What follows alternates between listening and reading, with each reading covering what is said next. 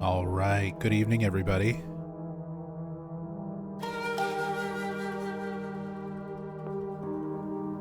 Hope you're all doing well. Ready for some late night Silent Hill F? Late night for me, anyway.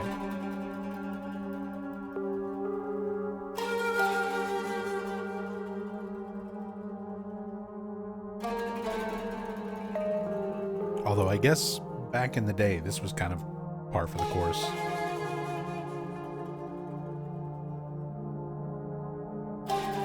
I used to kind of start my streams around like midnight.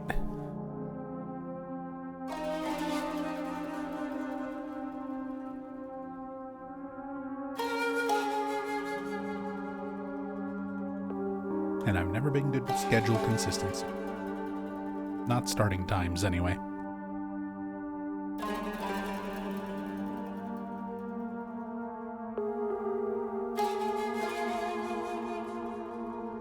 What's up, everyone? How's it going, Shadow Noises?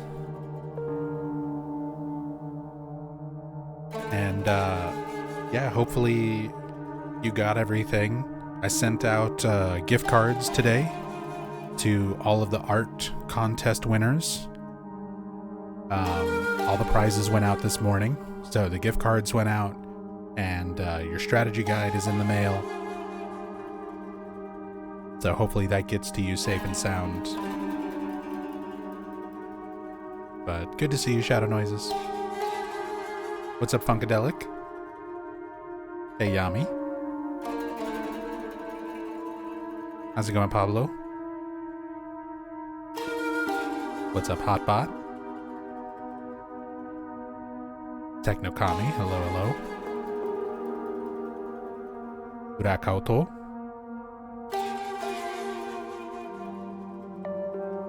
Jonathan Joestar. Chat, I'm so close to being able to influence what Nub plays. Only 99,942,000 points away from being able to make Nub play Luigi's Mansion. Almost there. Almost there.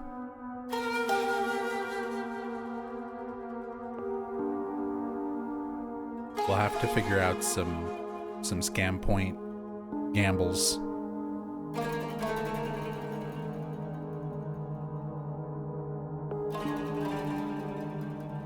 Have to figure out some scam point gambles.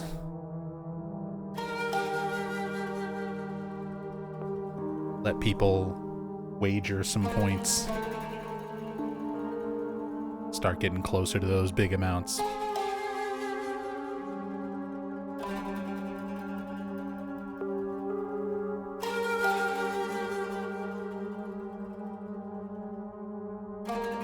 Wondering when the storm is supposed to hits. Stay safe, Yami. Hopefully it's all good. You don't get slammed too hard.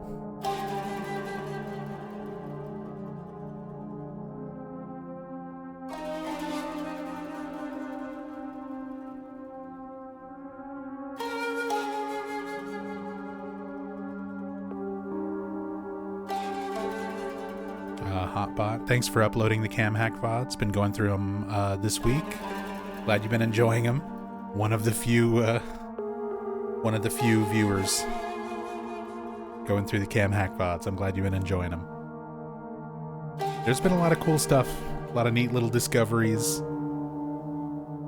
and just being able to see a lot of the details and things in the environments and with the characters up close. It's what I always love the most about doing the Cam Hack playthroughs.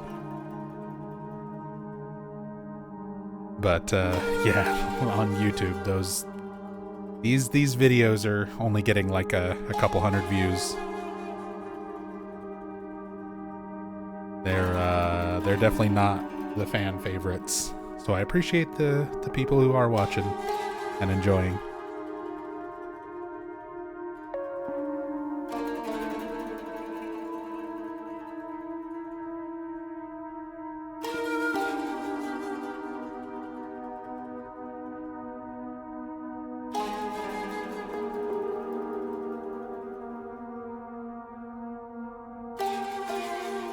If the charms were random, that would make for good gamba, especially when you do runs, but no, they're not random. Yeah, the Omamori are seeded.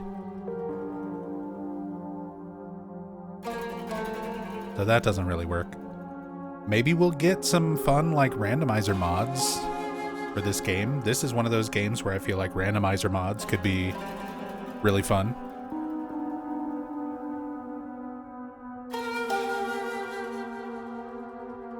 About that patch though, yeah, so for those who don't know, Silent Hill F actually got updated. They just patched it. I haven't experienced it. We might notice some different things between the point we're at in the game and going forward. There might be some different enemy placements. We're going to notice some slight differences in the combat mechanics. But yeah, there was actually a patch for Silent Hill F that updated a lot of things. There is now a casual difficulty. We should be able to see that if we switch over here. So now, where story was like the easiest difficulty that you could select before, there is now casual, even easier than story, for players looking for a low-stress combat experience. Boosts Hinako's abilities. So they just added the casual difficulty. They removed a lot of enemies. They toned down enemy placements and enemy density. They removed some of the forced combat sections, some of the areas where you had to fight things to progress. They made it so that on New Game Plus, you can now skip directly from the Fox mural puzzle. If you're already on a New Game Plus run, once you finish the Fox mural puzzle with like the foxes in the parade line, you can choose to skip the entire section where Hinako goes back to Ebisugaoka and has to do all the combat and everything leading all the way back to the Shimizu house. Like, all of that is skippable now. You can just choose to not do it and skip ahead if you're already on a New Game Plus run. They adjusted some of the combat mechanics. You're not locked out of actions after a dodge anymore. So you're able to dodge and then have your inputs actually read more quickly. So there's a lot of stuff. There's a lot of stuff that changed in this patch. And obviously I'll have to eventually do a full playthrough from start to finish to kind of try to look and compare how many things changed in total and kind of get a feel for some of the more detailed stuff. But I commented on this in our Discord community, where I always forget that we live in an age where a game can change. How I feel about it on its initial release is not necessarily how I'm going to feel about it in the long term, depending on patches and updates and potentially new content. And again, I haven't gone through and experienced all the changes for myself yet, but based on what I've been hearing from other people and just reading through the patch notes and everything, my rating for this game legitimately might go up. I might rate this game up higher now, depending on some of those changes. If there's less forced combat, if there's fewer enemies, if some of those combat mechanics are a little bit smoother. Those are some of my biggest complaints about this game. Those are some of the things that kind of bumped this game down a few points in my book. And if that stuff got taken care of, where it's like less of a problem now, I legitimately might rate this game a lot higher, or at least somewhat higher.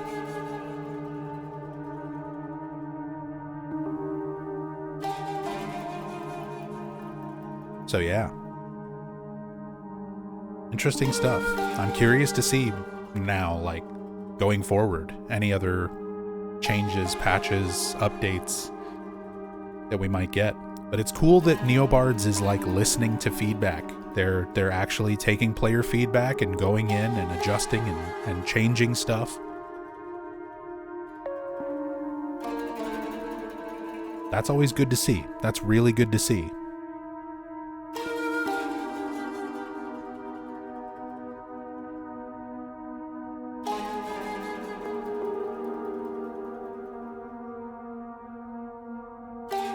Hey, what's up, Fried Chicken?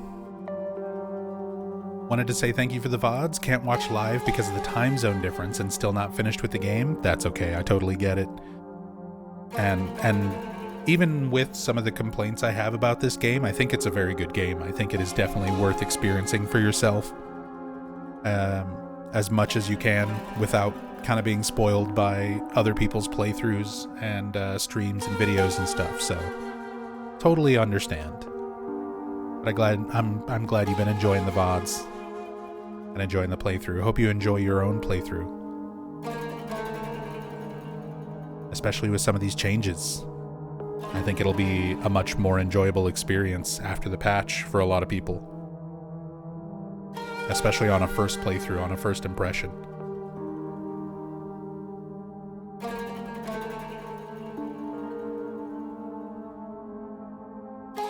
Even some of the stuff that they changed, like they reduced the amount of damage you take on hard difficulty. That alone would have probably had a pretty significant impact in how I felt about my first playthrough on New Game being on hard action difficulty. So, yeah, interesting stuff.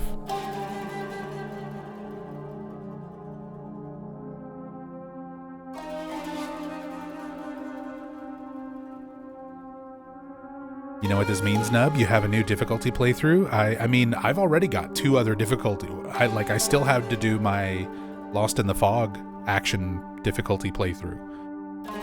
But yeah, now I've got casual difficulty to do a playthrough of as well at some point.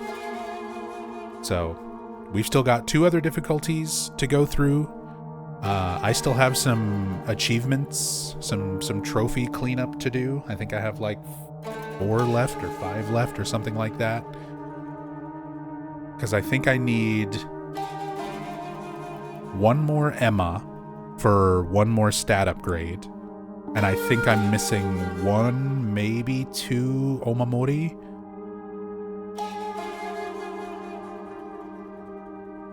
Because I know I need the trophies associated with that. I need the trophy associated with just finishing the game on Lost in the Fog action.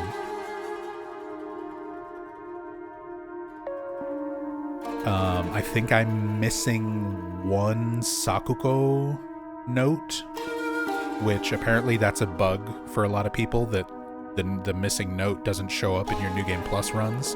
That was one of the things they addressed and fixed in this recent patch. I think we're already past the point that I would have collected it, so I probably won't get it on this cam hack playthrough, but future playthroughs we should be able to clean that up and get that trophy and finish out that line of memos.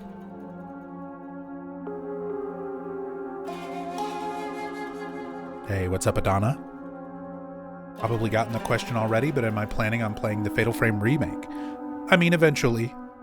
I like the Fatal Frame games, especially Fatal Frame 2. So, I'm interested in it, but there's lots of things that I'm interested in that I don't get around to playing very soon. Like, I'm still interested in playing Alan Wake 2. I've still not gotten around to that. Um, there's a lot of stuff on the back burner list. The trouble is, I always find it very difficult to make myself get around to playing and streaming those kind of things, because anything that I play that does not have Silent Hill in the title just does not do well in terms of viewership. Even stuff that I think would be very, very in line with Silent Hill, like Chronos: The New Dawn. Survival horror game, psychological horror game made by Bloober Team, their first original work after Silent Hill 2 Remake. I thought a lot of people would be really excited to see that game and see my thoughts on it. Barely got any views. So, stuff like Alan Wake, stuff like Fatal Frame, it's cool. I like it. If anything, I might play it on my own and then just kind of make it whatever. But it's hard for me to justify spending however many days or weeks or whatever going through a game that a lot of people don't really want to see me play, to be blunt.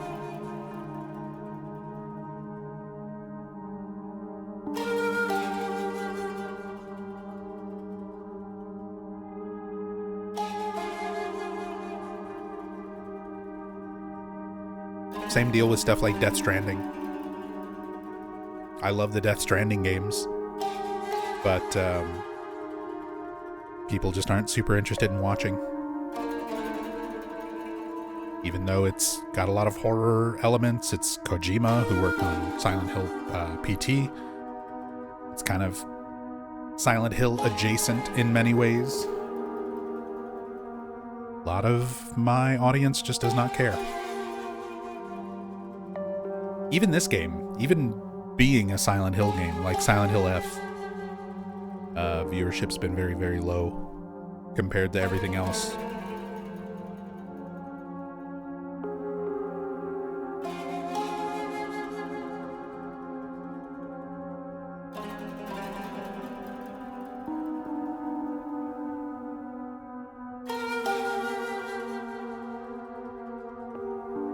Maybe I could play it and you could couch. I mean, I figure you're going to play it anyway, because I know you love the Fatal Frame series and Fatal Frame 2.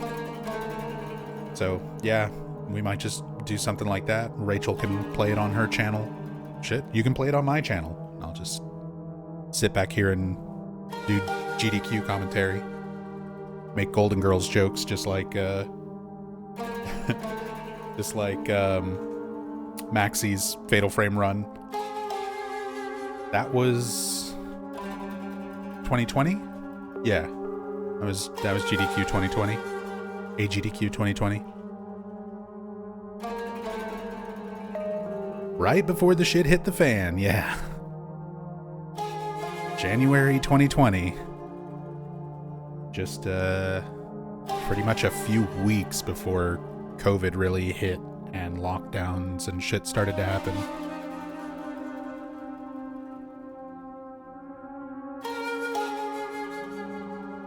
Crazy to think that's already almost 6 years ago. Where has all the time gone?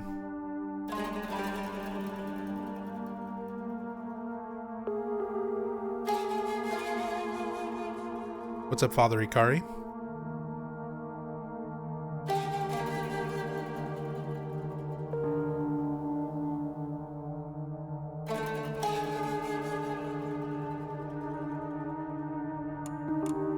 But yeah, we're going to be jumping back into Silent Hill F. This is day 5 of the Cam Hack playthrough. And this is my first time coming back to the game since the patch that just happened. So we might notice some differences. Some slight differences here and there. Because there was a patch that changed a whole lot of things, including some like combat mechanics and enemy placements. So things might be a little bit different compared to our previous playthroughs.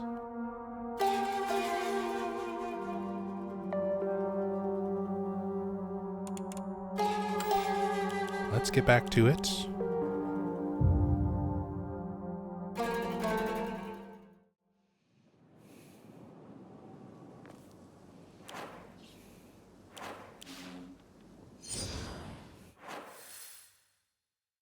We need to make our way down the mountain. So I need to actually head back up this way and go that way.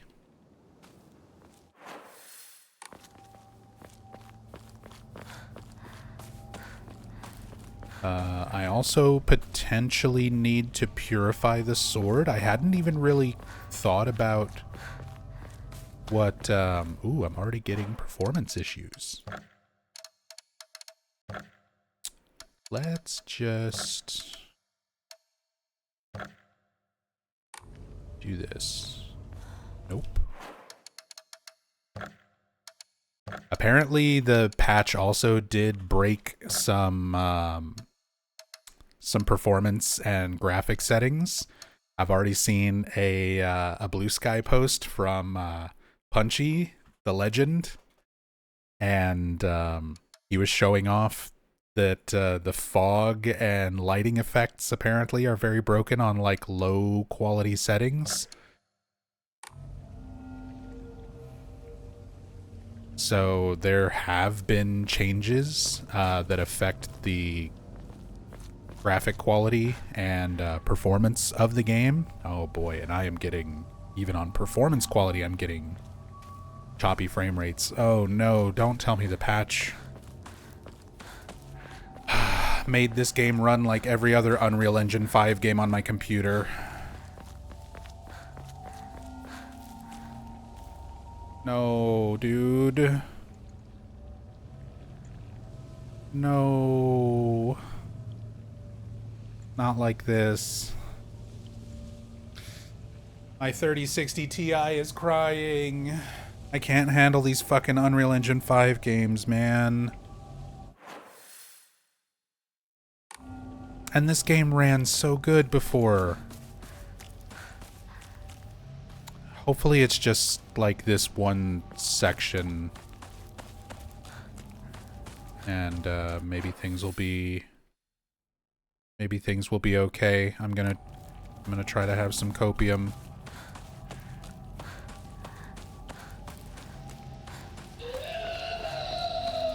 Maybe you can down patch. I mean, potentially, but it's not the kind of thing I'm gonna bother with right now. I'd have to do that in between streams.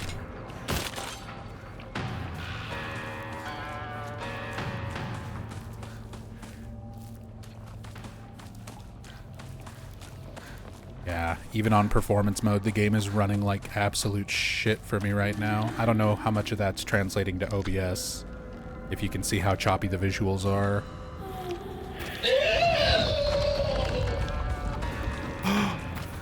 Look at this, though. Look at this, though. This is the patch. This is the patch right here. Look how open this is.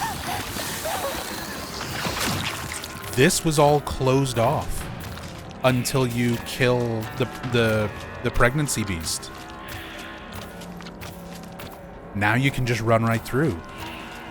That was a forced combat section that no longer forces combat. You can just run past it.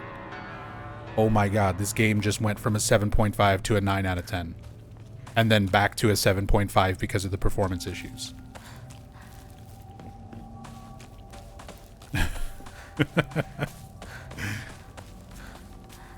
But still, that's really nice, actually. That's a nice quality of life change. If you are not forced to fight these so many times, that is an absolute huge dub for Neobards and for Silent Hill F.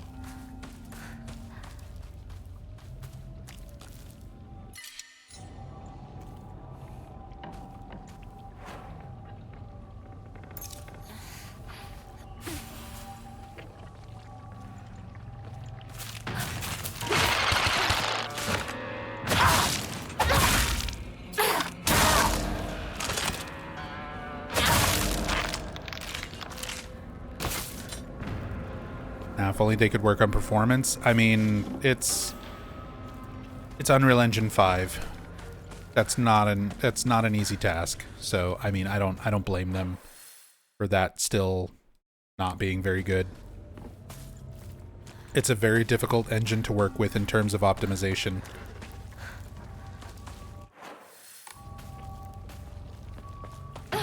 So I totally get it.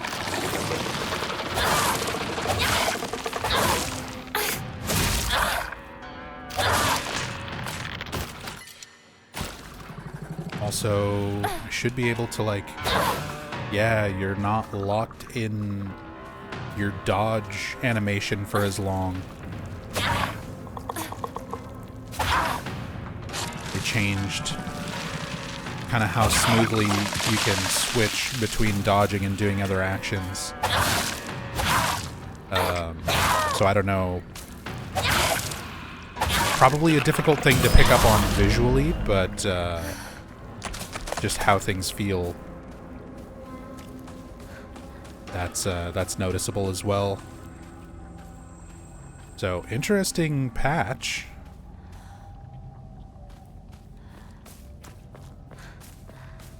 Too bad it kind of fucked up performance.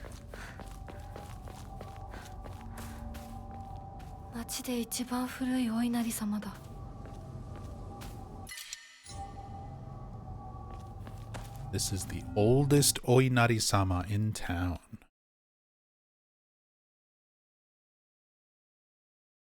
This is the Inari statue that started it. Ebisugaoka shifting from the 1,000-year-old cedar to the fox in terms of worship and belief.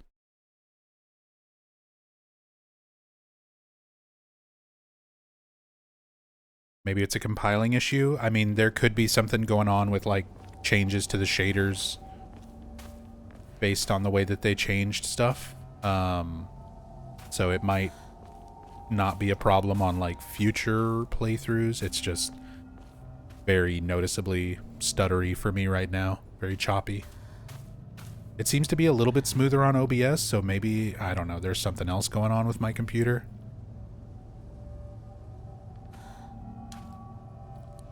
Let's go ahead and purify. Let's just purify this. Ugh. This is like Silent Hill 4 PC cutscenes at 15 FPS.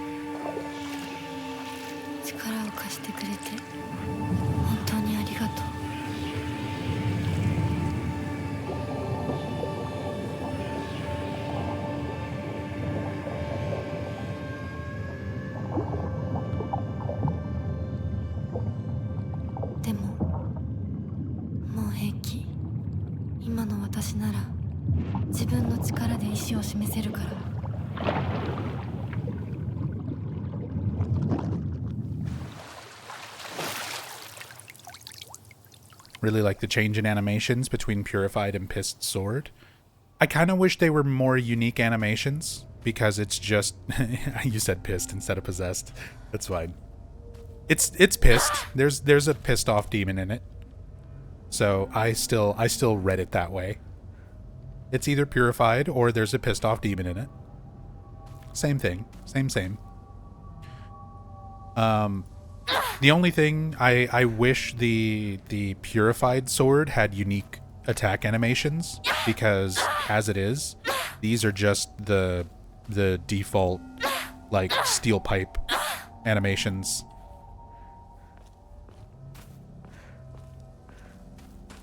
It's cool that detail is there, that the Possessed Sword gives you unique attack animations compared to Purified.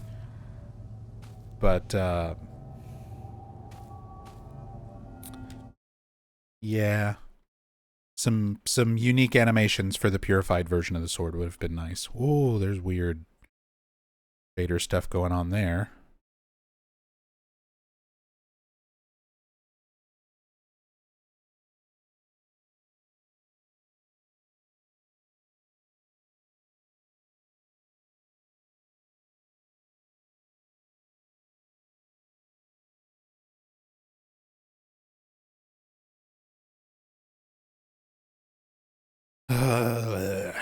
noticeable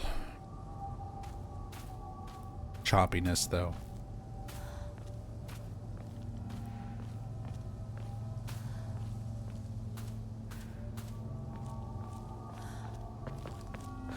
It'll be okay. My brain don't like it.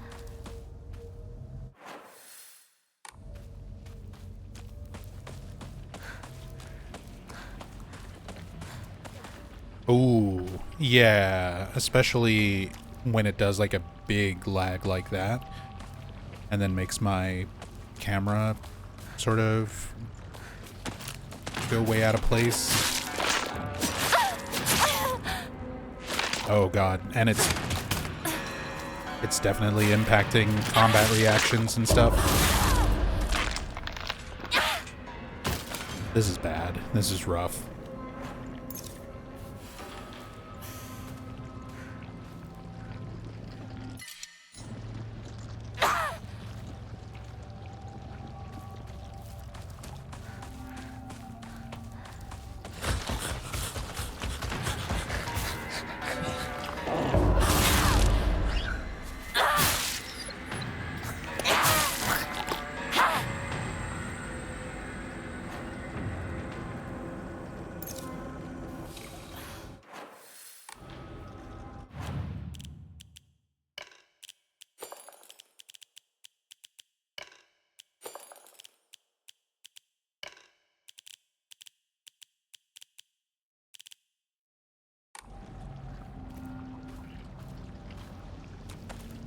Again, I'm kind of hoping maybe once I get back into the town, maybe things will be a little bit smoother. Maybe it's just all the fog effects and assets and stuff out here in the forest.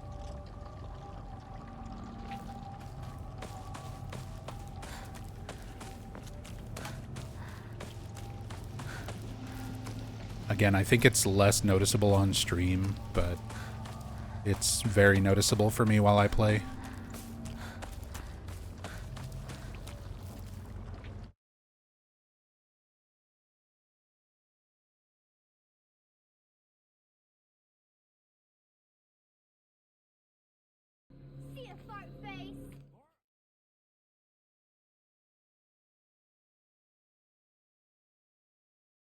I mean, it's not the most important thing in the world for this type of playthrough anyway. As long as we can still cam hack and look around at stuff, that's the main thing. But that's gonna be annoying.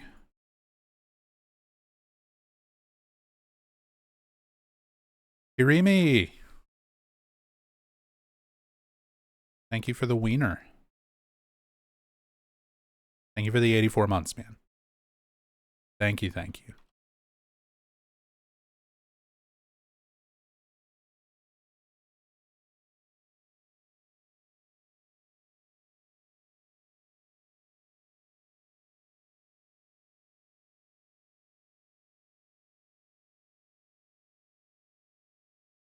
I know what you like, weirdners.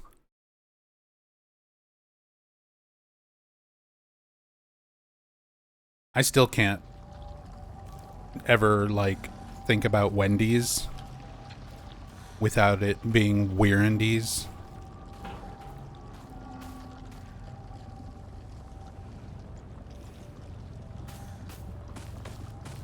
That's just in my brain forever.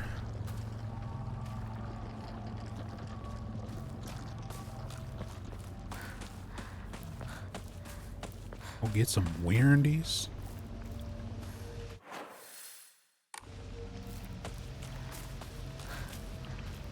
Goes back up that way. Bless you. Rachel and I have been sneezing and sinus draining. Everything just feeling gross.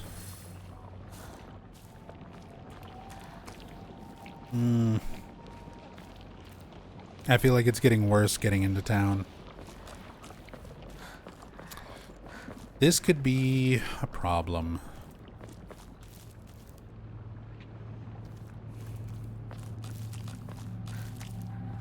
So many good things in the patch, but that's a huge shame if it makes the game run poorly. That was honestly one of my favorite things about Silent Hill F, was that for being an Unreal Engine 5 game, it ran like very smooth on my setup. And now it's kind of running like every other Unreal Engine 5 game does. It's very stuttery.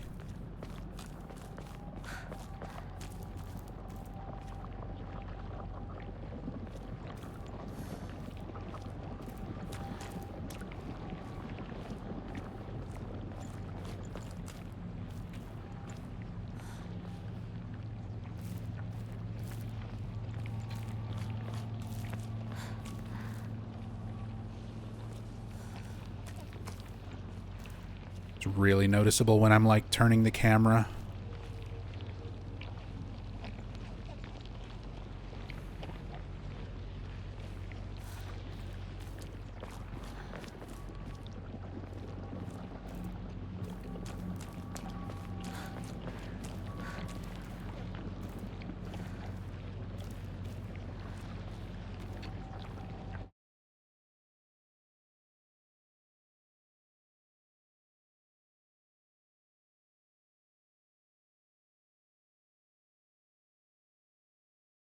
It's kind of funny. We have the Higambana and the plants, all the overgrowth happening around, and Hinako freaking out about like, oh, it's reached the town, it's already affected it this much. But if you clip back into the areas where you're not normally supposed to go, it's like, nah, it's fine. It's not everywhere. Just in the places you can access.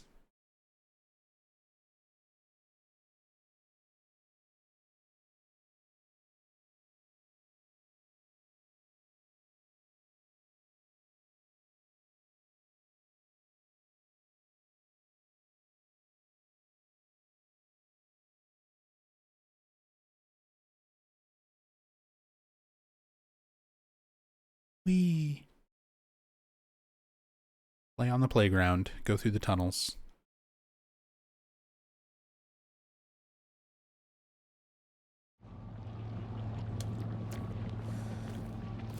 And we should be able to cam hack here, get a closer look at this playground flashback scene.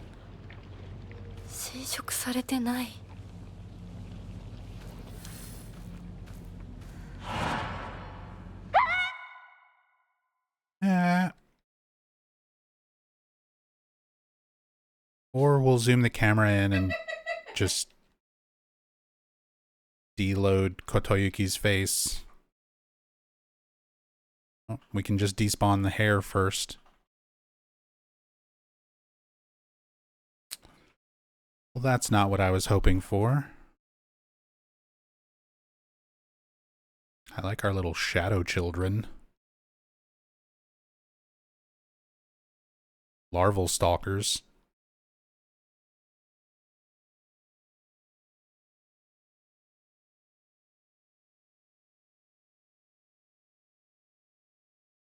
You can kind of see the fox.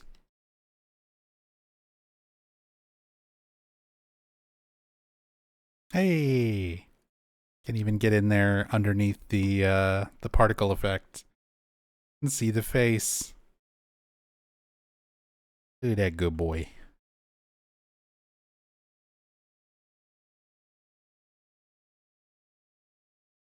That's for this, for the thumbnail. That would be a pretty good thumbnail. Let's get this shot right here with Bunny Hinako in the back.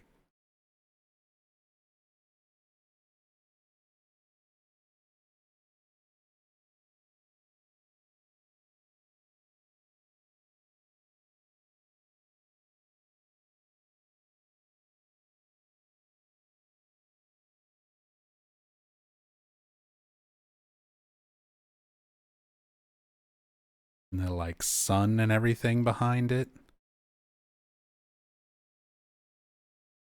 This is still such a really pretty game.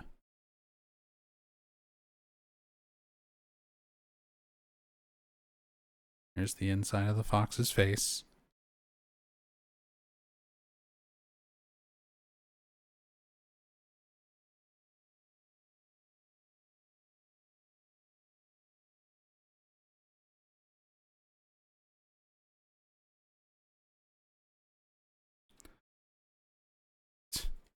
Too bad we can't look at young Kotoyuki. The face just disappears.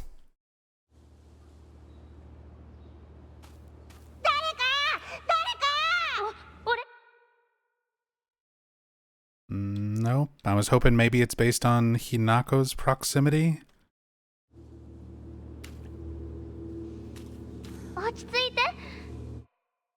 Can we see young Hinako? Does your face also disintegrate?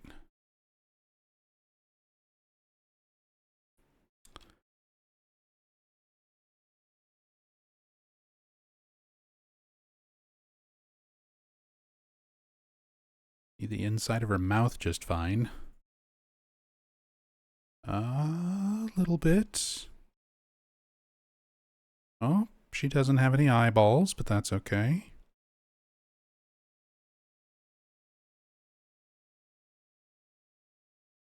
Oh, that's just how her model is. I thought that was just because of the camera proximity. No, this model of young Hinako does not have eyeballs.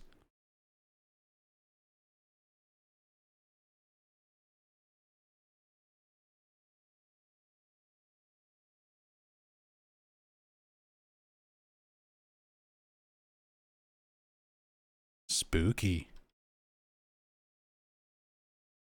If I was somebody like, so clearly the reason for this is because you don't see the characters' faces. You're not supposed to see them because of the particle effect. If I was somebody like Rachel Ashman, I would be like, clearly this is relevant to the plot and ties back to the doctor who had the box full of eyeballs, in reference to young Hinako having her eyeballs removed. Sometimes it's just game dev stuff. Like, why would you render in parts of a character model that are not meant to be seen by the player?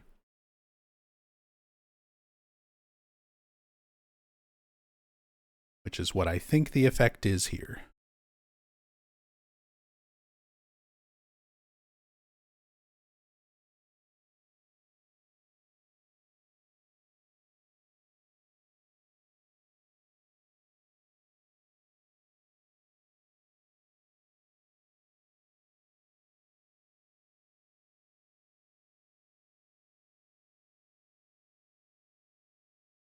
Oh, POV, you're petting a fox.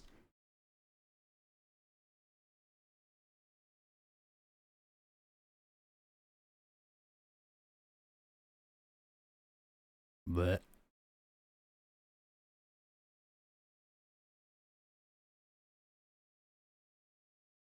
man, I really wanted to see Kotoyuki. I don't know why just his face despawns.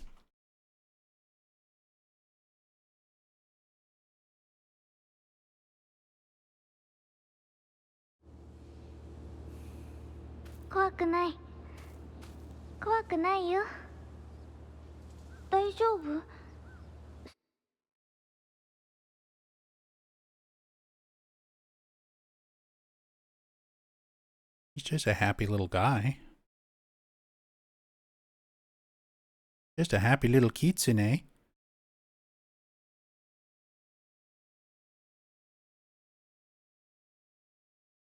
Look at those whiskers.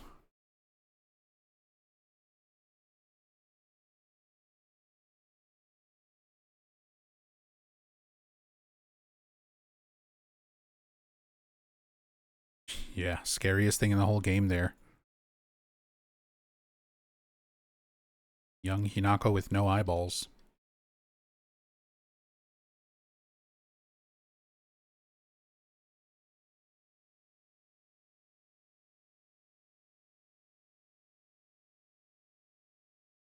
Oh, look, his whole body is rendered based on camera placement.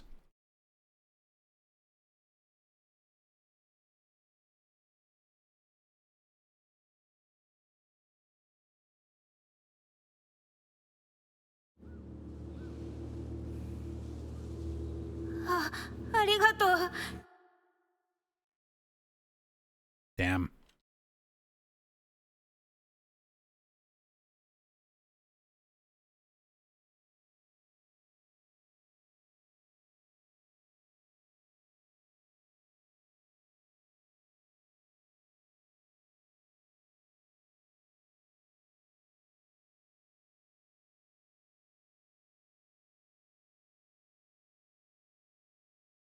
Turns out they were made out of bugs the entire time.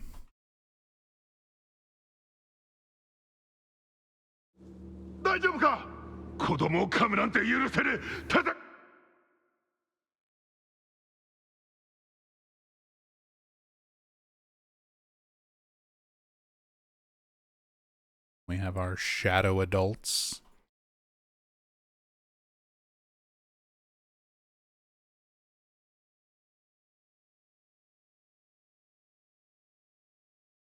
Oh, you can see he's got facial hair. Actually, is that might be Kanta. That might be the same model as Hinako's dad. The voice is not her dad. I don't think contextually it's like meant to be him, but I think it is just like a silhouette version of him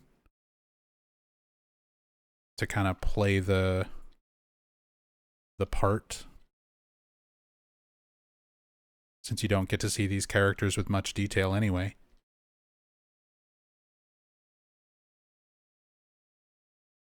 Just a clever way to reuse the models.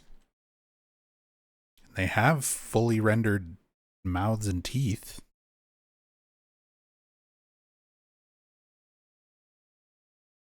So it is just a model that they're applying like a shadowy filter texture over.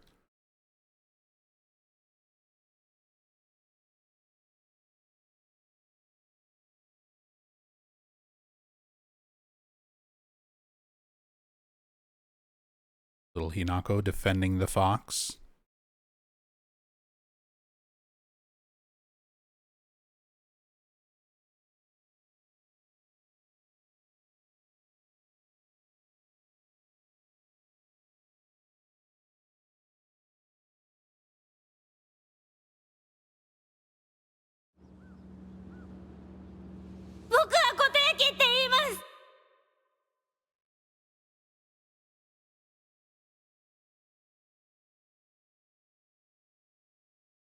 Hey, now we can see a face.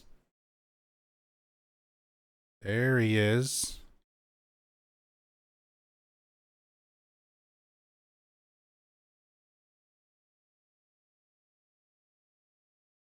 Kind of weird because it sort of just looks like his adult face stuck on like a kid body.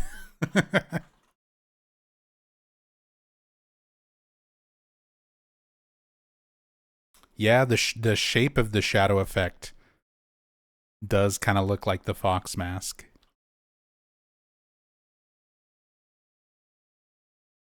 Kind of goes up into the like ears, covers the top part of his face and nose more than his jaw.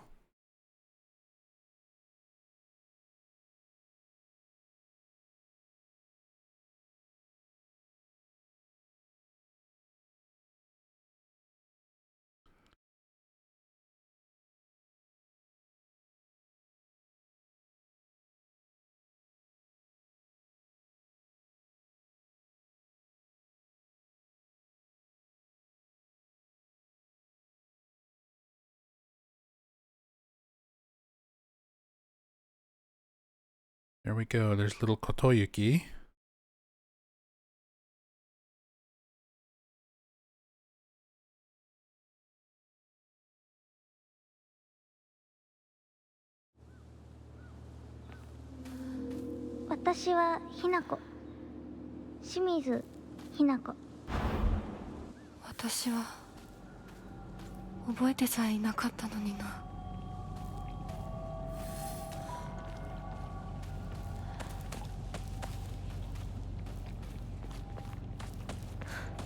Definitely some cool detail there.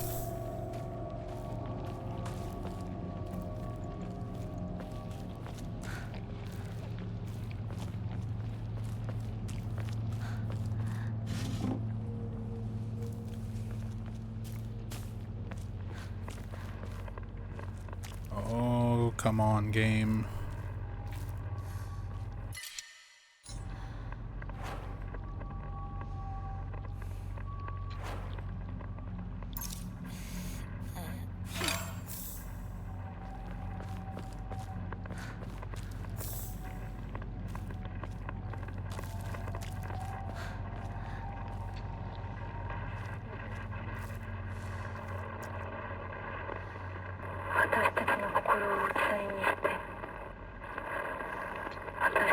き立てられる。殺し合わされ、刺激合わされ、私たちで人形遊びをしているのは一体誰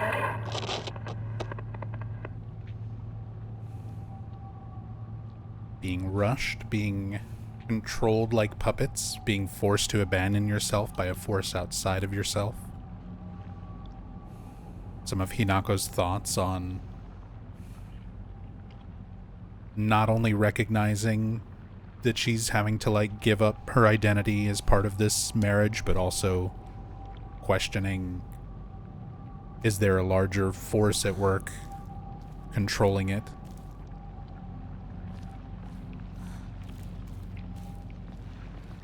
More implications to the existence of the fox spirits, these old gods fighting amongst each other, using the humans as pawns.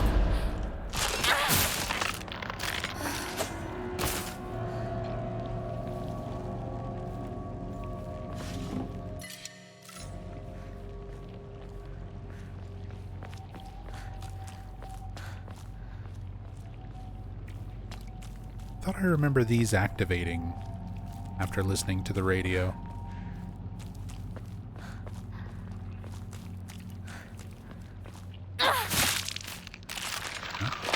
That's one way to do it.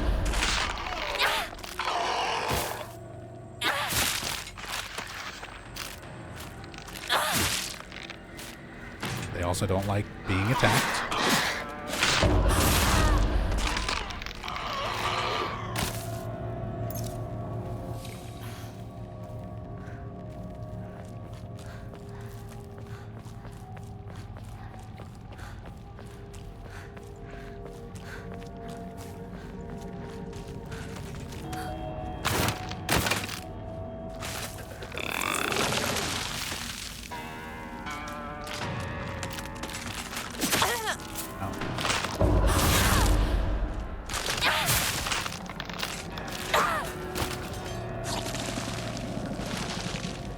So I don't think I've actually taken a really good look at these guys yet. There's a few different forms with various levels of overgrowth, and there's versions that are wearing pants and then versions that are wearing dresses or skirts.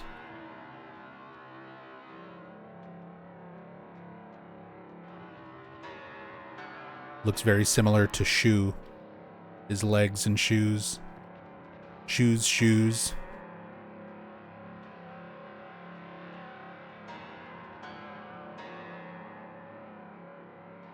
And then even the faces on it, reminiscent of Shu.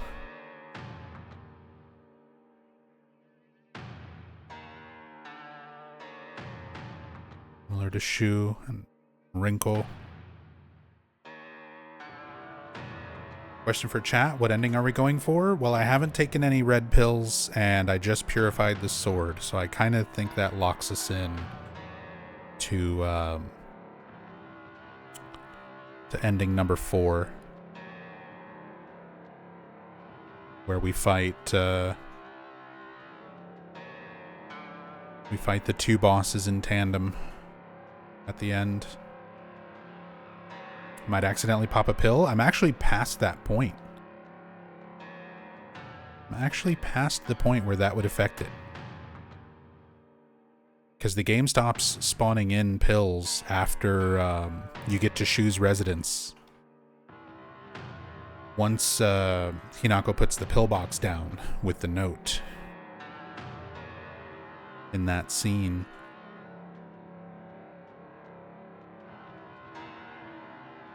Yeah, there's like little versions of the pregnancy monster cysts. Stop looking at it? No. That's the whole point of this.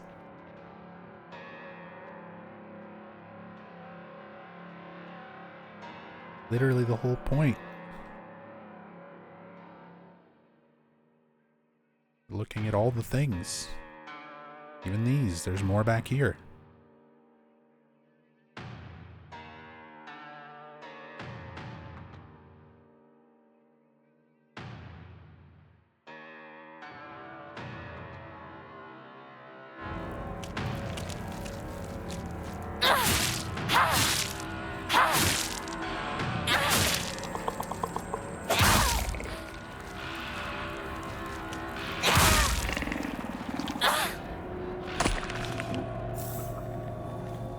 Hate the spawners, pregnancy monsters, big ladies, they're so tanky. Yeah. Thankfully, this game just got an update. There was a patch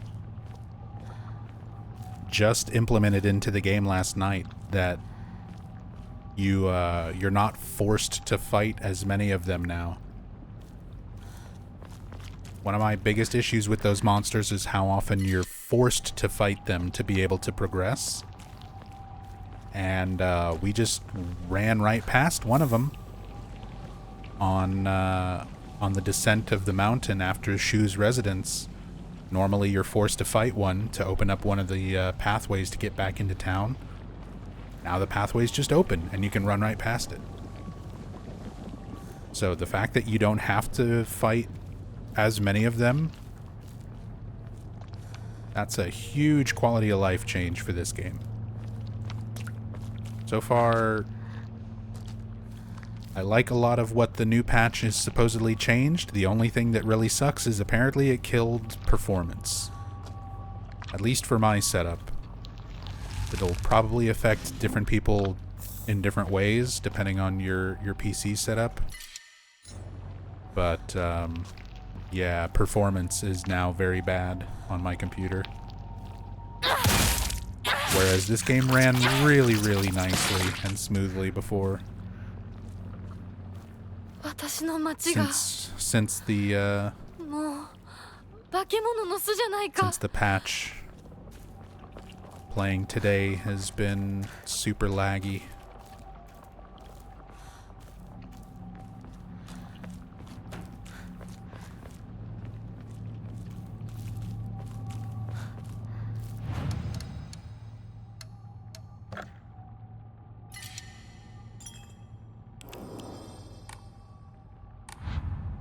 Gauntlet sections in the final act are such a drag when you're doing all endings. Oh yeah. Because I've already done all my ending playthroughs. This is my cam hack playthrough now that I've already done 5 playthroughs and gotten all endings. So this is my 6th run through the game. And yeah, that section of the game, the Gauntlet section of the game, is definitely like one of the things that really knocks this game down a few points for me. It's really annoying. It takes so much away from the game. It kills a lot of the pacing. See, there's one of the birthers. Although we do want to cam hack and look at this because these are the grown variants. So they're a little different looking compared to the ones we saw before.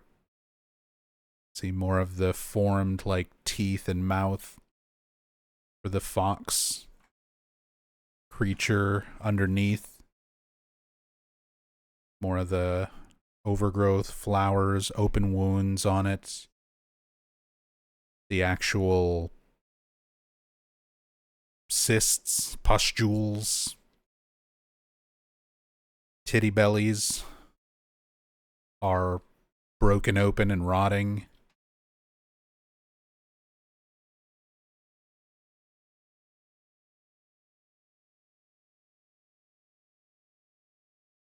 We're going in. Oh, look at this. Look, I didn't realize how long the one that comes down here is. Goes all the way up the belly like that.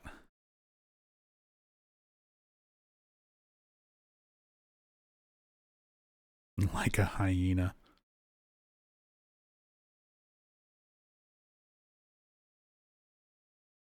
Random little like stumpy limbs.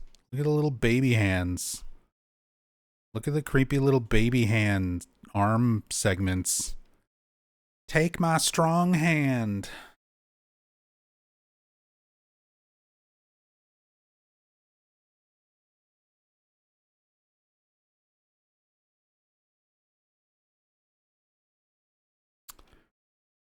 Toenail fungus.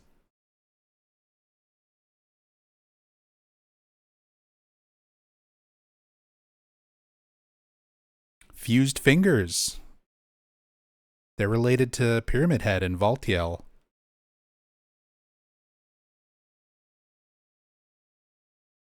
Different fingers instead of the middle finger and the ring finger. It's the index finger and the middle finger, but they got the fused finger motif going on. The grippers for free. Yeah, we're giving them to you for free.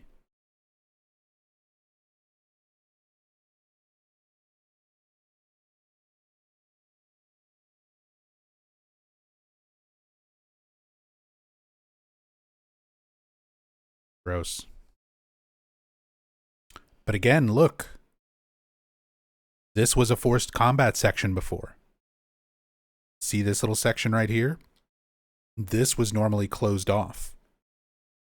Until you kill this. You're not able to progress up the hill. Now it's just open. You can just run right past it.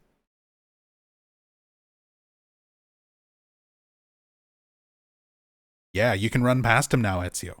They just patched the game to make fewer forced combat sections on any difficulty. This is story difficulty. But on every difficulty, as far as I'm aware, you can just run past now. You're not forced to fight these anymore. Huge quality of life improvement. Like, massive.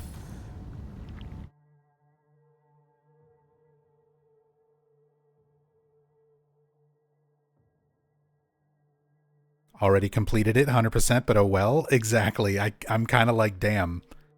That's what we get for doing everything all after, immediately after release. But hey, we did it before it got nerfed. And consider ourselves true professionals. Yeah, you get the bragging rights. I did it before they nerfed it.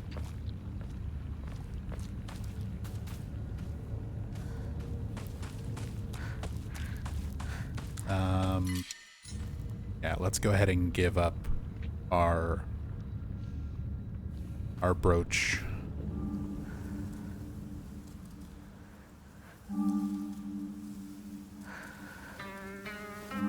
We'll do this ending.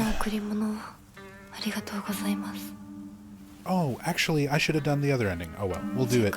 Or we'll still do many more playthroughs of this game. Because I still want to see the,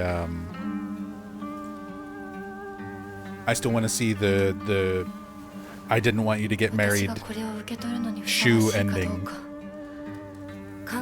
in Japanese rather than English. Because that was the second playthrough that I did was for that ending. And that was my first playthrough to check out the English dub. So I still need to see the Japanese version of those cutscenes.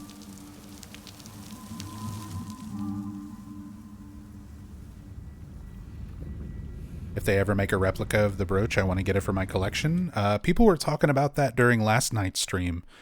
Apparently there's already some people on Etsy doing recreations of it.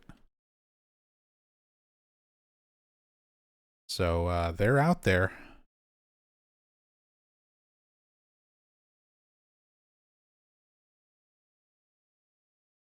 I don't know if Konami will ever do like official ones, but there are some fan-made ones.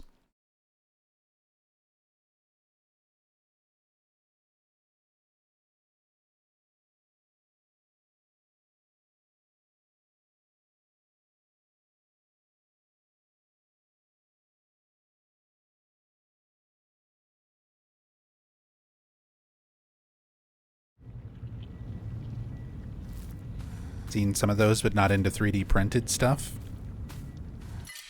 I mean, even if you were to get it officially, that's just such a common manufacturing process these days, because it's so much more affordable to do 3D printed stuff.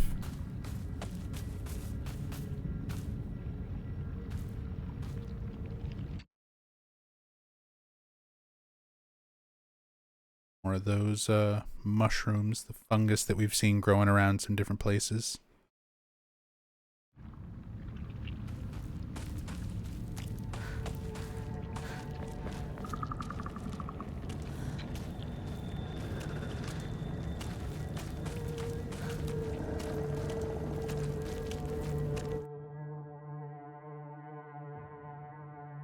This house from the very beginning, when these doors are closed, the start of the game,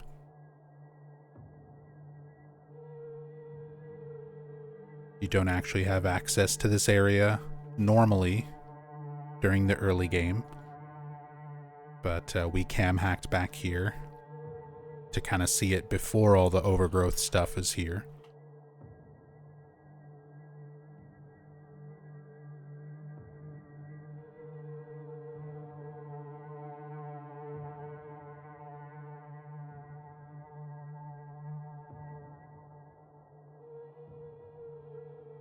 Stupid ad. Stupid Twitch for making channel moderators have to see ads. And not giving streamers the option to just opt out of advertisements. Like, I wish I could just turn them off for everybody.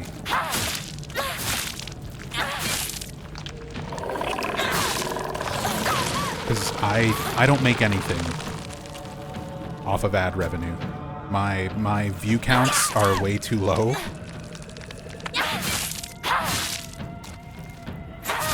So I only get, like, I don't know, $15 to $20 a month from ad revenue total. That's honestly not worth it. I wish I could just opt out. I would take the 15 or 20 bucks a month less so that none of my viewers have ads.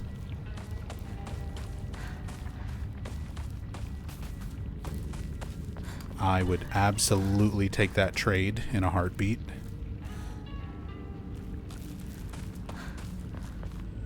But Twitch just doesn't give you that option.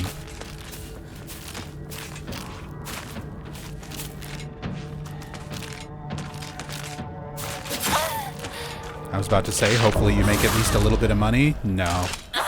If I regularly had, like, you know, 1,000 plus viewers, it might be a bit more significant in terms of income, but on average, my streams are around, like, 100 viewers, maybe.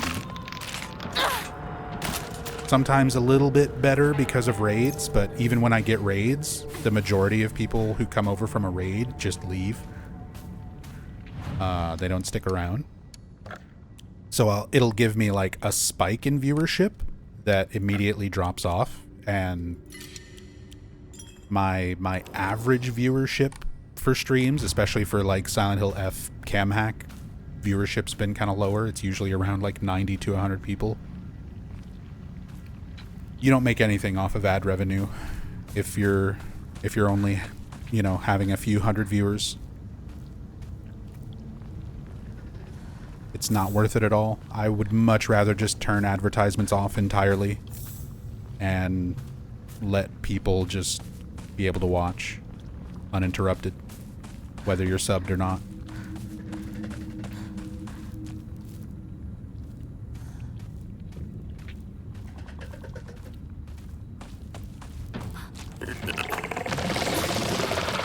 But no. Laudable Halo, I don't make hardly any money. I don't make much of anything. Also, huge shout outs to Canna Snails. I don't know if Canna Snails is here tonight, right now. But Canna Snails has been one of our regular supporters for quite some time, and this morning, Canis Snails donated $500. $500. That is more than I made in all of October. That's more than I made on Twitch in all of October from Canis Snails donating once for 500. On top of Canis Snails also doing a whole bunch of gift subs and stuff for people. So huge shout outs to Canis Snails, literally doubling my income with one huge donation. So absolute MVP right there.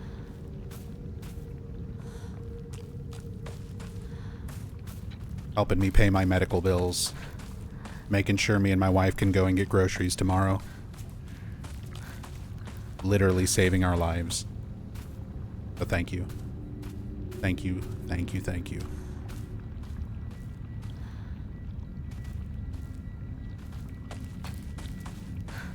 But yeah, for anybody curious, I'm completely open about revenue and income and stuff like that. A lot of streamers are kind of iffy on talking about that sort of thing. I will be 100% open and honest about that aspect of streaming.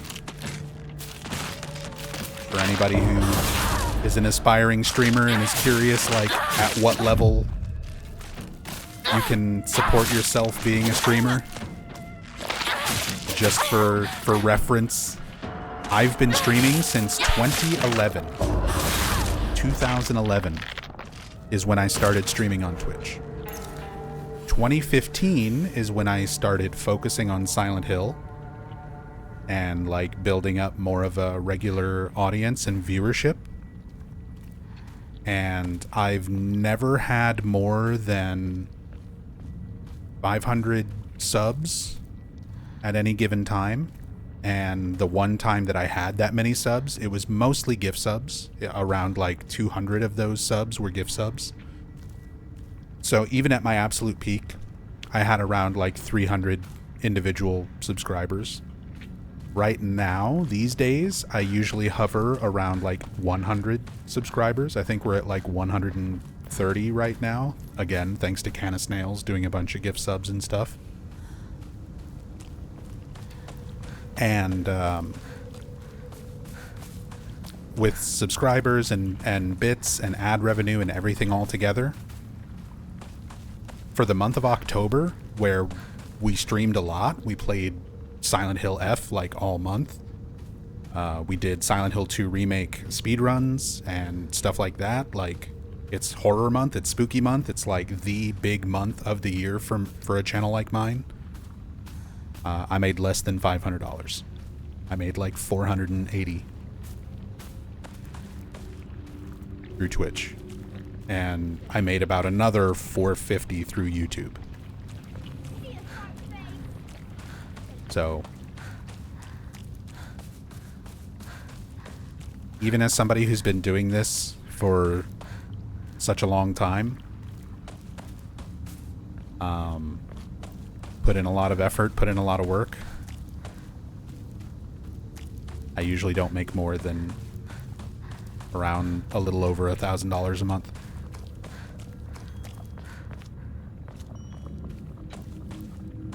Laudable Halo, thank you for the resub. I appreciate the support. Thank you. Bumping that number just a little bit more.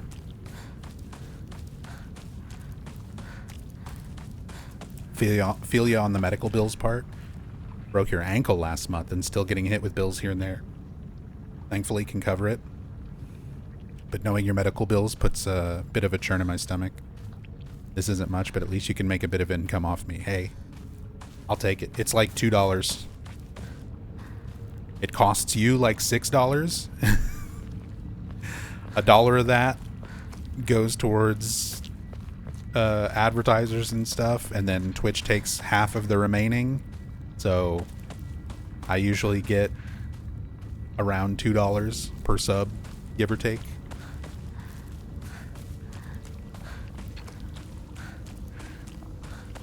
But it helps. It definitely helps.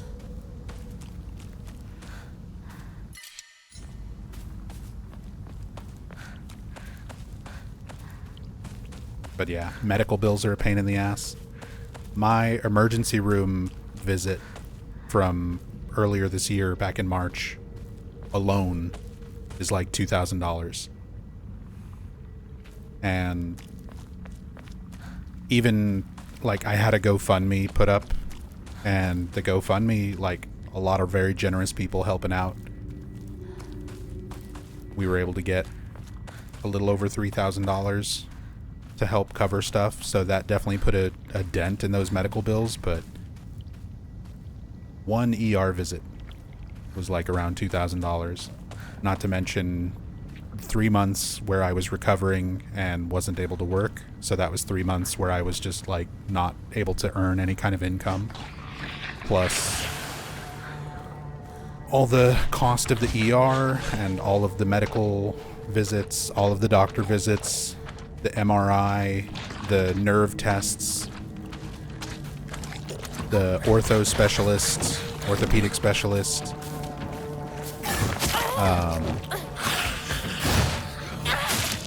the medications that I was on,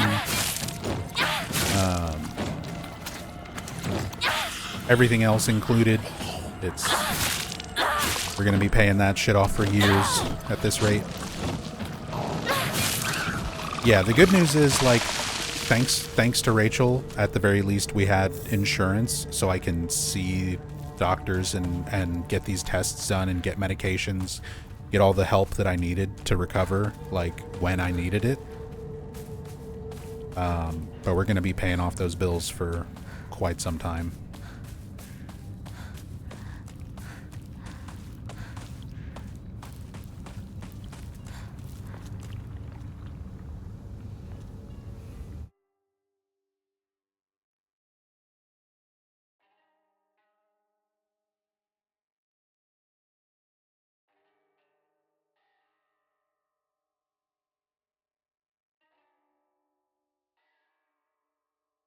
Different kinds of plants and things here.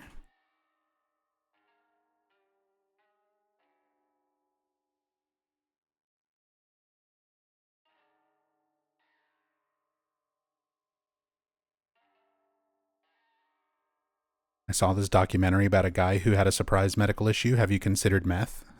I think I've seen that documentary.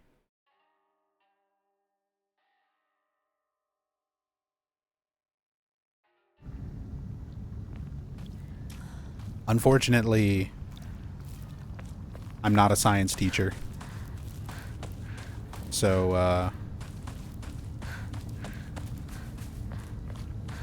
I don't think making and selling and distributing meth is going to be an option for me. Also, I live in Georgia, so, like, that economy is already well handled. There's already much more established... There's already much more established people. Oh,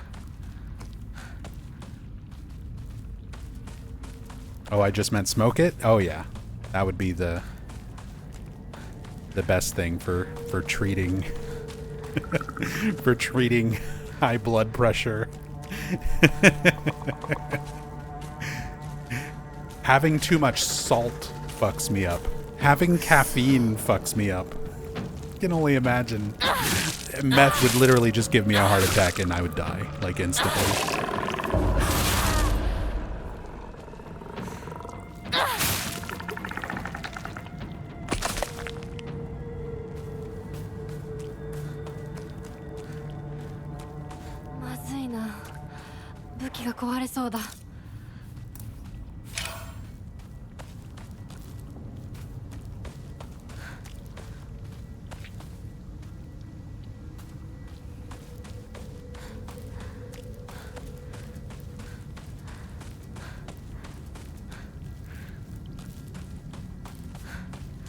The US is such an awful place.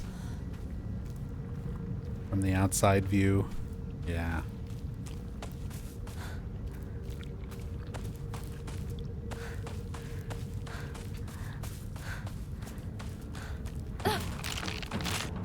Yep, healthcare here is a complete joke. It's very expensive. It's often not very effective either.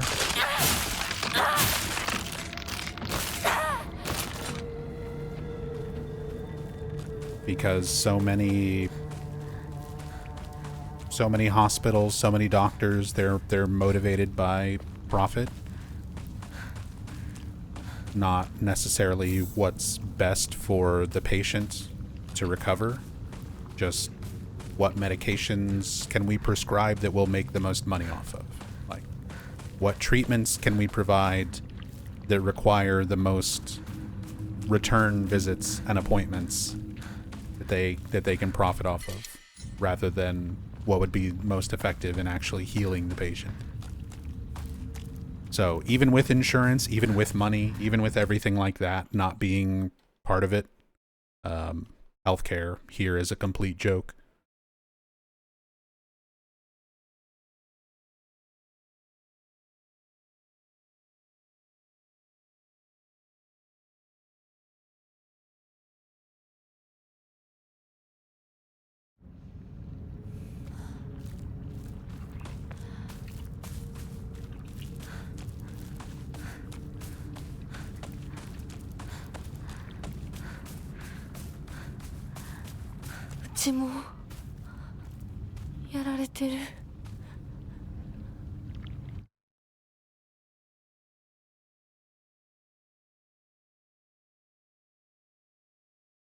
Now we have the overgrown version of the Shimizu house, at least on the outside.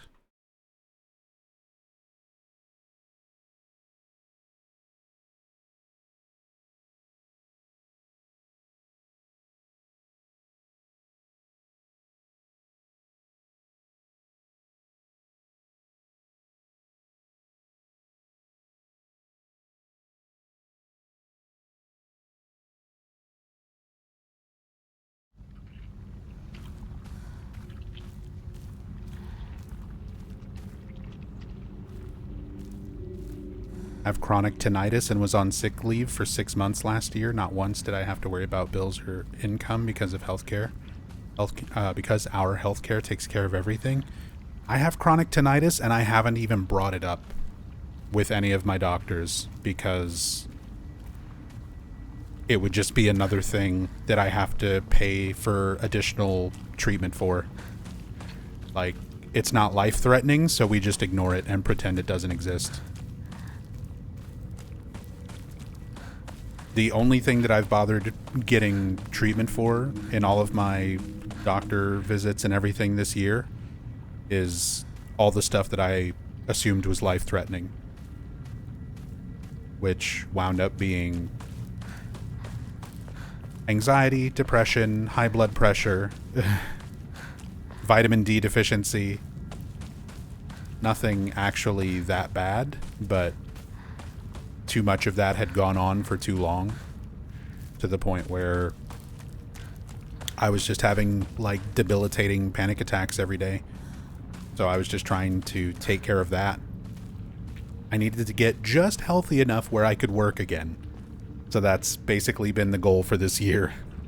We don't even bring up the tinnitus because that would just be a whole nother issue.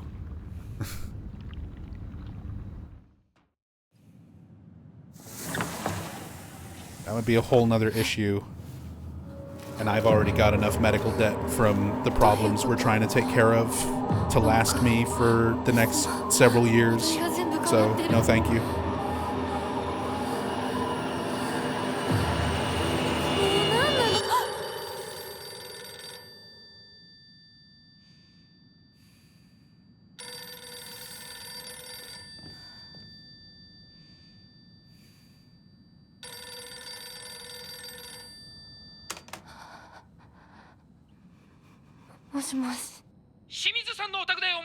Okamoto. 岡本水産でございます。毎度ごひいきに預かり誠にありがとうございます。もしもし。 Thanks, Motoi Okamoto. Thank you for producing Silent Hill games. Is your tinnitus the ringing in the ear kind? People always describe it as a ringing in the ear, but It's like a constant high-pitched tone. There's times where it's more noticeable, there's times where it's less noticeable, but it's kind of always there for me. The closest way I can describe it is like in video games or in movies, whenever you see the like flashbang go off, the big explosion go off, and you have that like everything else gets muffled and you just hear a very high-pitched tone, constant tone. That's what my tinnitus is like, and it's always there.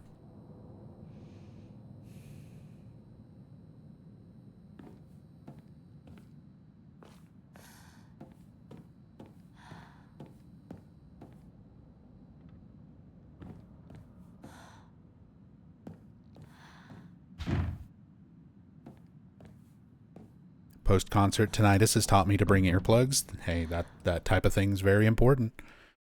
That's probably where a lot of my tinnitus came from, is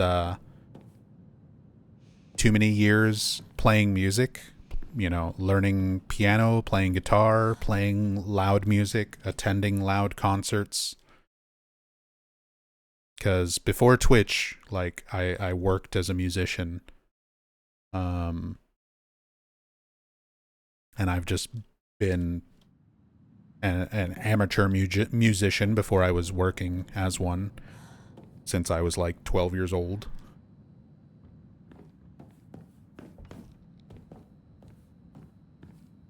And yeah, just didn't take care of my ears.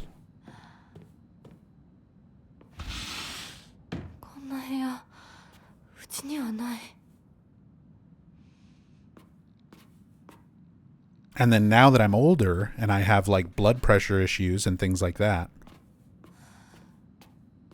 that apparently makes it worse.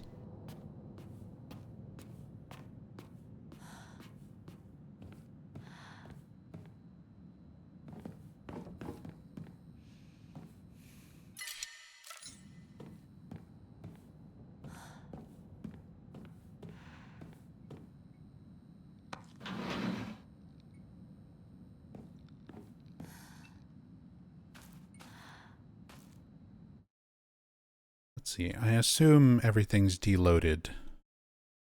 Yeah, now that we're in the Shimizu house. Oh, hello. Little hidden out of bounds Okora.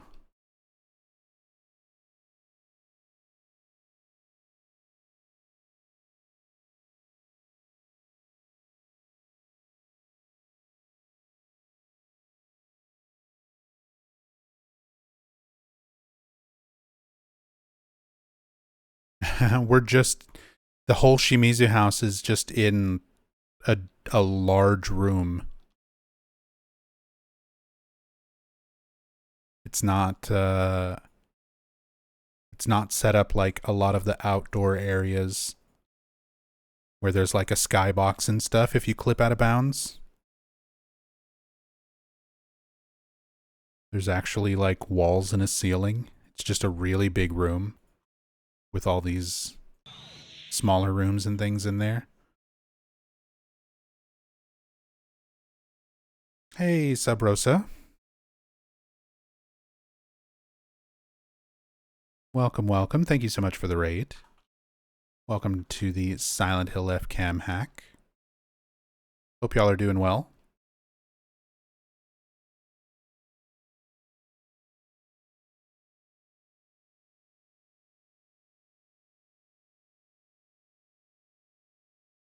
Hope you had a good stream. What were you up to? And hey, what's up, Nix?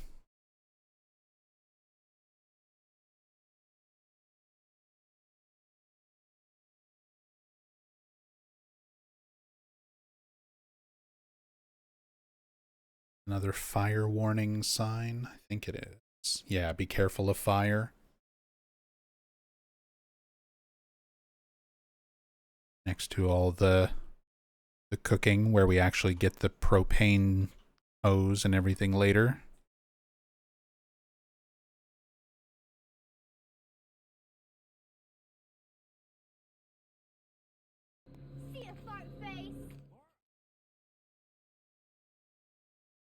Been playing Yakuza 0 for the first time. Very nice. I still need to play the Yakuza games. I haven't played a single one.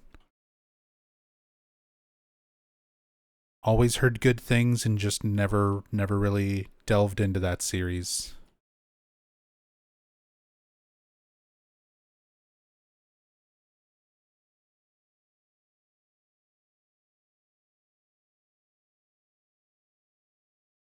Cam Hacken's going pretty well. Still on the lookout for some cool stuff, as always. Just looking at details. We don't find something that's like secret or very different.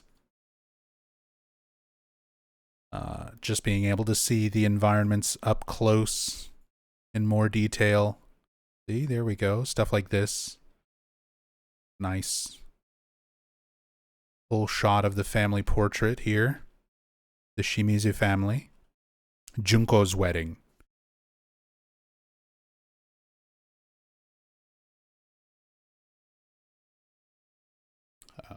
And of course, there's names down at the bottom.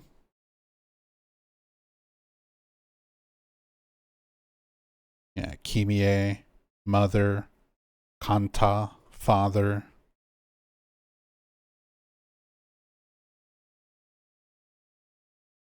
Eldest daughter, Junko. His mom's name taped over? No, it's visible. I mean, there is like a little smudge there kind of on her name, but I think that's just kind of to show the age of the paper.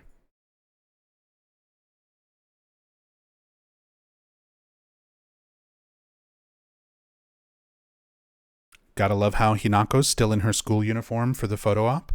I mean, this should also be a big indicator for players that Hinako is not actually a student in the current timeline. Because a lot of people still don't seem to understand. We never see the real Hinako in the current timeline. We only see her in her uniform from when she was still a student, because all of her memories and all of how she identifies herself comes from that time period of her life. She's actually in her 20s. She's already been graduated by the time she's getting set up for marriage. But we never see her in that reality. We only see her through her delusion, where she thinks of herself as still being a student. But this image right here should also give that away. That Junko has already been married and moved on. And yet, Hinako is in her uniform in this photo that's old.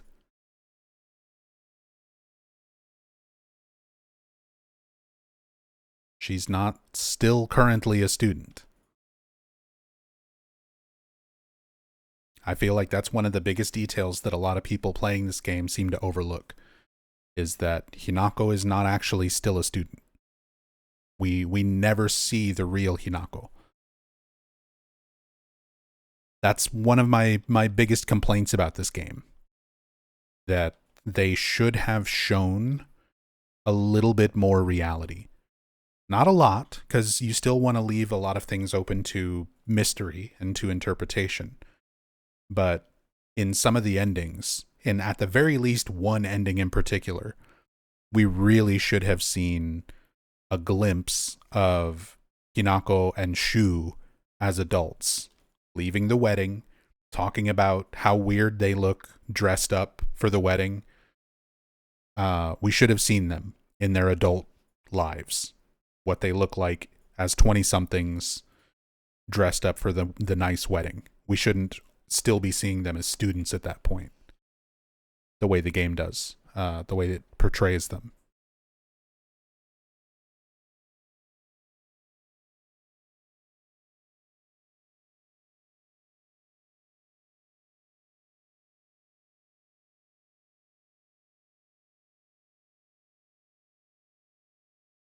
And then some of these other photos, we've already seen these.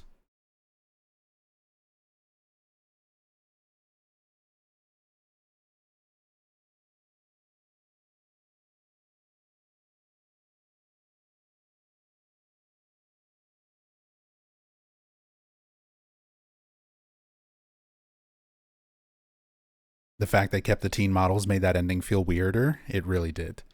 Because their dialogue is clearly implying that they are not, they don't actually look the way that we're seeing them as the player.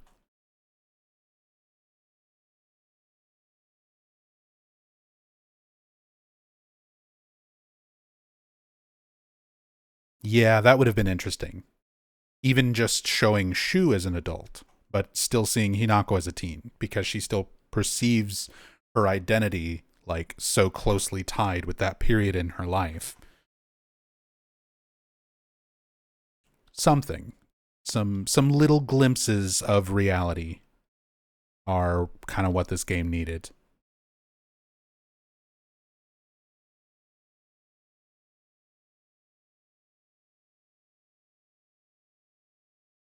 Still wonder about the final true ending. The town flooded, right? Is that supposed to be reality? Otherwise, why call it the true ending? There, you can infer anything from this game. That's another one of my kind of complaints on the way the story is told.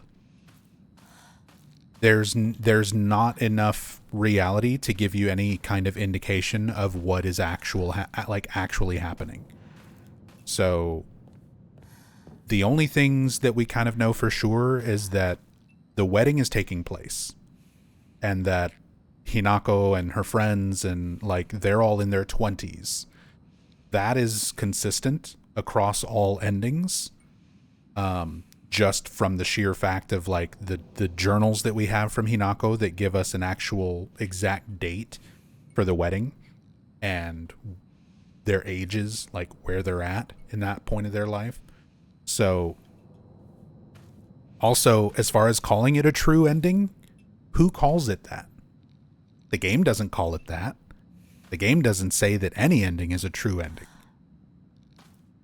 Fans try to call it that because it is like the ending that takes the most playthroughs to get, but that doesn't necessarily make it the true ending.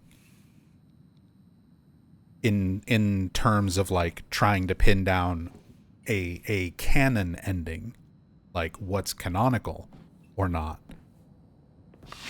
None of the endings really fit into that category, you know?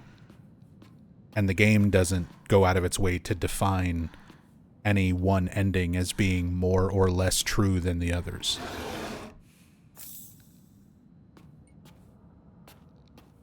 But the fan base has already run off with referring to that as the true ending. Which is also going to throw off a lot of people's interpretations of the game.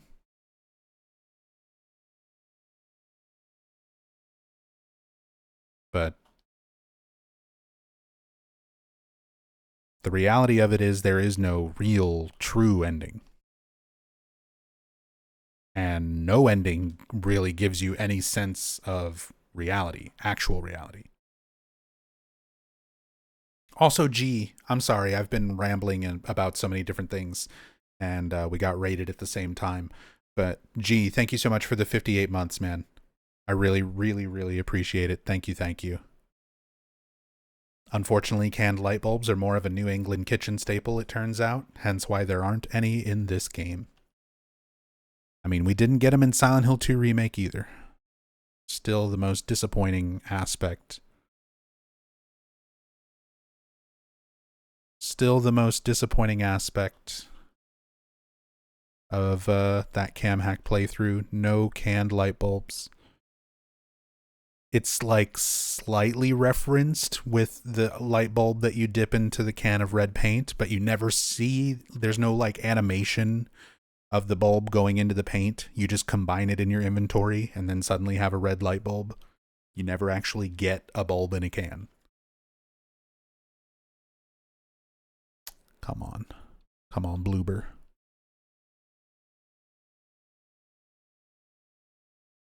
Look at these grilled fish.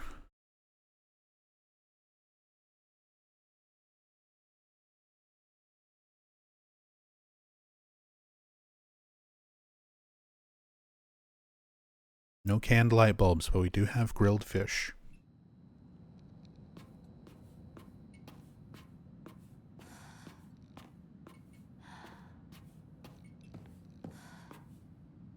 Lore question, what's with the giant doll by the Swallow Room? Feels like a reference to Silent Hill 4. Yeah, the way Ezio points it out. It feels like a reference to the giant Eileen head in the hospital section of Silent Hill 4.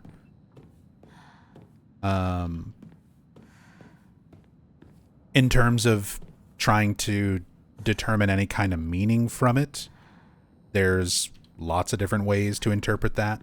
There's a repeating theme of dolls, first of all. So, dolls of all kind. You have the celluloid doll. You have the traditional Japanese dolls that like Rinko has in her room. You have the much older traditional Japanese kokeshi, the little wooden dolls, which are scattered all over the house when you go through that part of the Shimizu household, which we're coming up on. A lot of people misinterpreted that and thought those were sake bottles, but they are little wooden dolls, little traditional wooden Japanese dolls called kokeshi. So the giant doll is just a giant version of the kokeshi. The face on it is meant to resemble her father, Kanta. So there's a little bit of tying it in thematically with her father. The face being broken open with like a monster underneath with the moving eye. The idea that the outside of her father, the way he portrays himself, the way he shows himself to other members of the family and society is different than his true personality, what he's like on the inside, that he's more monstrous. And that may not even necessarily be super accurate. A lot of the way that this game portrays its characters, it's all coming from Hinako's mind. It's all through the lens of Hinako's subconscious. So she exaggerates the negative aspects of her friends, of her family. So that's why Junko is much more like trying to convince Hinako to just go through with the wedding, get rid of your friends, cut off all of these people from your life, and accept being an adult. Give up that part of your identity because that's just part of life. Like, all of that aspect of Junko is being exaggerated by Hinako. How abusive her father may actually be could be another exaggeration of Hinako's, where he probably is drunk and abusive to some extent, especially based on the flashback we get with like Hinako's mother in New Game Plus.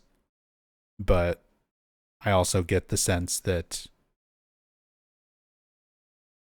again, so much of this game is not reality. Like, essentially 99% of the game is not reality. It's very much like Silent Hill Shattered Memories, where everything is just going on in Hinako's mind. So you can't take anything literally. Like, nothing. The way that characters are presenting themselves, the way that notes are written, the way that flashbacks are shown, the way that characters look, the way that characters act, all of that is through the lens of Hinako's subconscious. None of it, I think, is 100% accurate to reality. I think everything is exaggerated.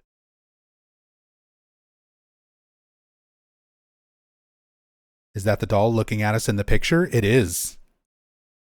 So this is supposed to be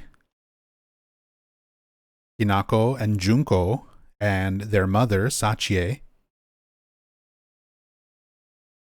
And you can tell that's Hinako on the right, holding the celluloid doll in this picture.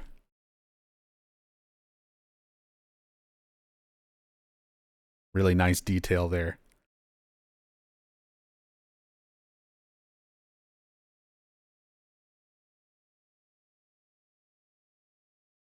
And then Hinako and Junko at the playground where Kotoyuki was bitten.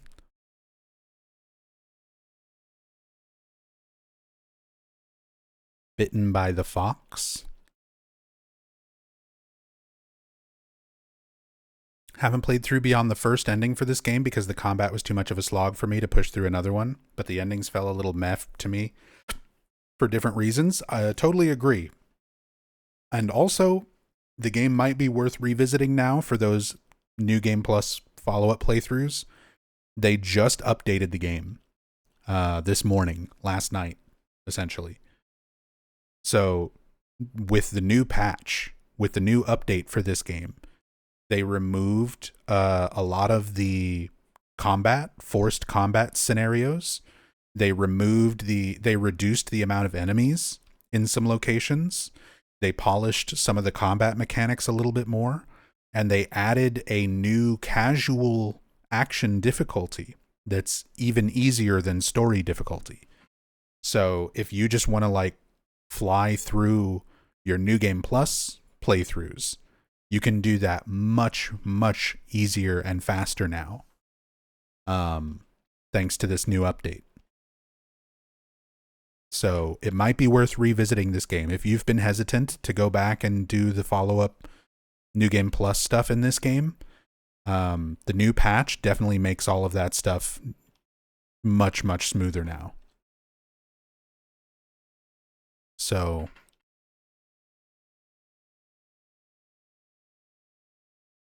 good time to revisit if you've been putting off doing your New Game Plus playthroughs.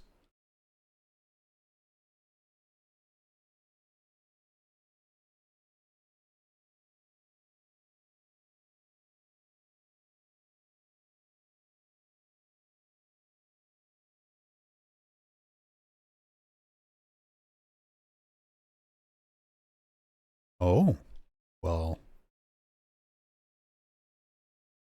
that's a very interesting picture as well. Yeah, the Ninetales, the Kyuubi fox, but look on the left and right. That is the silhouette of presumably mom and dad, Kanta and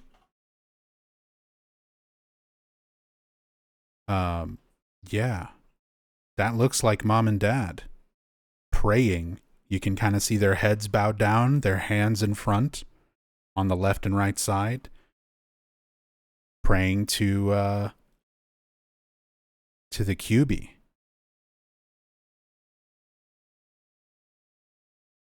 A little bit more of the implication that the gods are real, if you want to take that interpretation, that these spirits exist, that everything is happening because of people's worship to these deities.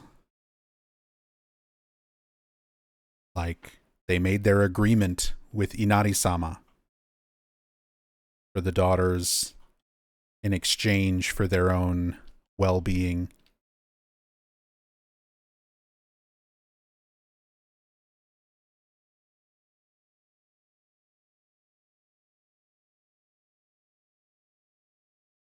But that's a cool picture.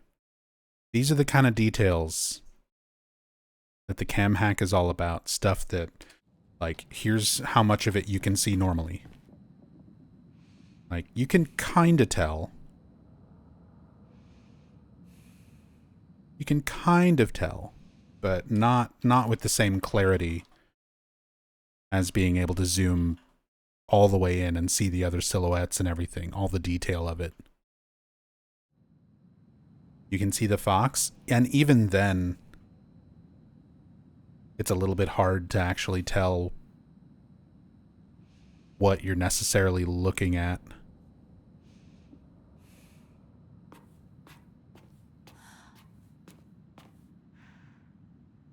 The bloody axe.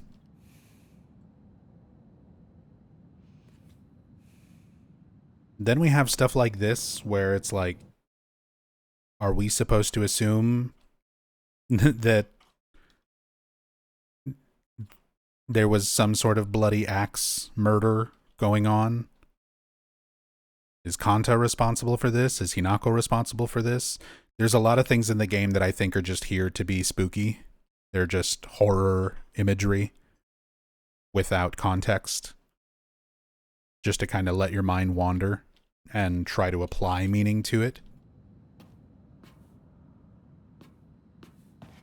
There may be more intention behind it than I'm giving it credit for, but there's a lot of things that I think are just there to be creepy, to be weird, which is fine. I like stuff like that too. Not everything needs to be super deep and meaningful. Some stuff can just be there to be creepy. It's a horror game.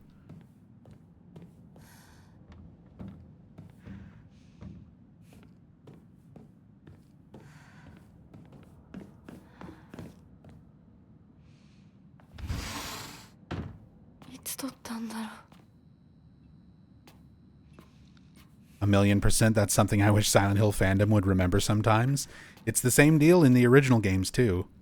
Like, again, I love these games. I love this series. I've played them obsessively for the past 26, almost 27 years. February will be 27 years. And I've gone through every phase of being a Silent Hill fan that you can possibly imagine. I've been the obsessive fan where I assume that every little thing is intentional and has meaning. I've also gotten past those phases and realized more about the reality of game development. You don't always get to realize all of your ideas. And you've also got a whole team working on different aspects of the game. And some of those team members have different ideas from other team members.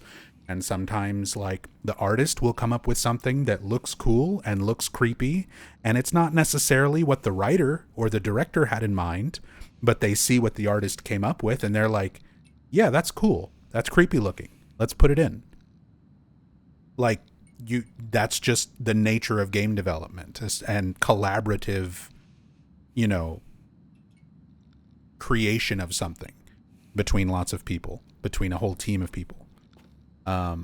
So it's something that I think takes a little bit deeper understanding beyond just trying to analyze the game and make sense of everything, having a little bit more understanding of what it's like to make a game, and then understanding that some stuff is just there to be weird. Some stuff is there to just be creepy. There's not anything deeper beyond that. It's meant to invoke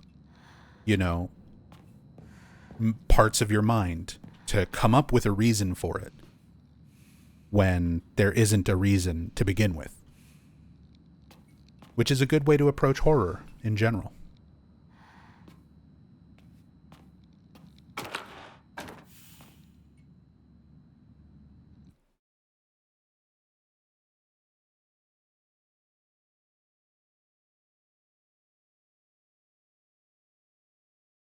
The stages of being a Silent Hill fan: denial, bargaining, anger, depression, and acceptance.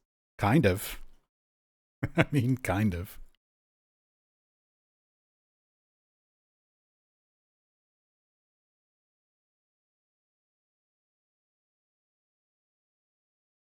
Being a Silent Hill fan is weird. From over a decade of barely anything to suddenly being bombarded by funny meme content ever since Silent Hill 2 Remake and Silent Hill being mainstream. I mean, think about it from my standpoint, or for anybody here who has, like me, been a fan since 1999.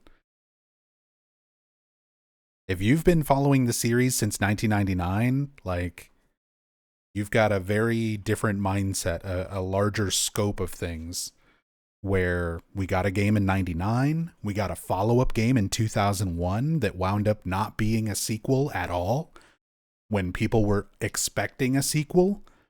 And then we were like, oh, so this is going to be like an anthology series where it's different parts of the town and different characters and different stories.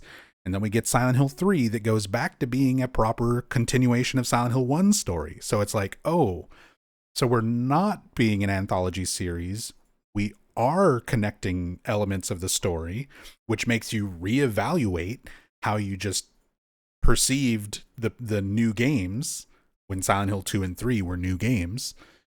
And then Silent Hill 4 is such a departure yet again. It sort of goes back to being that anthology, but it still makes little references to Alessa and the cult and Dahlia Gillespie. So it's like a departure that kind of still ties in some elements of established lore, but also does a lot of things different. And then Team Silent disbands, and the next thing we get is Silent Hill Origins, like 3 years after that, not counting the arcade game and stuff like that in between.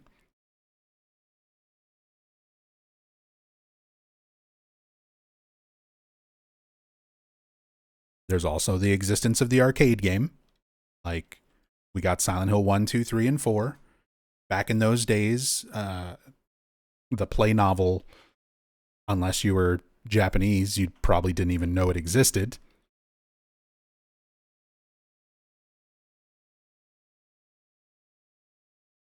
And then the arcade game came out, and it was like, what the fuck? This is a rail shooter. This is House of the Dead with Silent Hill monsters. Oh, another creepy Hinako picture. Young Hinako with no face, holding the celluloid doll by the leg, just sort of dangling it there.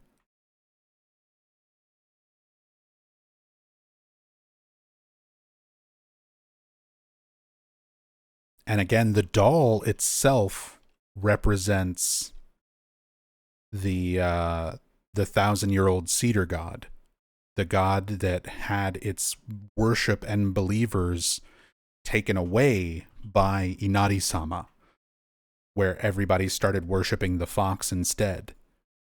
So we've now got pictures, these old pictures of Hinako when she was a child, combined with the picture of like the silhouette of the parents praying to Inari-sama, to the fox, showing that these gods have been manipulating things all the way back to when Hinako was a child, potentially.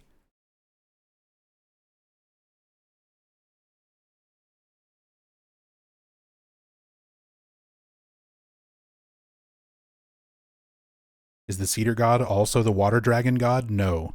Those are completely different. There are like 4 different gods. There is Inari-sama, the fox. There is the 1,000-year-old cedar. There is the water dragon. And there is the goddess of agriculture. That are all 4 separate major deities. Technically, there's a 5th one as well. There's Ebisu, which the town is named after. Ebisugaoka, the god of luck and fishing, which is a real deity in Japanese folklore. So,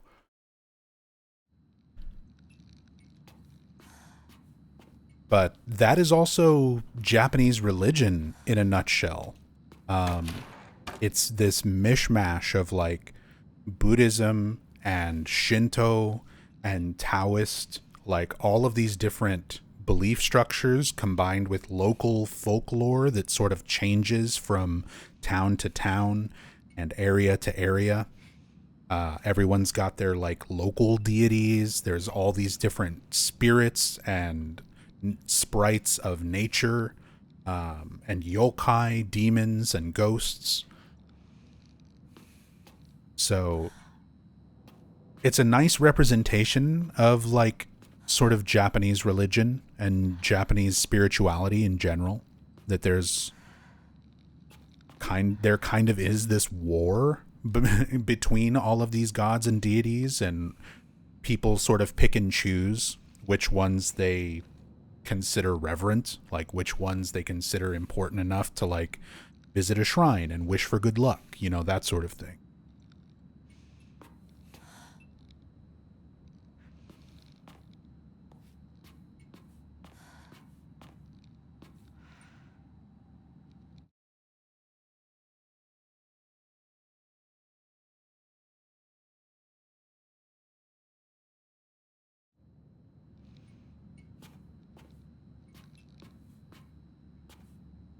The water dragon head is the evil that both the cedar god and Inari fight to contain, as long as people believe in one of them to give them that power.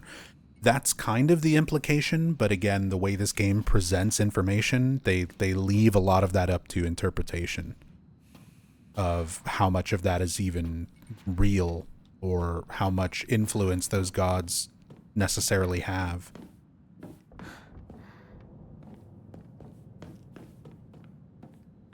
Again, it's why I think this game could have benefited from more reality.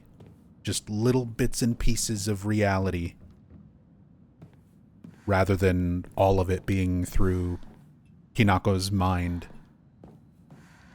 because it makes it very difficult to figure out how much of it is real or how much of this is just Hinako sort of blaming the way that her life is and the way that the life of the people around her are on these sort of forces that are bigger than her. It could be Hinako's way of just saying, you know, that it's how she copes. It's how she copes with her father being abusive, or Kotoyuki, you know, being manipulated into going forward with this arranged marriage, or having to like cut off her friends. The idea that she's coping with all of these things happening in reality by putting it on gods and spirits and things that are out of her control. Because that's easier to accept than just like people are shitty and life is hard.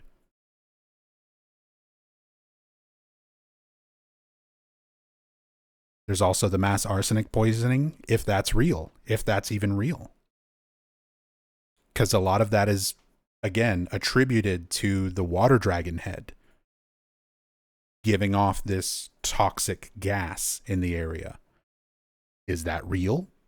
Is it actually a dragon head that is happening, or the source of that happening? Or is there a more realistic answer for why that's happening? The same way the game gives multiple reasons for like the conversations with yourself.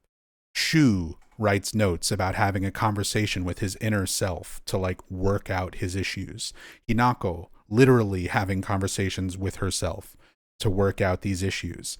The game presents the fact that maybe she is spiritually able to like split her soul, similar to Alessa in Silent Hill 1, and is literally having a conversation with the other half of her soul. Or the gods are manipulating her and making her see things that are not actually real. They're trying to present things to manipulate her into coming to a certain conclusion that benefits the gods. Maybe none of that is real, and she has hereditary brain cancer because her mother was being treated for brain cancer. And there's a note that talks about how brain cancer and brain tumors can have a similar effect on people, where they would talk to themselves or have visions of themselves.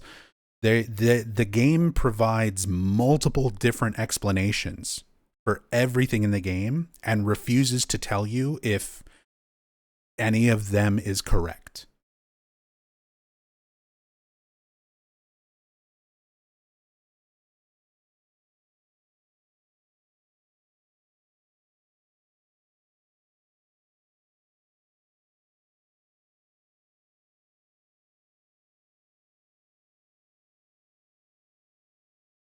It really is choose your own adventure sort of storytelling. That is what Ryukishi does. This is a writer who predominantly is known for doing choose your own adventure visual novels. That concept just doesn't apply to this type of story as well. This sort of format. I don't think it works as well. I think you need to have a few more definitive pieces of reality, not even necessarily like hard answers to these questions. You can still have a lot of these same things be left open to mystery and to interpretation. But there should have been little elements of reality to help sort of motivate what you interpret, to at least give people something to latch onto in terms of discussion.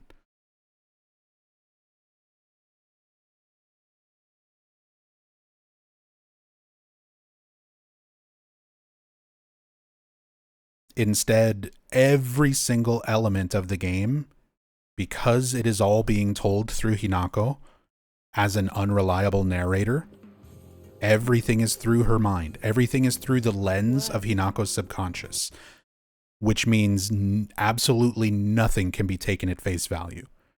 The gods and everything that we're trying to talk about, what they mean or what they might represent, might not exist at all. They might be entirely made up by Hinako as a coping mechanism to explain why she has to go through these difficult things in her life.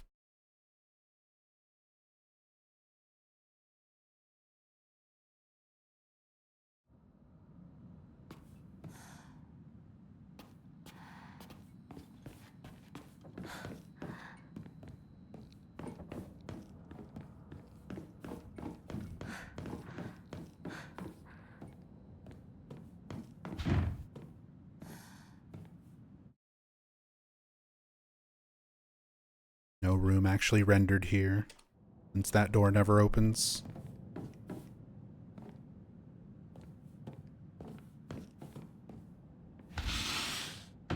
We need a Silent Hill F side story to add context.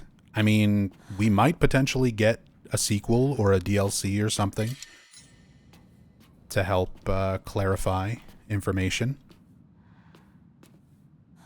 That might happen one of these days. We could get a Silent Hill 3 type situation where Silent Hill 1 leaves a lot open to interpretation. If you look at Silent Hill 1 in a vacuum, forget that the rest of the series exists, and just look at Silent Hill 1. Silent Hill 1 has a bunch of different endings where you could just view it all as Harry was dying in the car crash, and it was all just the last fleeting thoughts of a dying man. All of those were valid ways to interpret Silent Hill 1 until Silent Hill 3 came out 4 years later and solidified what actually happened in Silent Hill 1. It took 4 more years to get a sequel to actually tell you what really happened in Silent Hill 1. So 4 years from now, we might get a sequel to Silent Hill F that contextualizes the information that's been presented in this.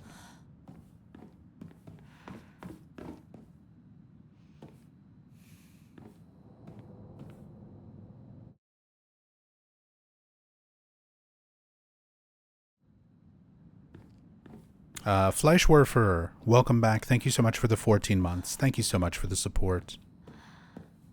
Very much appreciate that, Fleischwerfer.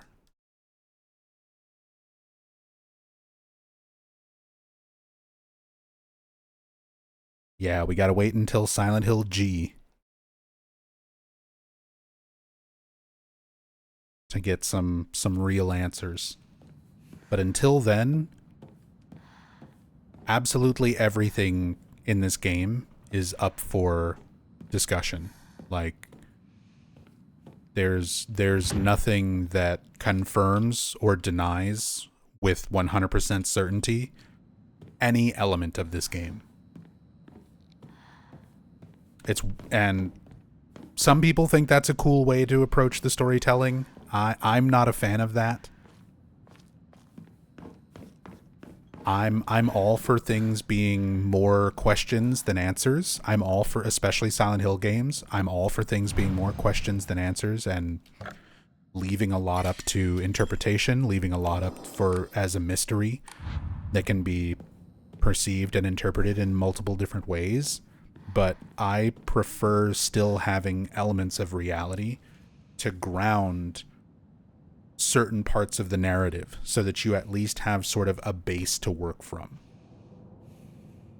Again, if you look at like something like Silent Hill 2, for example, there is a lot to be interpreted from Silent Hill 2, but there are certain plot points that happen, guaranteed, confirmed in the game, confirmed by developers, that happen no matter what.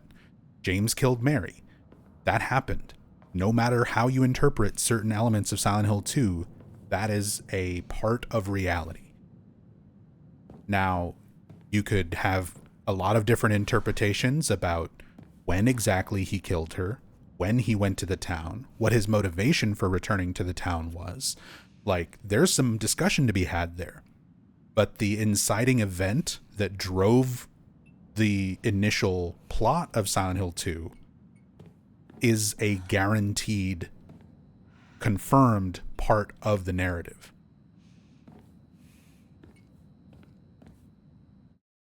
In this, we don't have that. We don't have that. Why is there fog? Why is there monsters? Why is there another world? Are the gods real? Is your perception of any of the characters real?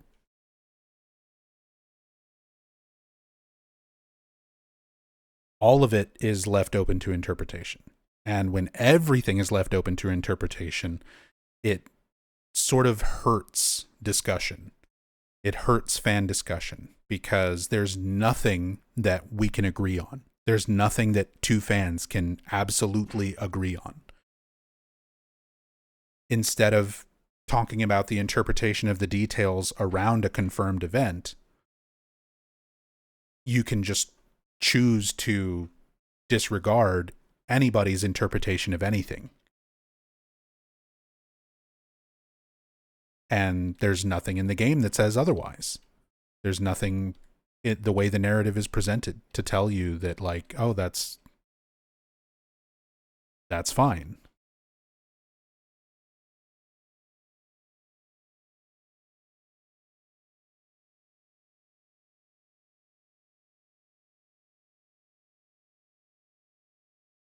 Some more photos here, a little better look at it.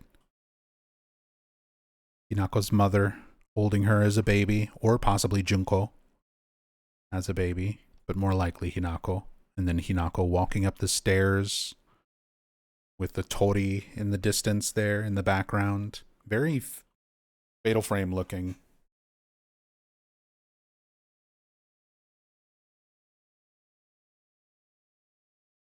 The black and white really drives that element home. Oh. Photo of mom lowering her kimono, lowering her robes to show bruises and cuts. Signs of Kanta's abuse.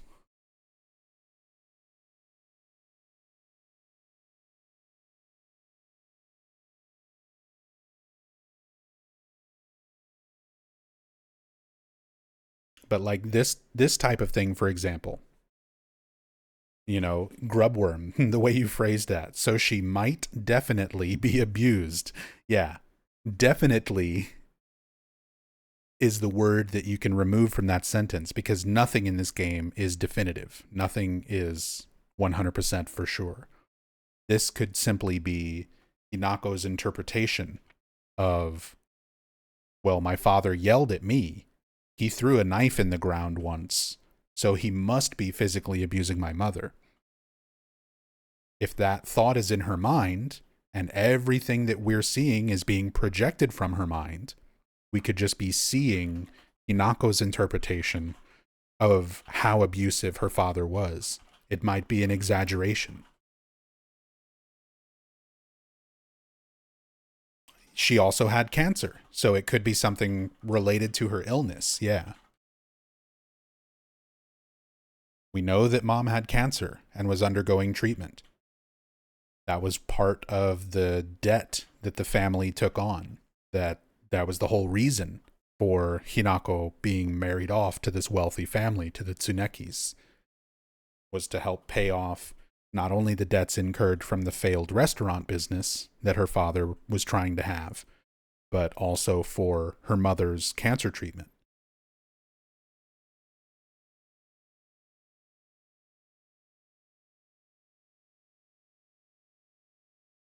And then her father sitting at the table with a cup, drinking, face blurred out.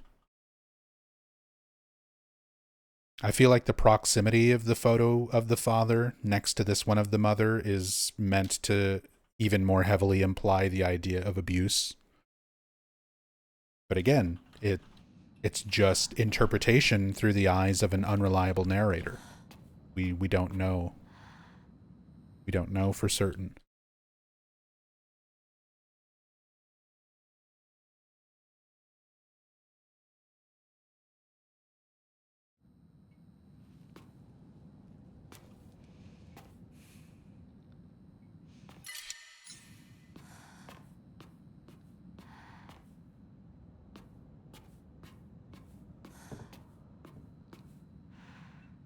The physical abuse after Kanta got left with no money is real. I don't think that's one of the things left to interpret. Prove it. Prove it definitively. We're literally playing a game where the entire time we see the main character, who is supposed to be an adult in her 20s, is portrayed as a high school student wearing her uniform. And everything we're seeing is coming from her broken mind. Every note, every flashback, every photo, every character appearance, every environment. Prove it. How do you think that is so definitive compared to any other information provided in the game?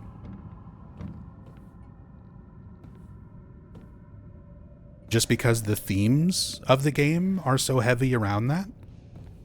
This is exactly what I mean. Like, there is a lot of stuff in the game that I think is more plausible than other. Like, there are elements of the story, certain elements of the story that are more plausible than others. But there's nothing to confirm 100% what anything is.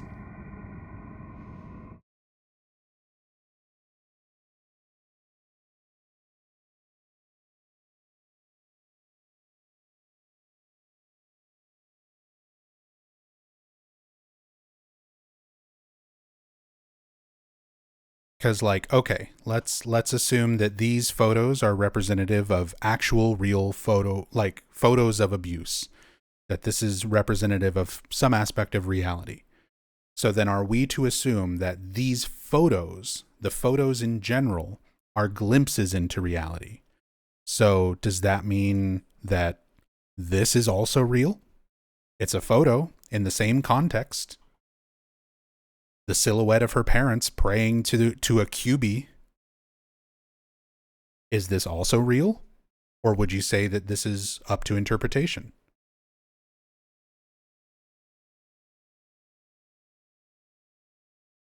Because if we have to question one photo, we have to question all of them. If we have to question any aspect of what is being projected from Hinako's mind, which is everything, we have to question all of it.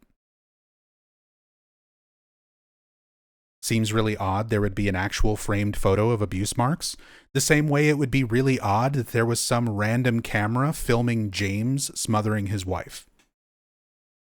Like, again, Silent Hill 2, as an example, we know that that is an actual event that occurred, even though there are depictions of it that are, for the sake of the player, for the sake of the narrative, that don't make sense to exist.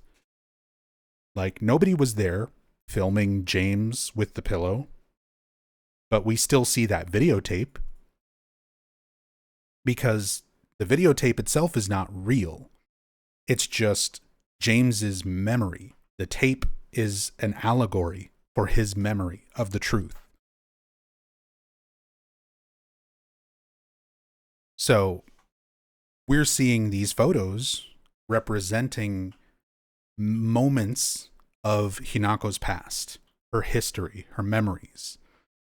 But because Hinako is such an unreliable narrator, we don't know if we can take them at face value.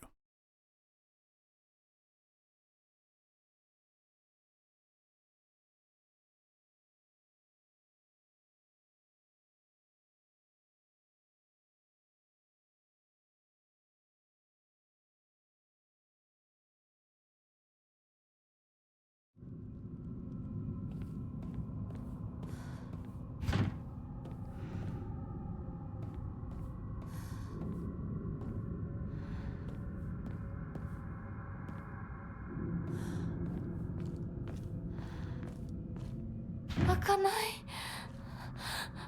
待ってろ。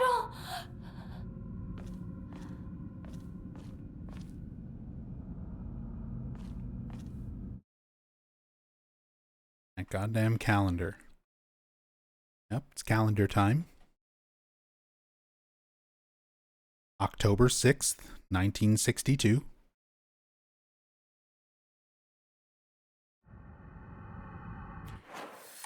And just to kind of go back into timeline of stuff. Yeah.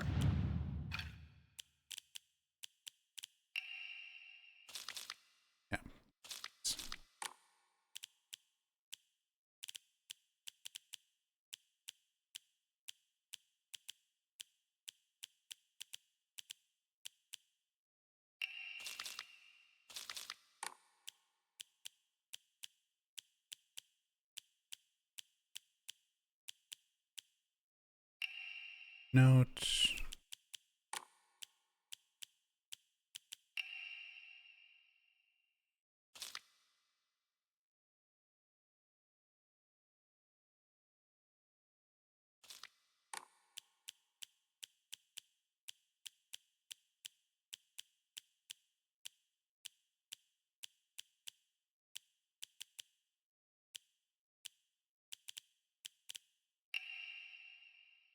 Still alive. Note from Hinako. Hinako's diary. So again, we can start piecing together little bits of timeline. Hinako, April 6th. My big day is tomorrow. I can't back out. I'm scared. I want to run away. I don't get it. Why is it already here? So April 7th is Hinako's wedding date. So keep that in mind as we start looking at the dates that are on these calendars.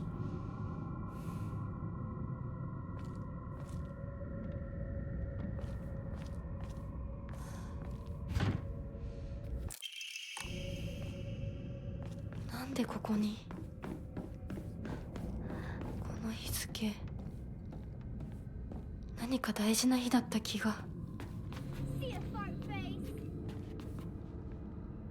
Thing is, though, we're assuming Hinako's telling the truth themselves and not blowing things out of proportion, simply due to their own trauma about things. Think about your own life as a kid or a teen, how often an event would change because you could misremember something. And yeah, that happens all the time. We feel like our own memories are like infallible, but we misremember and change our memories of events all the time.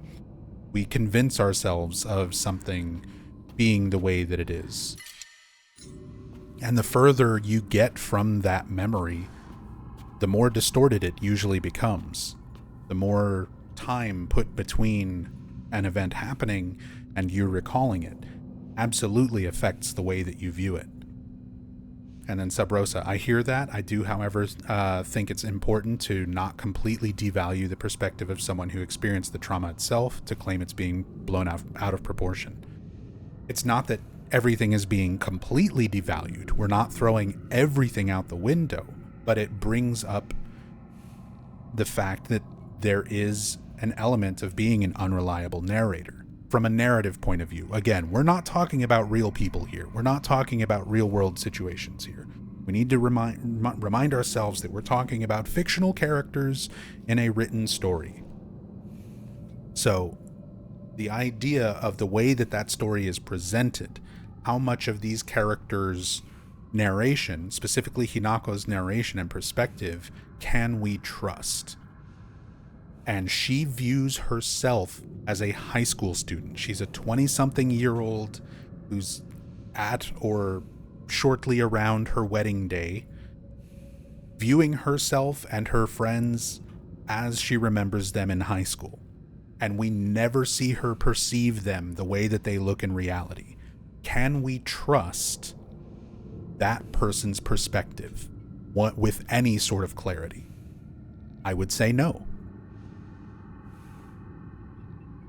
Her perception of reality is too skewed the way it's presented to the player.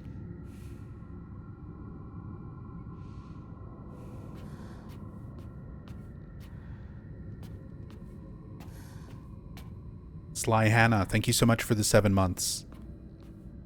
Welcome back. Hi Nub, hope you're well. Haven't been able to pop in much while you're live because of time difference. Glad you're doing more Silent Hill F. Loved this game. Thank you so much, Sly Hannah. I'm glad you've been enjoying it. Welcome back. Thank you for the 7 months of support.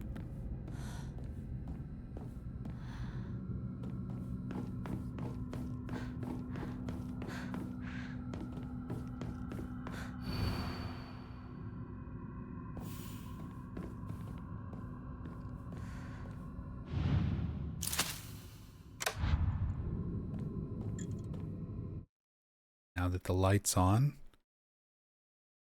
Okay, this isn't here, which means when we walk through this, it probably teleports us to the next variation. Oh, this is the reflected area. When you're in the painting room, when you solve the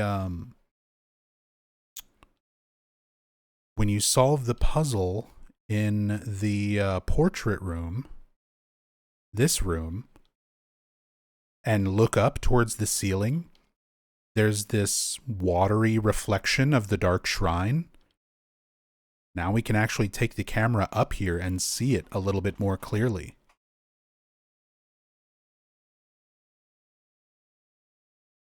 Lily pads and stuff growing out.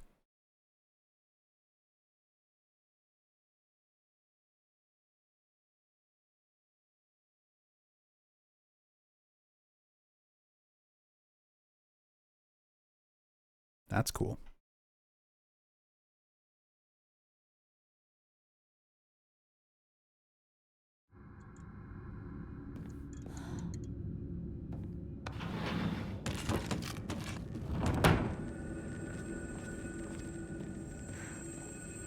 私の家どうなってるの?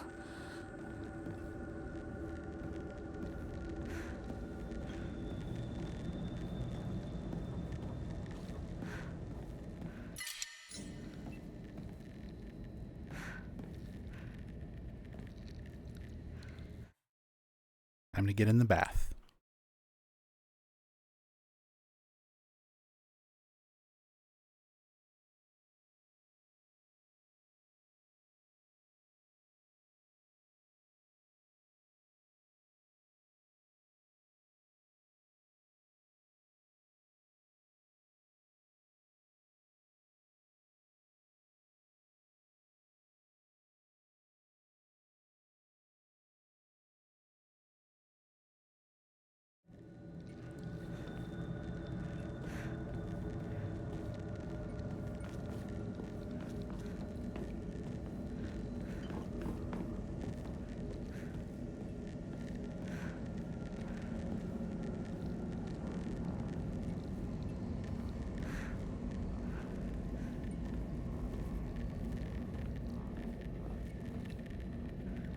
Being a Ryukishi story and narrative is more reason why the abuse and force arranged marriage at an early age.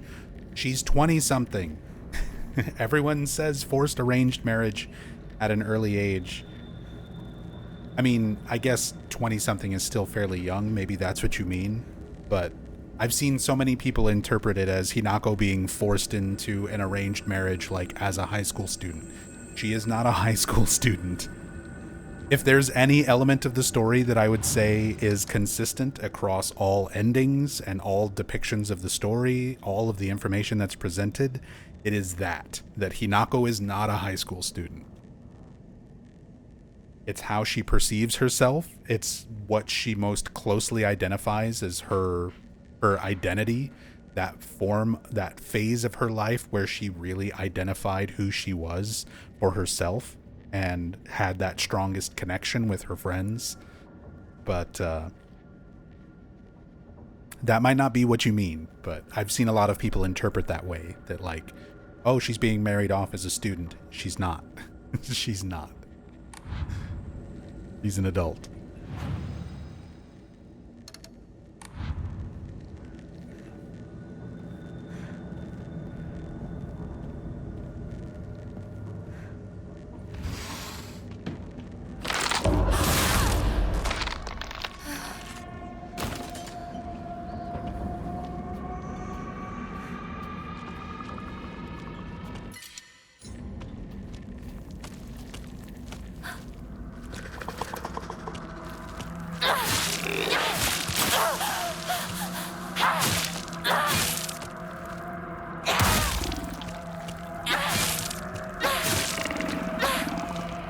20 is the age of maturity or majority in Japan.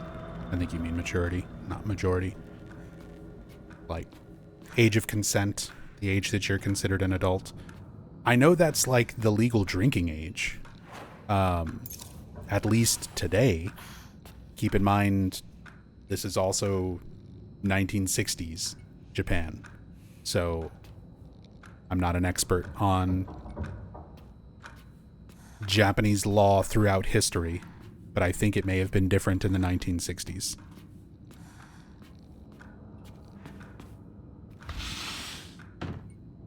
There's also different ages for different things. Like, the age that you can drink is different from the age that you can buy tobacco products, which is different from what's considered the age of consent in terms of, like, sexuality and in terms of being married. Like, they're not all uniform and universal.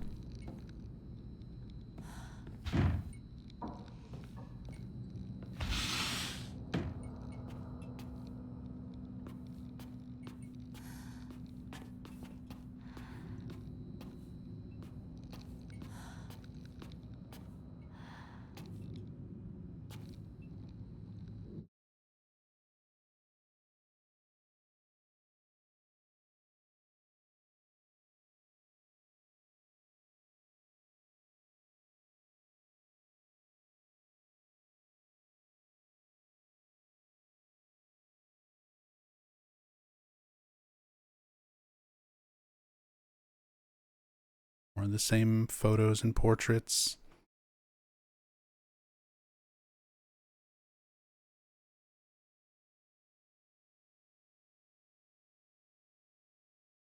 Just from what's defined as a legal adult was 20 because of coming of age day ceremonies. But then there's also a difference between like being culturally recognized as an adult and being legally recognized as an adult. Sometimes those things don't overlap. Like, in Mexican culture, you're an adult after your quinceañera, but that doesn't necessarily go in line with, like, law. In Yami I know is also Jewish, so you have like what's the name of the tradition? You're becoming a man.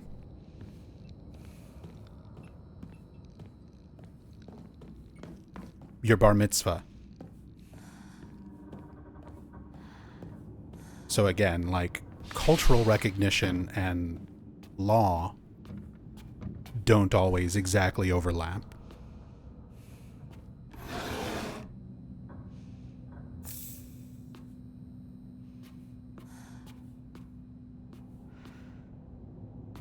And again, we're arguing semantics over a fictional character that we don't know the age of. All the information in the game points towards her being 20 something. Unspecified.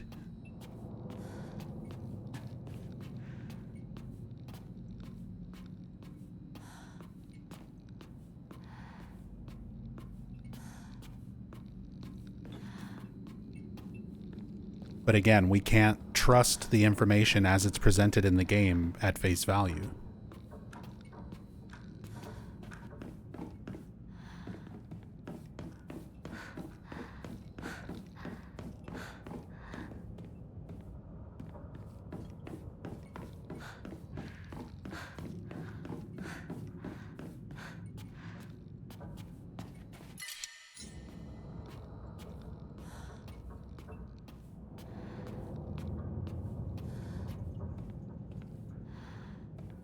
Now, I will say this, based on like Hinako's journals and the way things are presented, it doesn't seem like she had like years to think about this arranged marriage.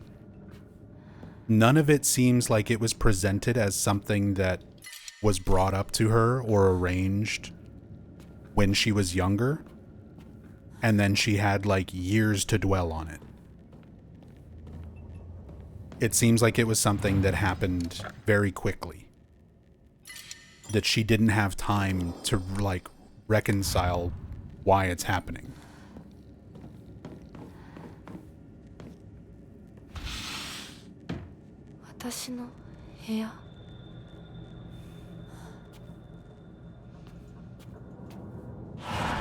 私はそういうものだと思って生きてきたから。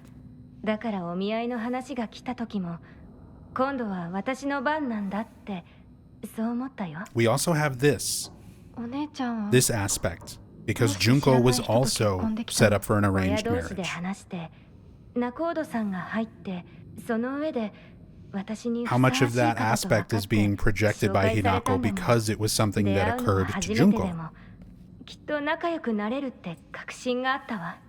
恋愛結婚も素敵だと思うけれど、恋は盲目。籍を入れた後に相手の嫌な面に気づいても遅いのよ。私にはお姉ちゃんたちの言うことがよくわからないよ。ひな子だって幸せな結婚をして幸せな人生を歩みたいでしょ。そこが違うの。そこが多分私とお姉ちゃんの私と世界の I just want to pause this and again kind of share my thoughts.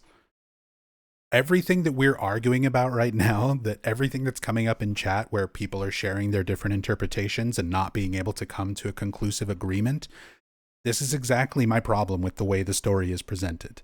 I think that is a bad way to tell the story. I think there need to be little hints of reality to basically cement certain details in place so that we can sort of interpret other details around that given bit of reality in the story. These flashbacks, like what's happening right now, Junko is talking to Hinako about marriage, clearly trying to talk with Hinako after Hinako is now dealing with an arranged marriage, just like her sister Junko, right? If we had seen an adult Hinako right now, that would completely change the way that we're interpreting this information. If we were seeing in this flashback Hinako not the same as we see her throughout the entirety of the game as a high school student. Because if we're to look at this at face value and take it literally, it seems like Junko is trying to comfort Hinako and give her reason to go through with this when she was a high school student, which would imply that this was arranged at some point earlier in her life. But there is never any other depiction of Hinako.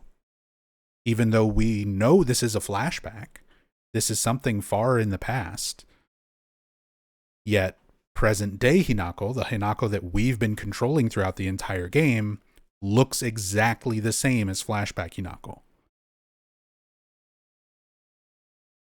It's clearly like not a realistic depiction of who she is in reality. So, what exactly are we flashing back to?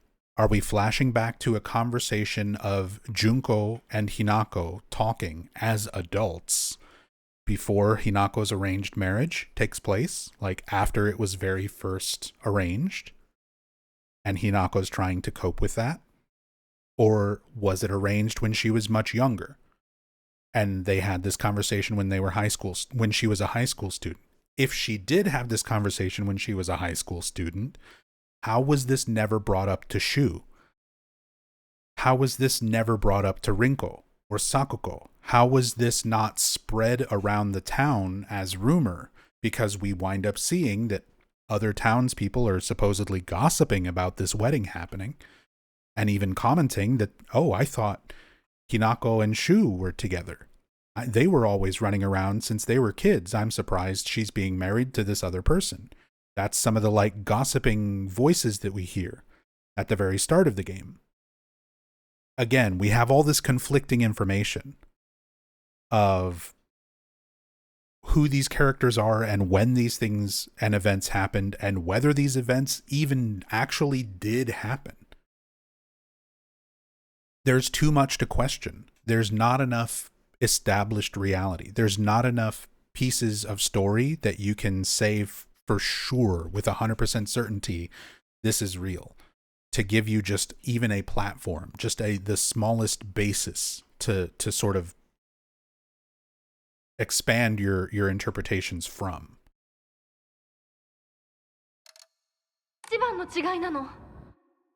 Also, Junko face.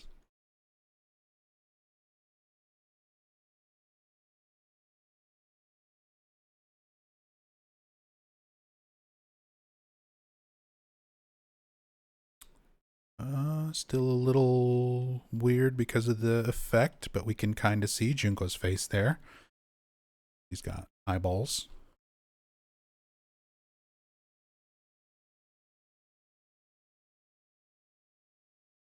Since we don't get to see Junko's face very much. In the normal game by default, you don't get to see Junko's face ever. But we did look under her mask during the Dark Shrine segment, so that we kind of got an idea of what her face looked like.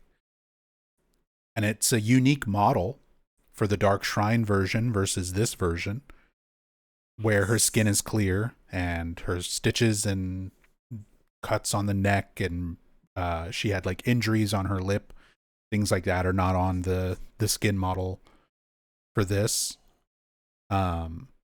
So really, really interesting there.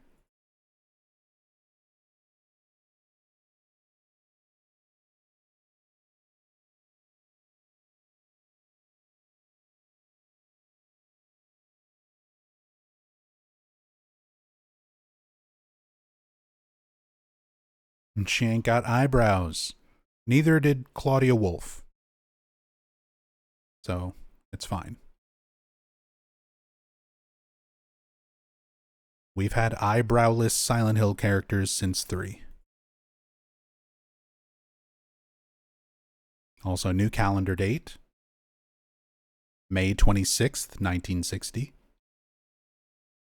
So we've gone from October 6th, 1962 to May 26, 1960.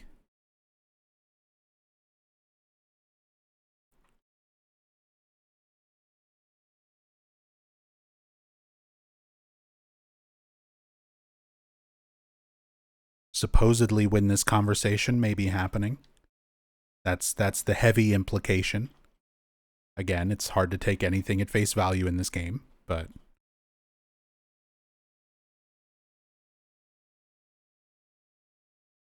that's the idea.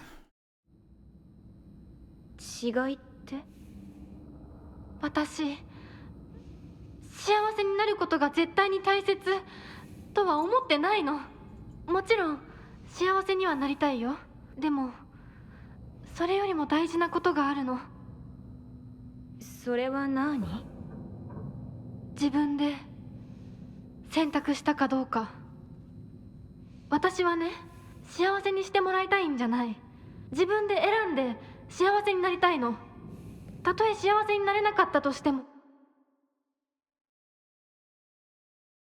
自分で選んだ結果はとても尊くて、私には価値があるように思えるの。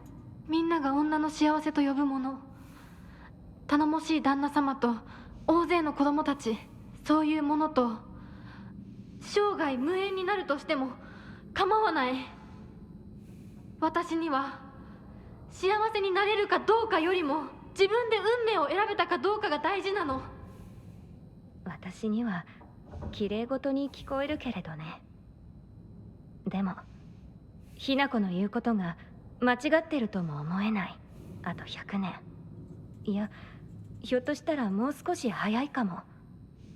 どんな結果だろうと自分で選んだ結果ならそれが幸せだとそうと言える時代がきっと訪れると思うわ。お姉ちゃんはその世界には行けないけれど、ひなこはいけるといいね。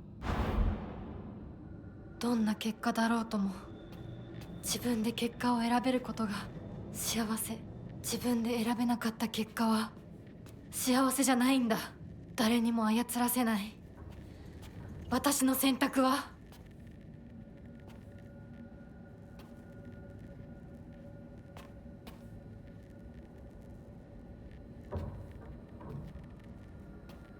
It also seems like it's this conversation with Junko that sort of leads Hinako to this element of her identity. That aspect of wanting choice, wanting her own choice. She kind of comes to that realization through this conversation.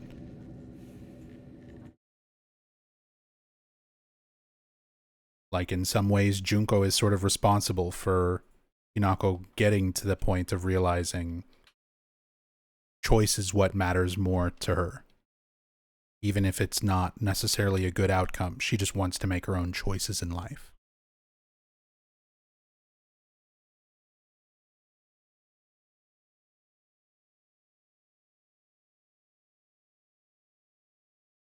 Then we have all of the little details in her room alluding to her being a track and field star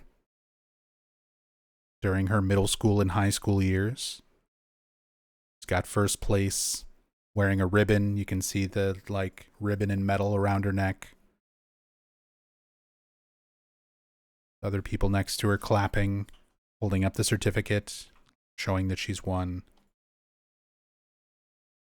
Her and her friend group, Sakuko, Rinko, and Shu with her. We've seen this in a few other places.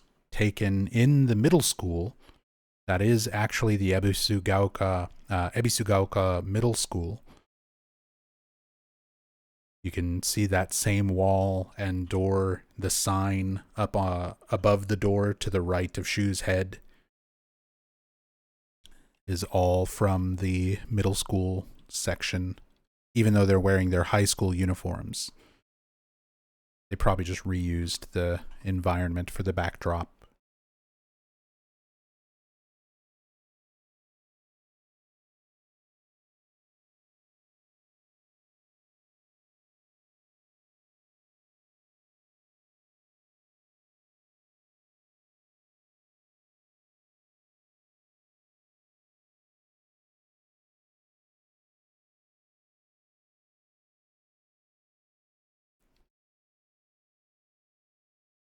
These fucking AI generated posters.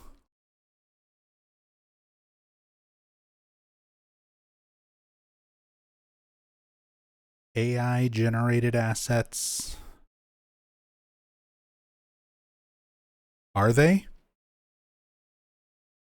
I can't 100% confirm it, obviously, but the more I look at them, the more questionable they get.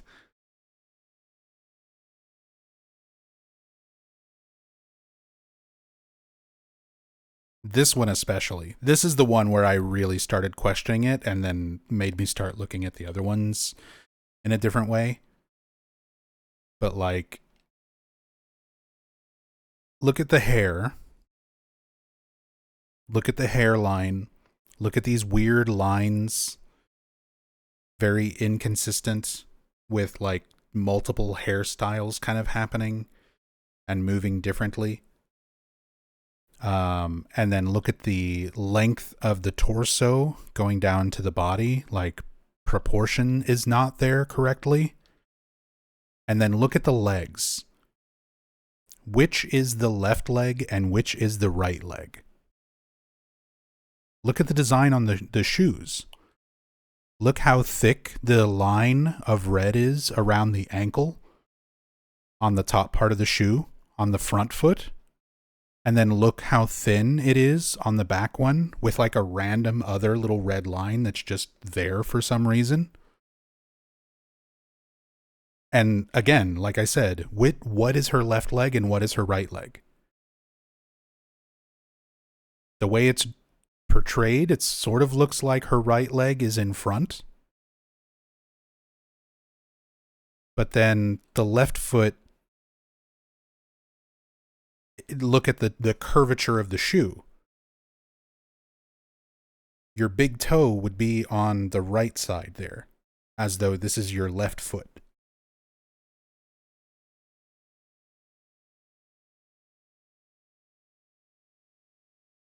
Is this AI art? That's what I suspect. I suspect some of these images are, if not completely AI generated, they may be AI run through an AI filter of some sort that altered them.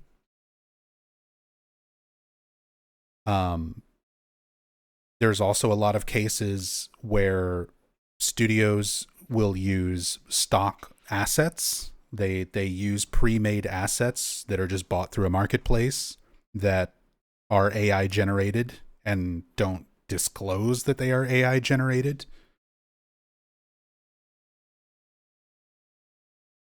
But the more you kind of start looking at this, especially hands and fingers, hair, wrinkles and lines on the shirt. Yeah, the length of her leg versus the length of the torso. The perspective, like, the perspective is off, the proportions are off, the legs look weird, the design of the shoes is different from the left shoe and right shoe. The hands look strange, the hairline and hair look strange. Like, there's all these little details that don't look quite right. And then after seeing that, which is a little bit more noticeable, I start looking at these other ones. And I'm like, okay, this one, it's just a silhouette, so it looks a little bit better. But look at the hands. Look at how large the right thumb is, or the thumb on your left. This character's right hand versus the left.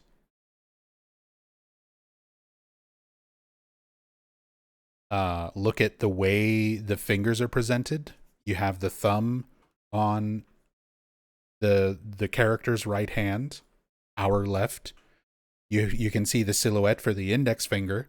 You can see the silhouette for the middle finger. You can see there's like a bend for what would be a third finger. Where is the fourth finger? Look at the proportions of the arms. Look at the shoulders. Look at how large the bicep is.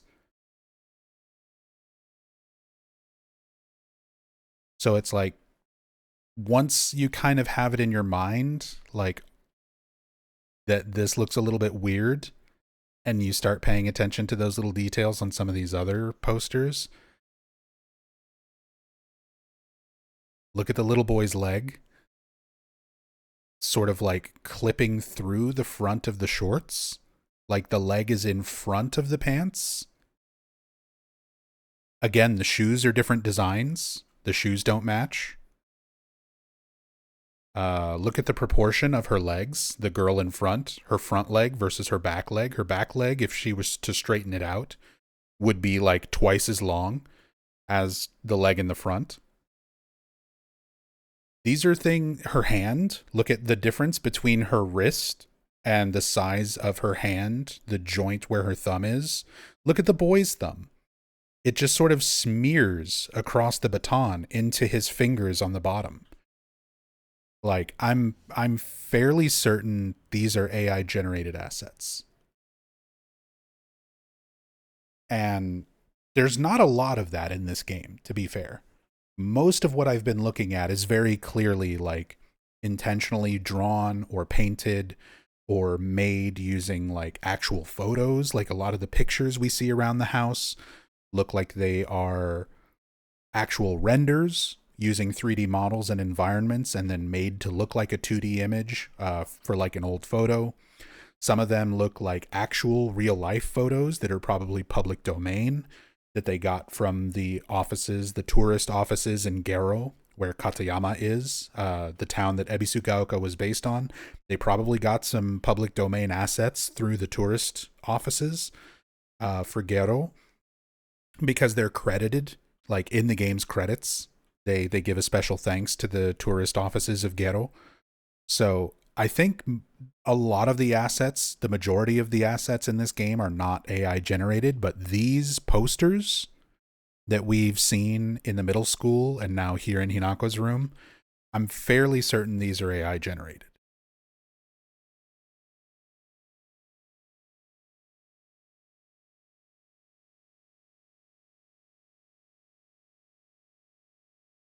I mean, even AI detection software, Appalling Snowman, is not necessarily accurate.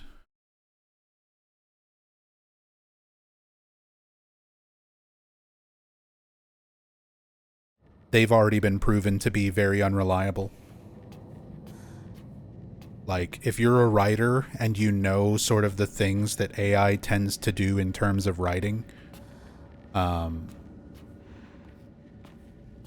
you can write that way and trick that type of software into thinking that it's AI when it was written by a human.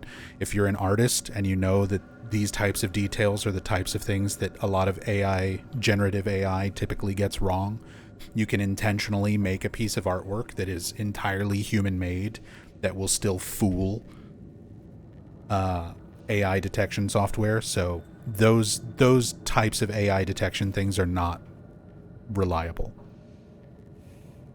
The only way we would know for certain is by asking the artists at Neobards, whoever would have been responsible for the creation of these assets, and getting an honest answer from them. And let's be real, that's not going to happen. Not only will we not likely be able to ever ask those people these questions, it would be even far less likely that they would give us an honest answer.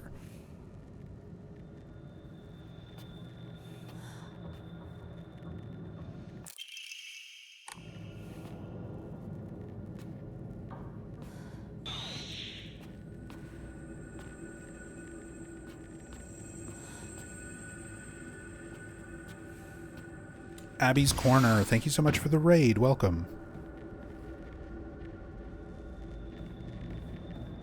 Welcome, welcome. Appreciate you bringing your community here. Hope you had a great stream.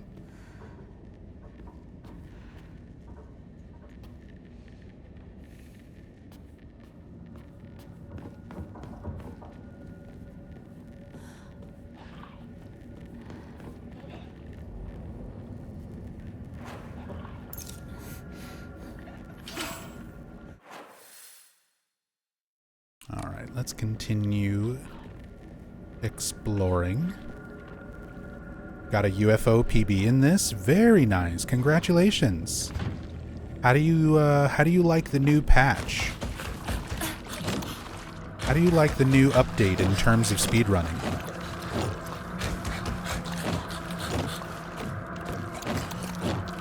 And I'm curious if you had did you have any performance issues since the new patch? Because I have been having lots of performance drops that I've not ever had with this game on any of my previous playthroughs, that I only started really having post-patch. But maybe that's just my computer being a little bit too out of date. My 3060 Ti is struggling to keep up with these Unreal Engine 5 games. But this game ran very, very smoothly for me on launch. I had very few performance issues in all of my first 5 playthroughs. And then suddenly I had a lot of frame drops and low frame rates, even on low settings, after the update. But maybe that's just a my hardware thing.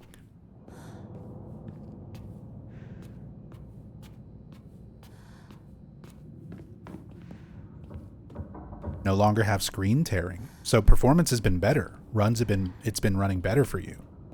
Interesting.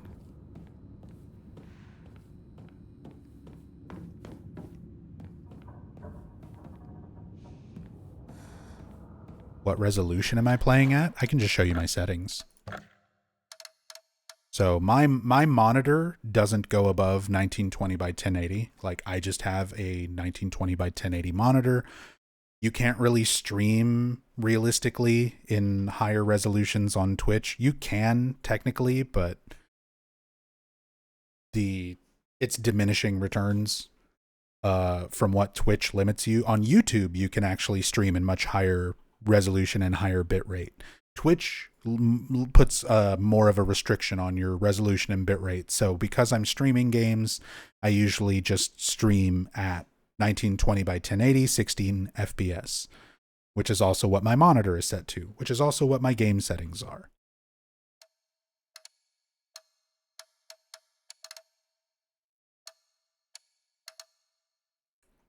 But even on performance with, medium settings,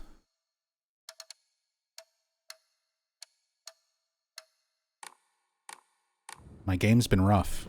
Whereas, again, all 5 of my previous playthroughs with the same settings, all were perfectly fine, perfectly smooth. Except for, one area in particular. The area in front of Chizuruya, where you fight the big Chungus. During the second half of the game.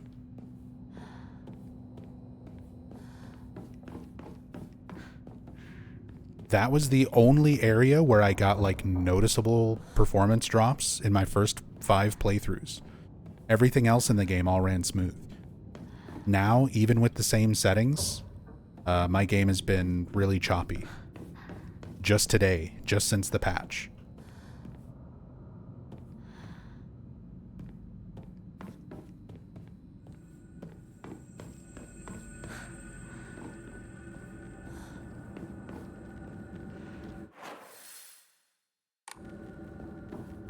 Go back through there.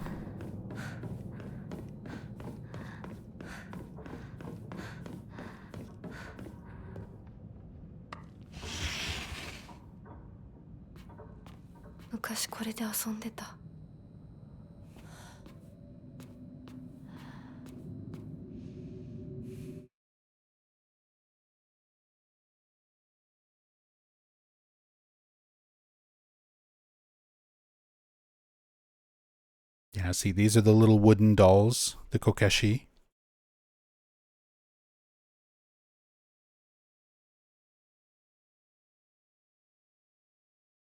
Ooh, crayon drawing of the celluloid doll with bleeding eyes, sort of tucked back here in the corner behind the lantern.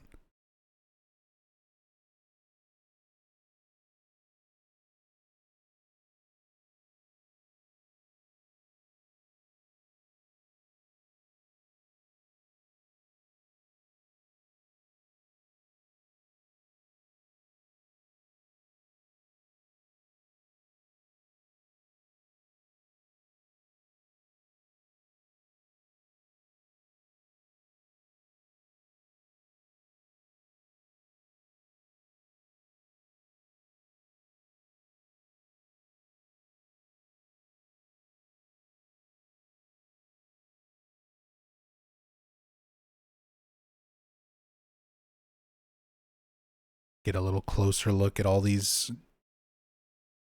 drawings. The young Hinako drawings. Interesting depiction here. There's Mom, Hinako, and Junko, but Dad is completely scribbled out.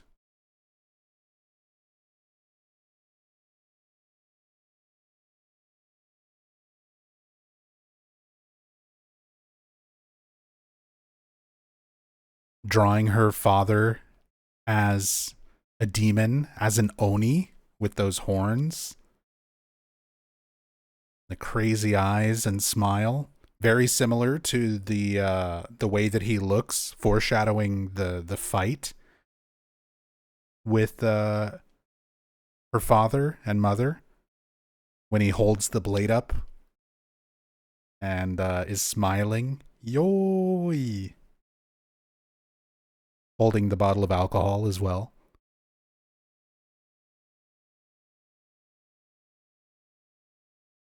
Why's he got the Joker smile though? I don't know, Yami. Why so serious?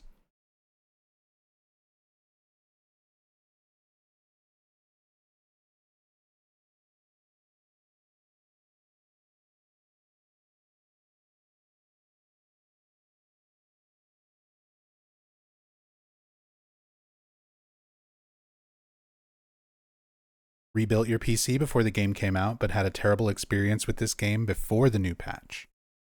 The only thing they still didn't fix was not needing full screen on to have VSync as an option. Ah. That's weird. Because, yeah, even with my sort of outdated PC, my 3060 Ti, this game ran really nicely, really smoothly for me. Granted, I was just capping it at 60 FPS, playing it at 1080, so like my resolution wasn't as high as a lot of others may have been. My FPS, I wasn't trying to go for like super high FPS since I typically stream in 60 FPS anyway. I don't bother trying to play my games at anything higher than what my audience can see.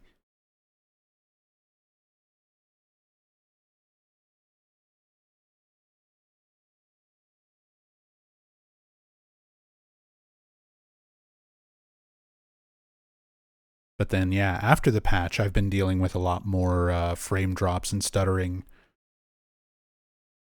It's behaving more like a typical Unreal Engine 5 game now. It's not so bad here. Like, since I've been in the Shimizu house, it hasn't been too bad.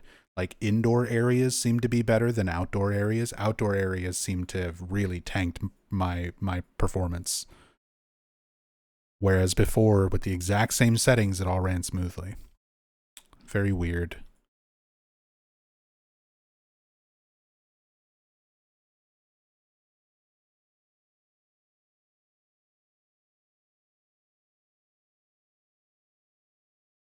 This is the same drawing as over here, just flipped upside down. This looks like a close-up of eyes, the way her father's eyes are drawn here.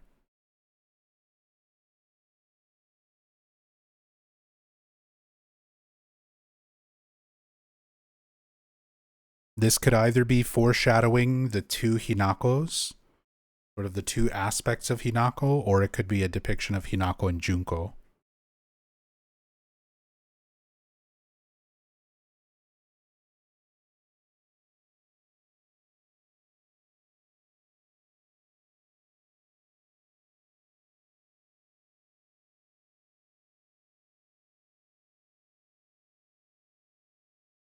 Out in the forest among the flowers, hugging.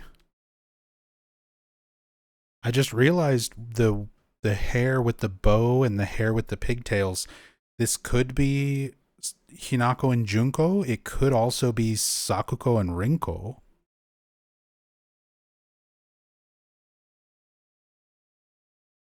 And again, everyone is sort of being depicted the same with the like crazy eyes and the pointy teeth. Yeah, the red flowers, the Higambana.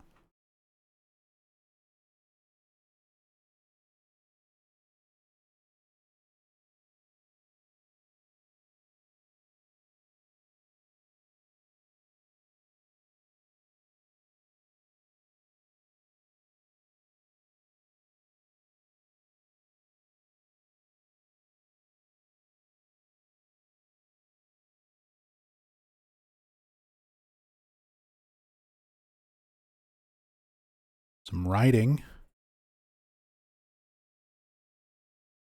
Livlin, translate. Let me see if my phone can translate it. Probably won't be able to see through all the scribbles, though.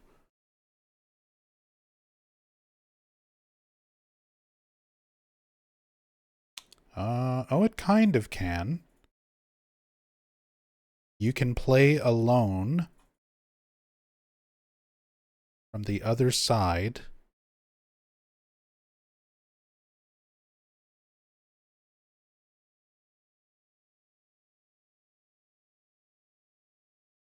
Yeah. Google Lens is having a hard time translating because of all the scribbles overlaying the actual text.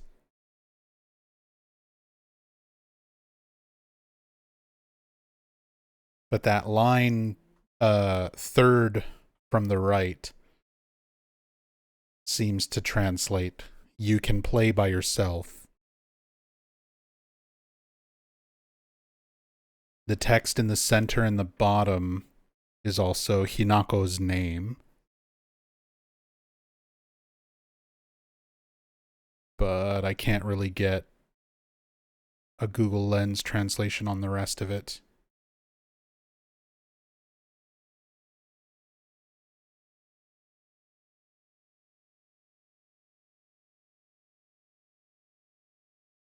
We'll be able to take some screenshots and get a more proper translation in the future.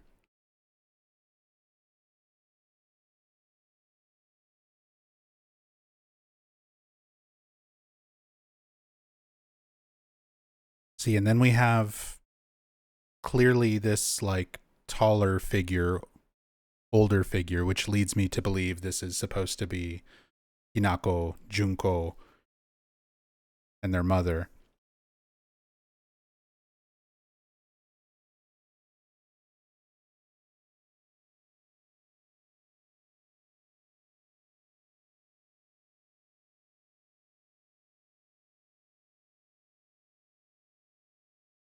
Same thing with them sitting around the table and then having a figure scribbled out, very heavily implying that that's Kanta, their father.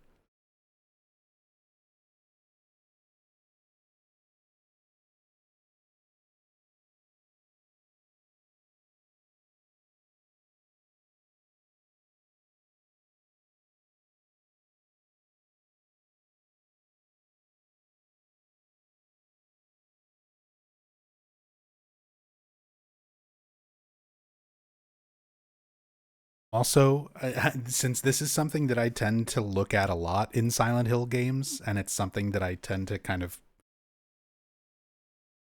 share my opinions on somewhat often, spooky children's drawings, or children's drawings in general, is something very difficult to pull off.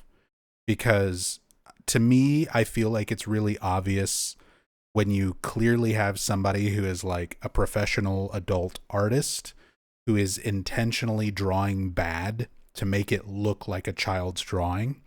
And sometimes it's much more obvious than others. Silent Hill Homecoming's child drawings, for example, they're very clearly like professional artist drawing something intentionally bad to look like an actual child's drawing, compared to something like Silent Hill 3, the chapel map, which has like a drawing of a house and a bunny rabbit and stuff like that, where that actually was a child's drawing. It was a friend of one of the members of the dev team who their kid drew something, and they scanned it in and used it as a texture for the chapel map in Silent Hill 3. So it is a legitimate, child's drawing, and it looks more authentic as a child's drawing compared to like a professional artist drawing something to look like a child's drawing. These drawings, to me, look like a professional artist drawing something in the style of a child. They're not convincing as authentic children's drawings. They're not bad, though. They're not as obvious as like the ones in Homecoming, for example.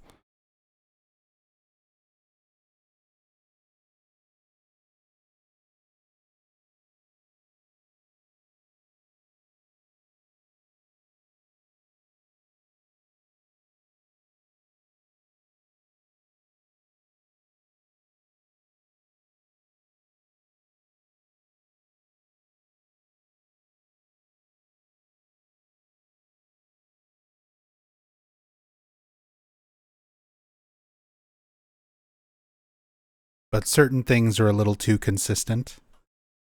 The size and shape of people, usually perspective, is something that children really struggle with. And trying to draw like two figures on opposite sides where they're like roughly the same size and shape is something that, like, in an actual child's drawing, a lot of time kids would struggle with that. They struggle with perspective, and they struggle with consistency, the length of the limbs, how clean some of the like circular lines are for the faces and the eyes. Trying to get like a clean circle. I know professional artists who struggle with trying to get really clean looking circles and circular lines, curved lines like that. Let alone, for a child's drawing.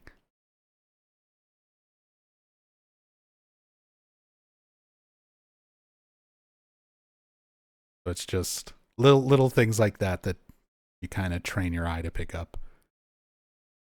At the very least, they don't look AI generated like the other school posters and track and field posters and things. It looks like somebody drew these.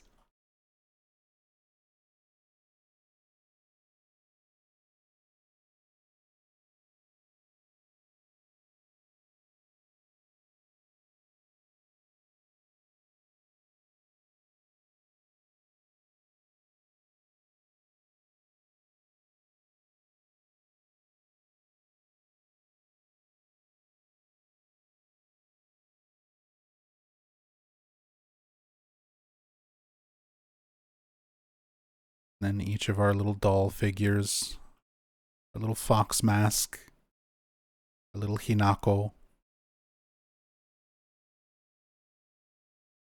grandma,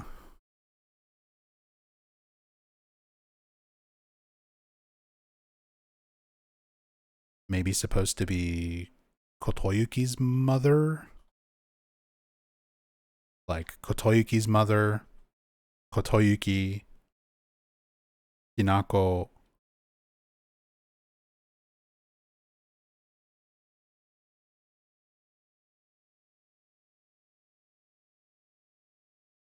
Hard to tell with the headless one. Maybe her father, maybe Junko.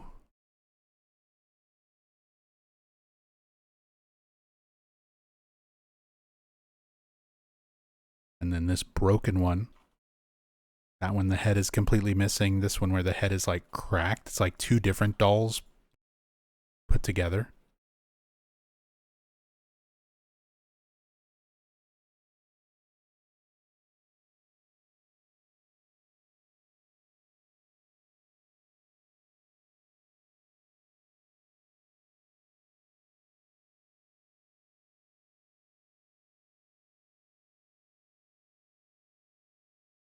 Yeah, the broken one with the two split faces could more or less be Junko as well.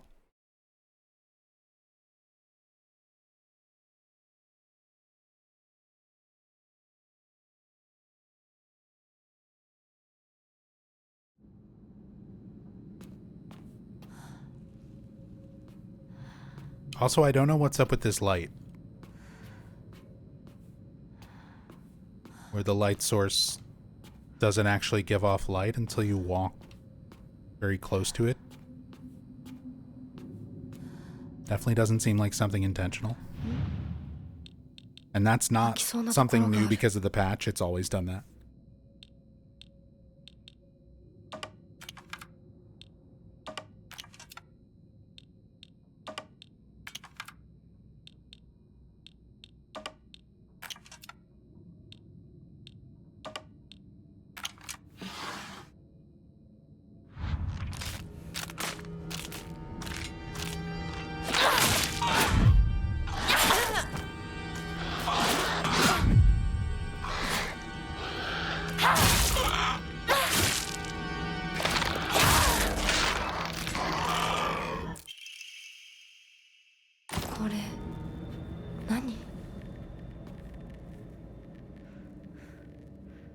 Doesn't feel right.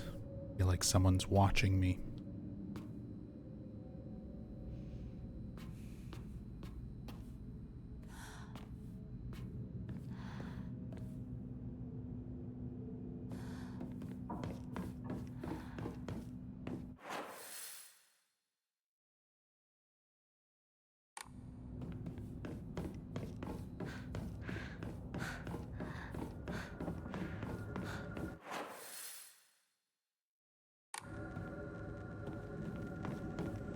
Let's just go down this way.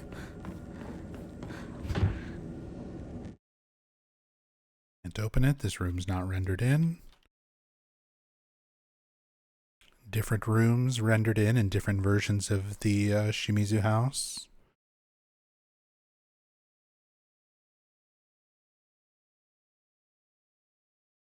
Again, sometimes they just sort of layer.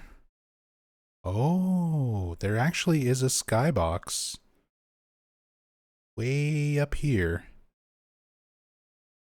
If we zoom all the way out from this room that's containing the Shimizu house, there actually is clouds and a moon with like the distant hills and mountains. Skybox there. I figured there might be layers of environments because we've seen that in some of the other places.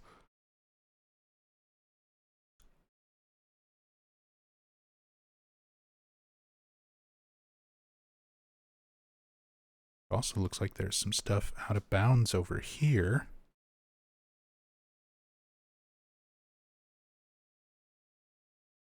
Okora.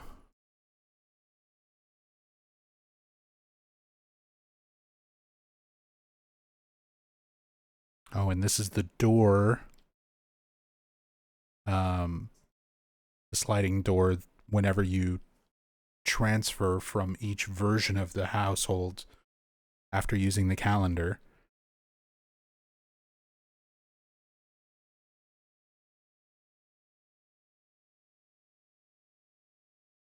If there's any other interesting things, looks like there's some out of bounds assets over here as well.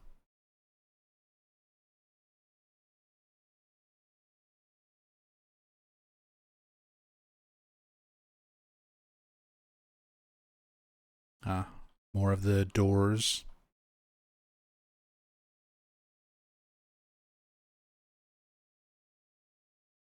Just some of the assets that as they change, it's easier to just swap them in with a replacement and keep the remaining asset out of bounds where the player won't see it.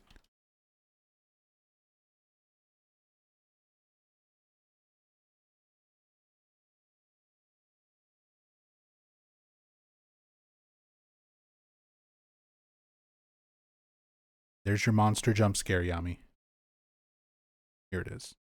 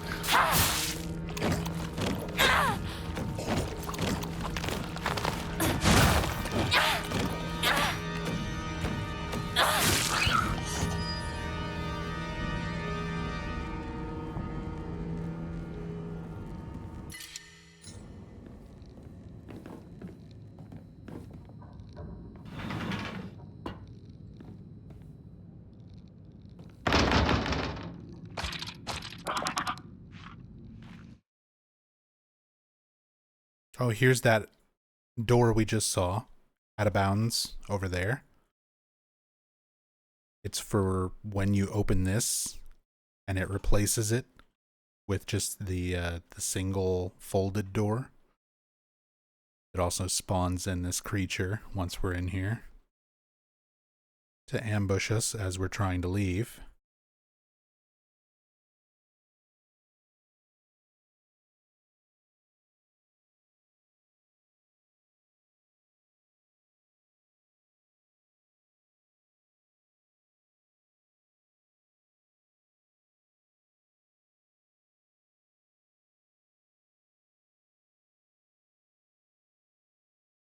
Plum jam,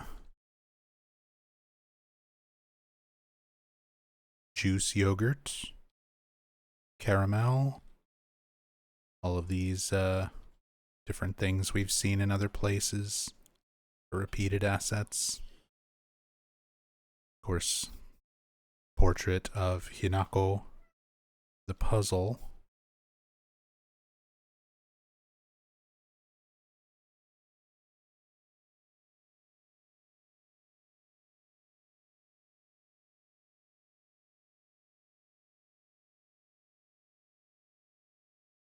I really like their plum jelly. They were stocked up on it.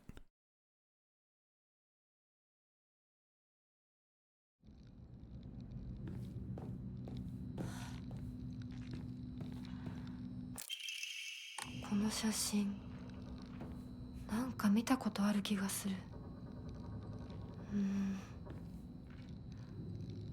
思い出せない。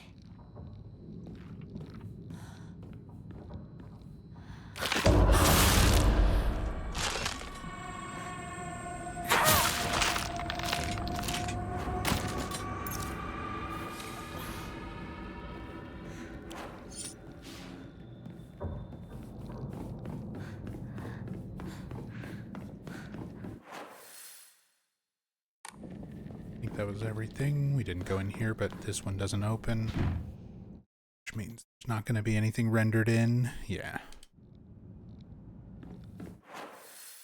Okay. It's everything in this environment. On.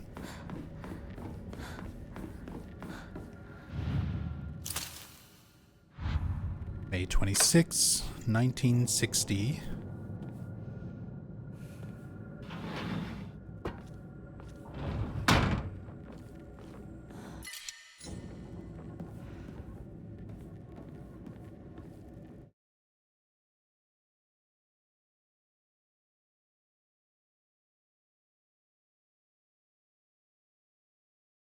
Overall skybox. I'm just curious. Kind of see how they compile these areas together.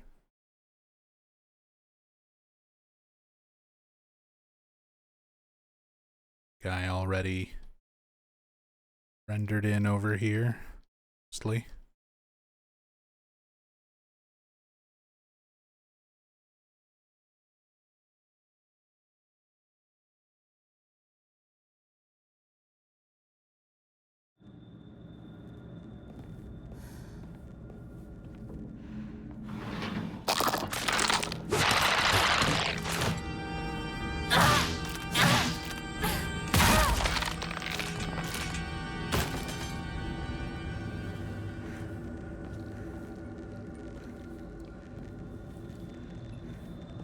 Smells horrible.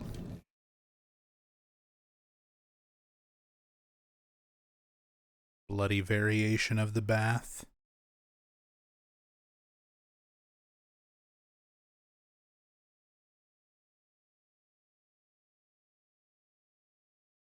The walls and stuff have almost like a bruised texture to them.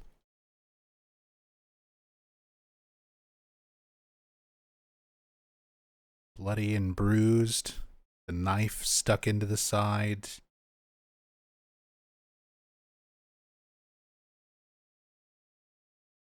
I was always curious if this was actually like a full-on head.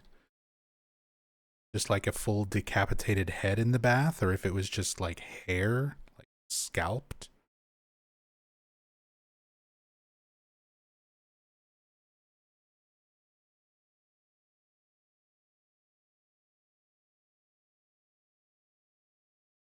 It looks like a full head, one of the faceless Kashimashi.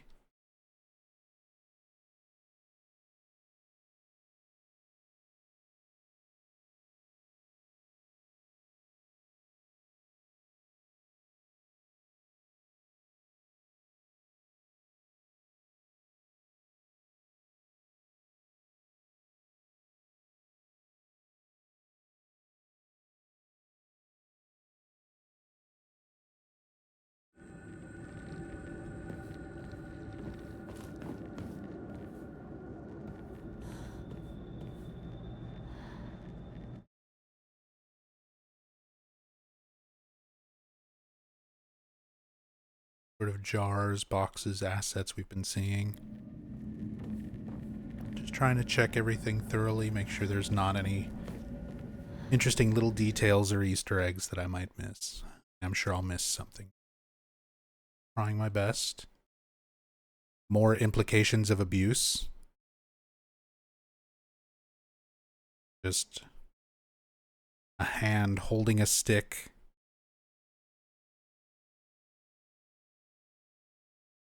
With a girl on her knees facing away.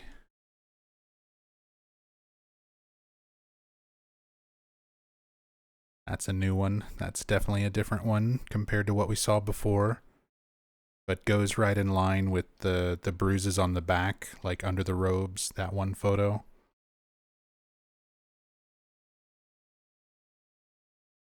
Again, more things alluding to the abusive nature of Kanta.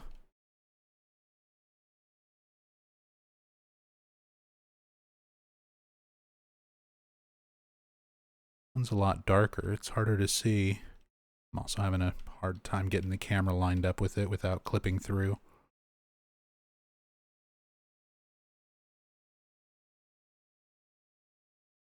My only issue with a lot of these cam hack mods, they can be very difficult. There is the Hinako with the celluloid doll again.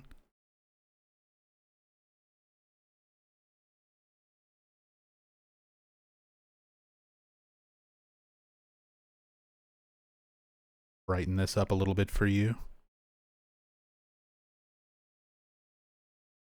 At the tree, yeah, this looks like the 1,000-year-old tree, which is, again, the 1,000-year-old cedar. That's where people would go to worship that deity before the fox god, before Oinari-sama.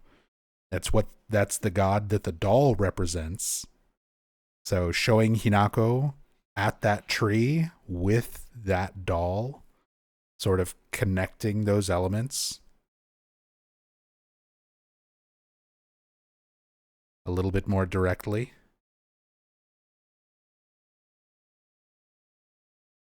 Very interesting.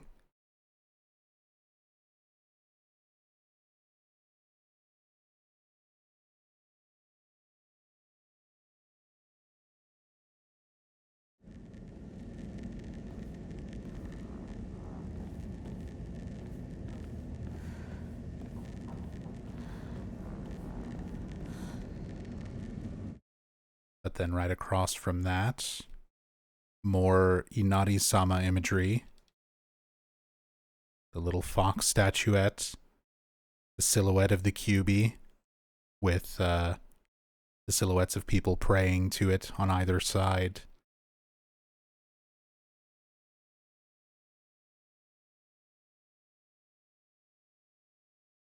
Hinako and Junko at the playground. I'm looking around now to see if the doll is in these images. If the celluloid doll was like hidden in the image somewhere.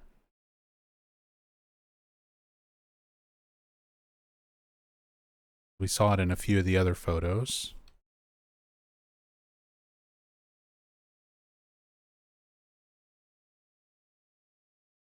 Yeah, that's clearly the mother. Like her model, same clothing and hair and everything else. And then young Junko and Hinako.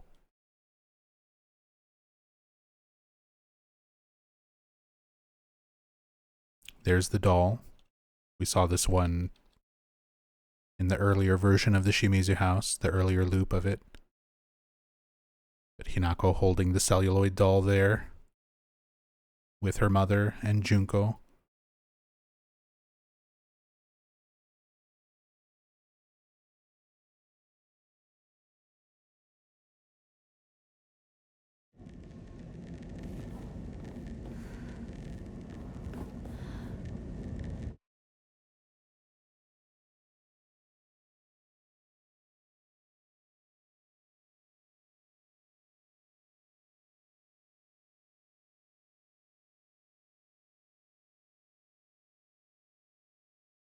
Some more books and things. I'm pretty sure we've seen these in some other spots. Society.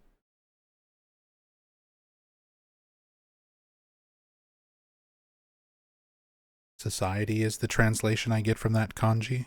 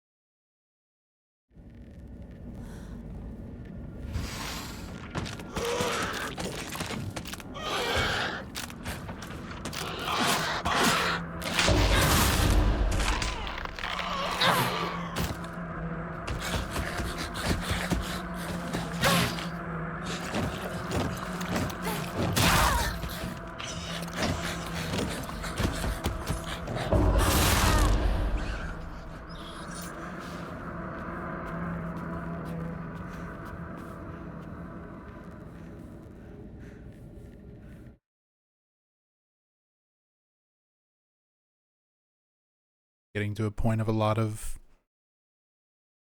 repeated assets. Oh, there's another weird lighting thing.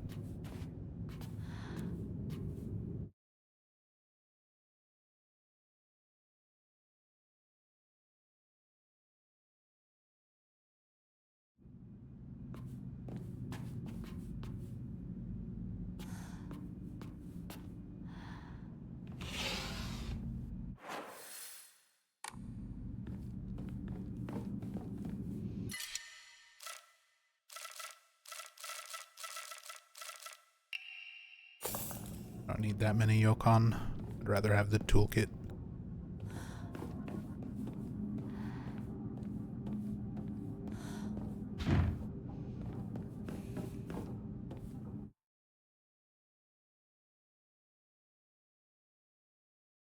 Really gonna be rendered a lot of these areas that you can't access, but I still like to check.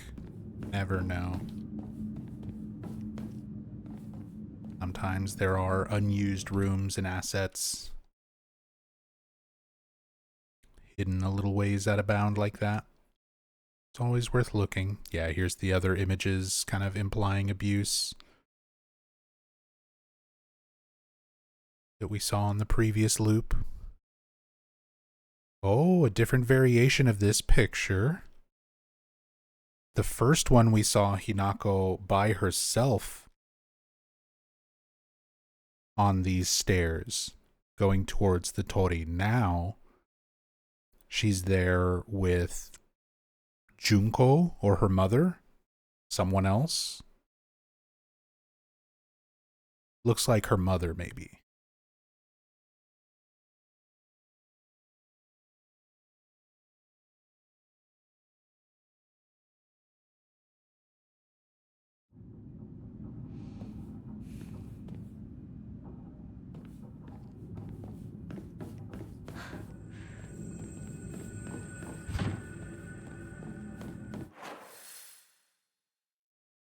Loops back around, so let's go up here. Oh, and I'm getting performance drops. Game's getting kind of choppy here.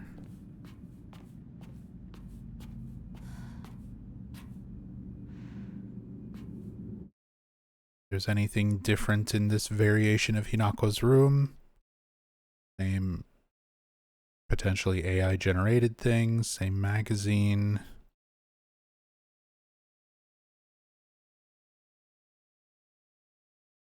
There's like a wooden frame in the garbage. Doesn't appear to actually have like a picture. An empty frame with all the crumpled up paper. Oh, her track shoes.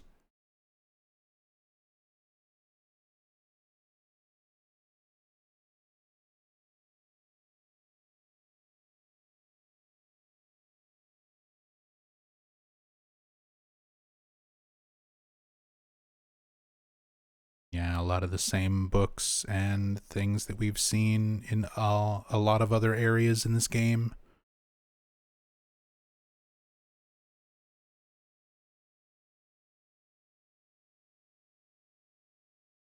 And then, of course, this one where we get our wax lump that we need to go and melt.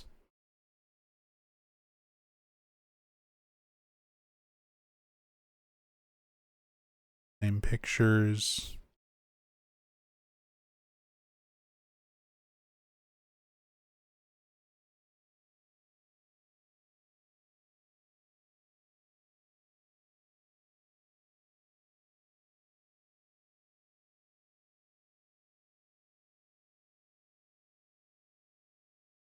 Victory. Upper competition.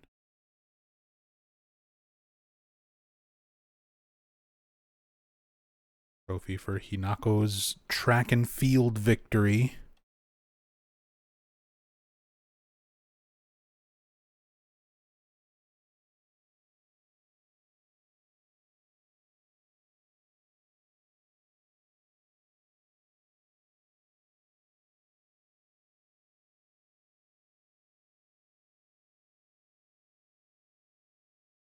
You got first place? Yeah. Same deal with the photo. She's very good at track and field. That's the in-game lore reason for why she can run and fight and not just immediately be tired.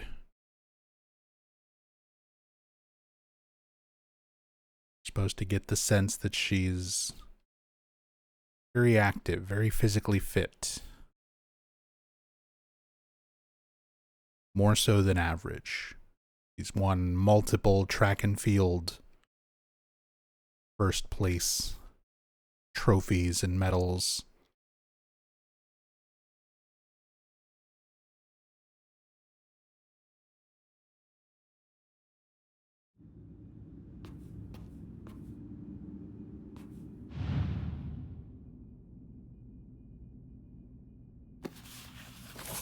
Watashi no nikki? 何か入ってる。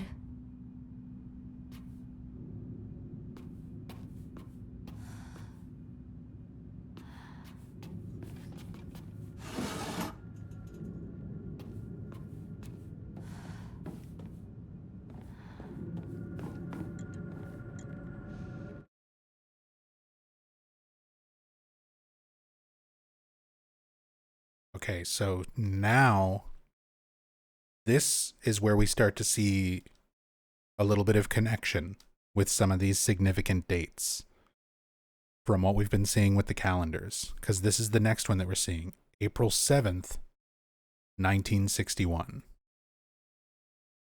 Again, going back to Hinako's journal.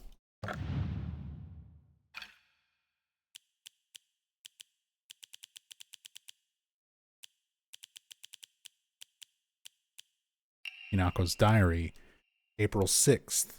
My big day is tomorrow. I can't back out. So talking about her wedding day. Then we have this April 7th, which would be the day after that diary entry. So this is most likely the date of the wedding. April 7th, 1961.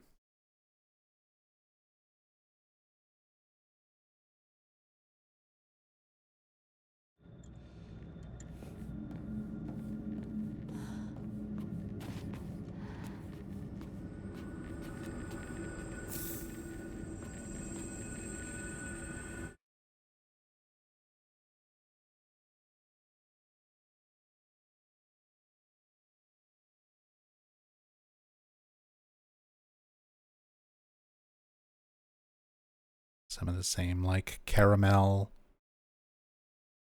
chocolate straws, orange, more traditional Japanese doll. We saw the same one in Rinko's room.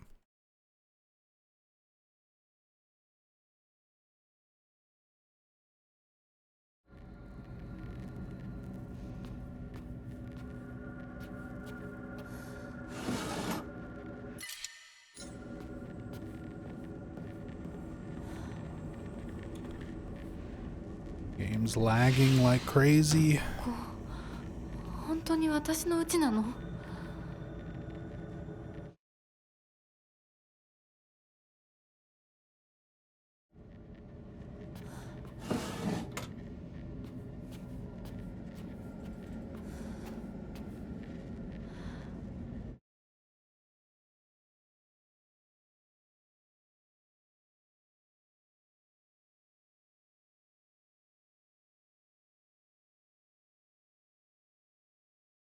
？It's a hallway? No, we never actually accessed this hallway.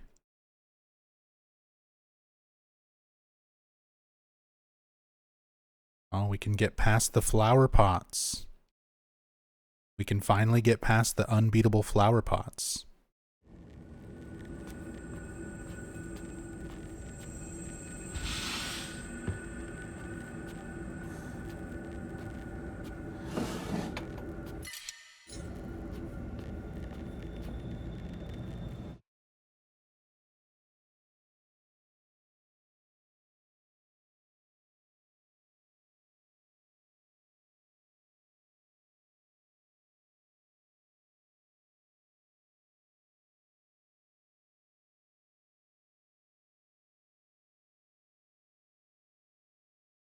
Little bit brighter, little easier version of the Hinako holding the doll by the leg. Also, I think it's mirrored. I think the other one, she was holding it in her opposite arm. I think that it flipped horizontally compared to the one we looked at before.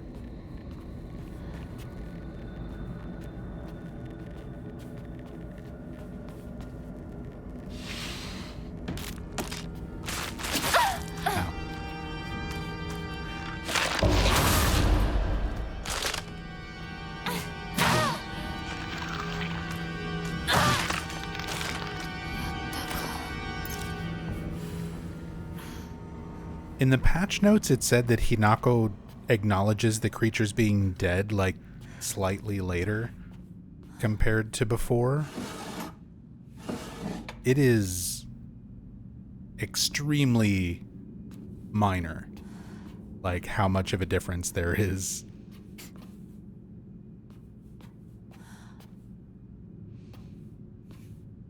It's like a half second later compared to how it used to be.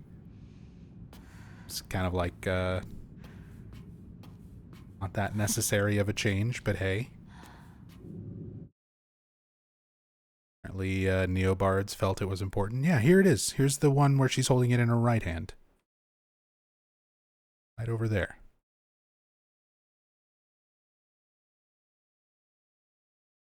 So yeah, they're just taking that photo and flipping it.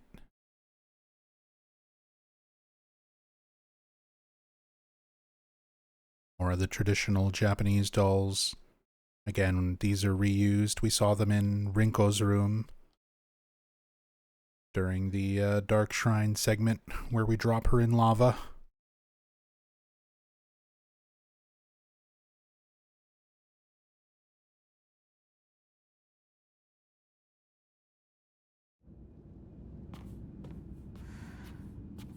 What's up, Romanticore?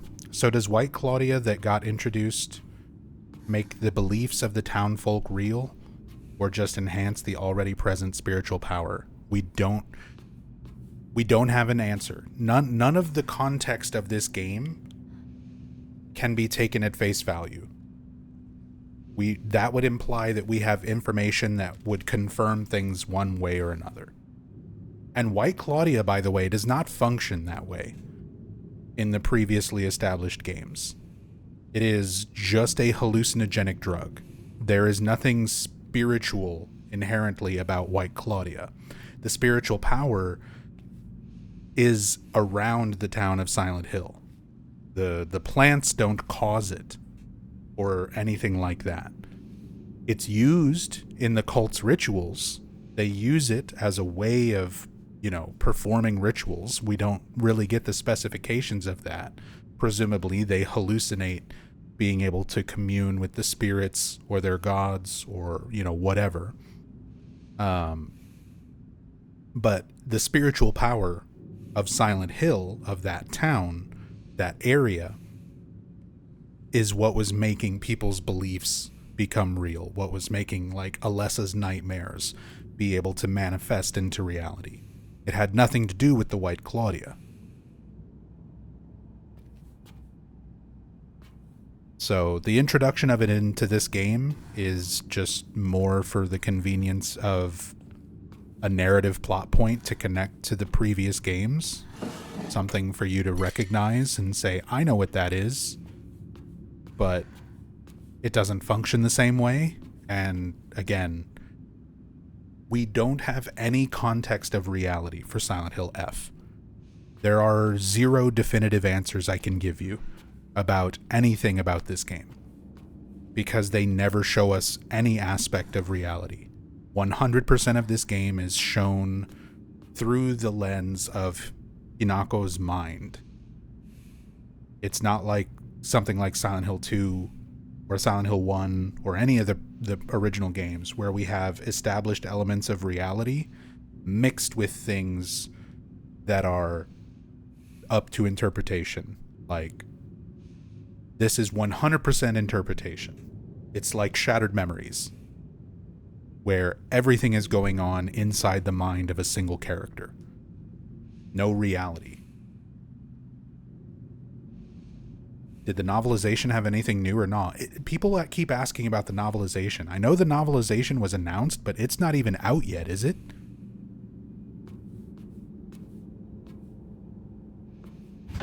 And even if it was, I think it's Japanese only. I don't think it's been translated to English at all. But no, I haven't read the novelization of Silent Hill F at all.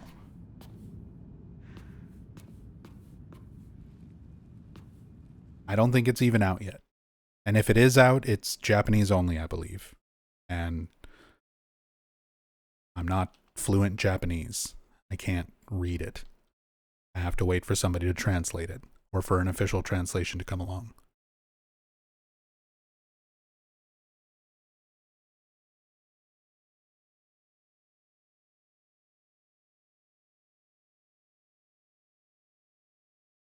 A friend for cleaning up.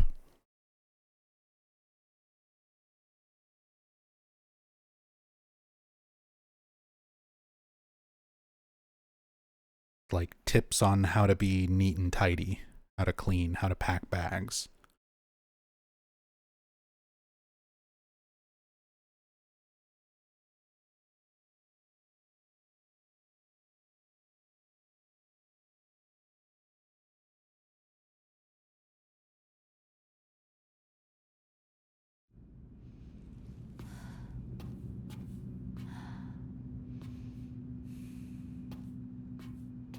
So yeah, you can see, like, there's these doors with these flower pots that we've not been able to go past.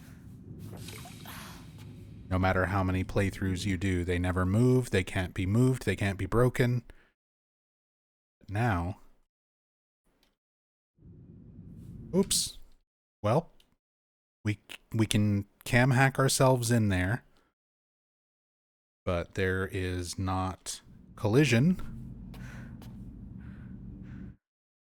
So we just fall right through the floor.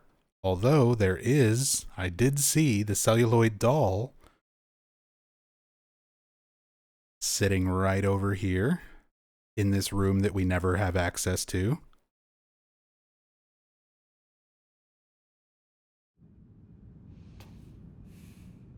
You can actually see it with the default camera. Nice little detail there. Celluloid doll sitting in this room you don't have access to.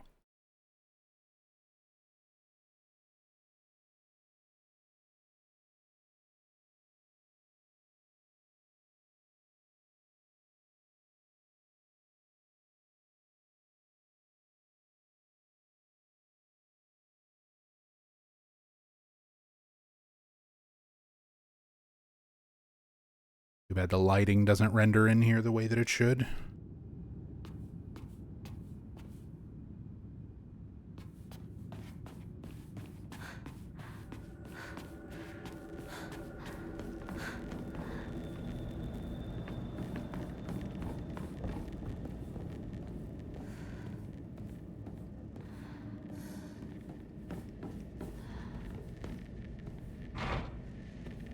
Won't open. What is this bird pattern? Oh. Even before we do the loop to get the key to get in here, Hinako's mother is already in here. For the flashback scene.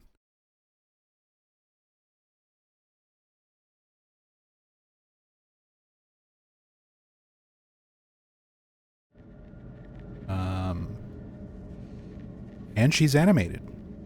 Like, let's unpause the game world. And she's got an idle animation.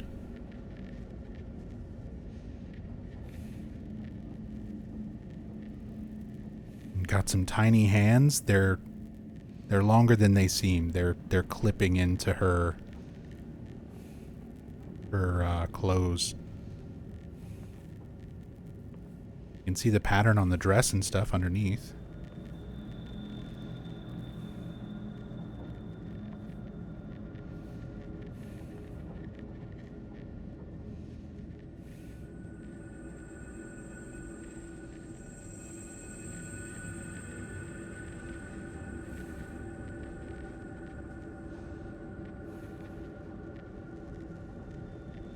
Family photo.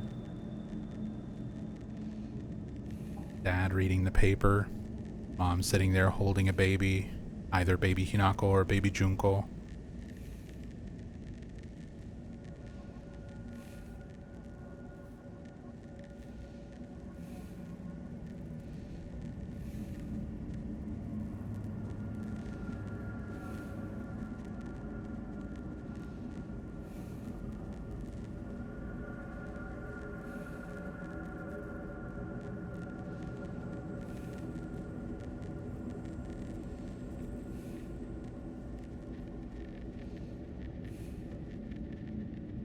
I think these are lists of the debts. It's like essentially balancing the checks, balancing the income and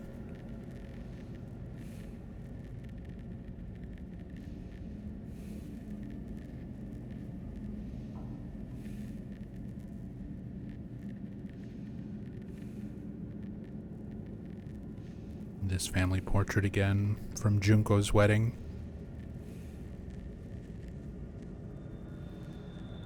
Another one of the few times we kind of get to see Junko's face.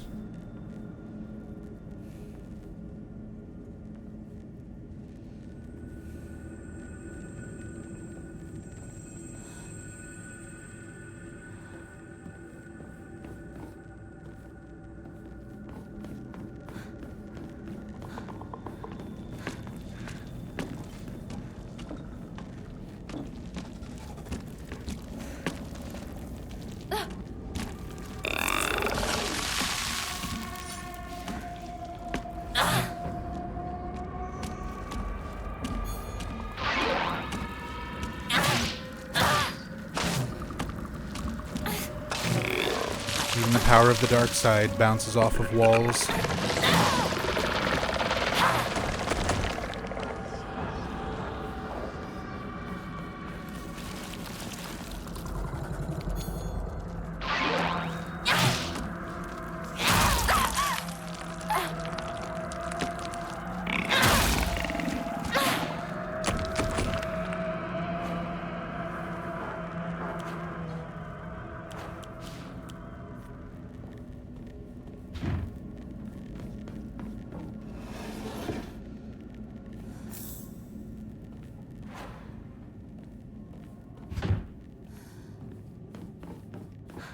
This part of the game is getting laggy.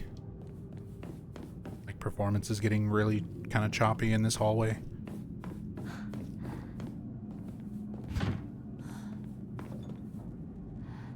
More Kokeshi dolls. More and more Kokeshi dolls showing up. Scattered all around the house.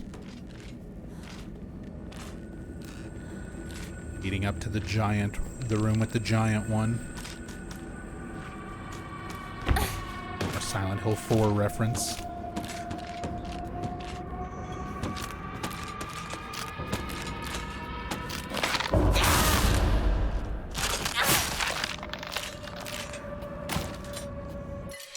Kitchen knife still OP.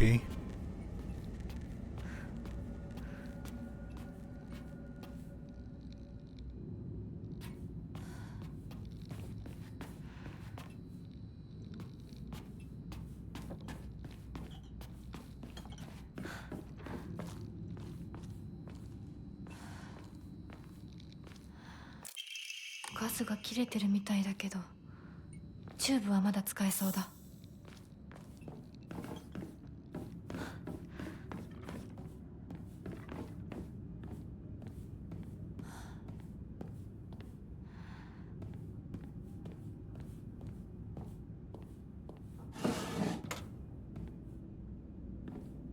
Really harsh lighting, and she's got her propane accessory.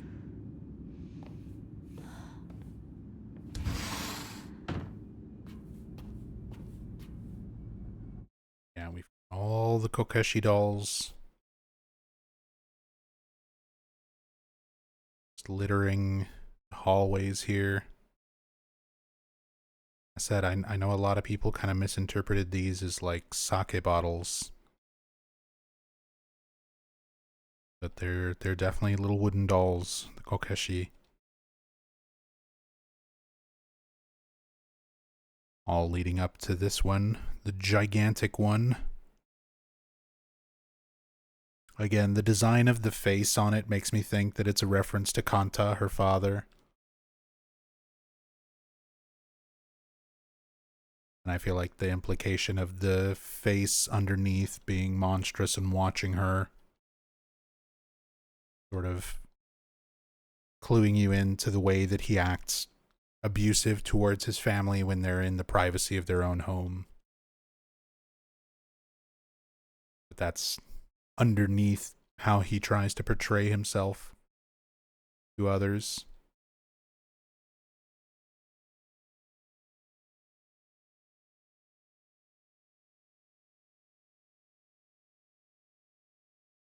Nothing else inside of it hiding in terms of like what's rendered there.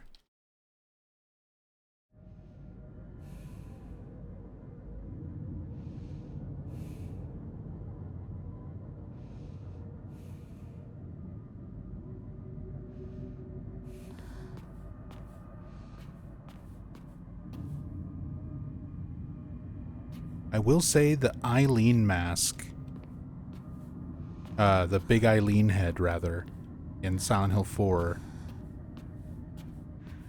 I think does this effect better.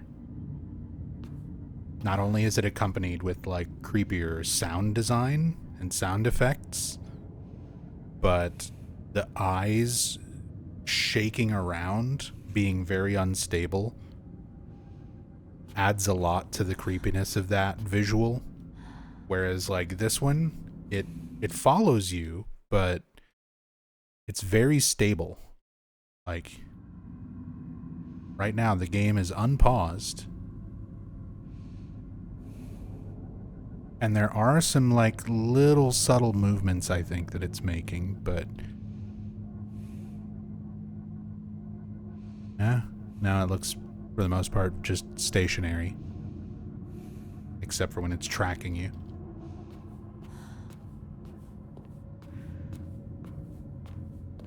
Still, creepy imagery. But I kind of feel like Silent Hill 4 still did it better.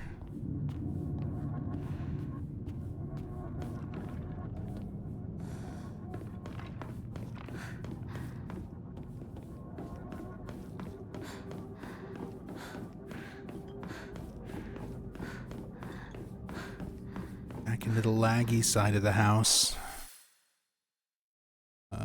That's everything here.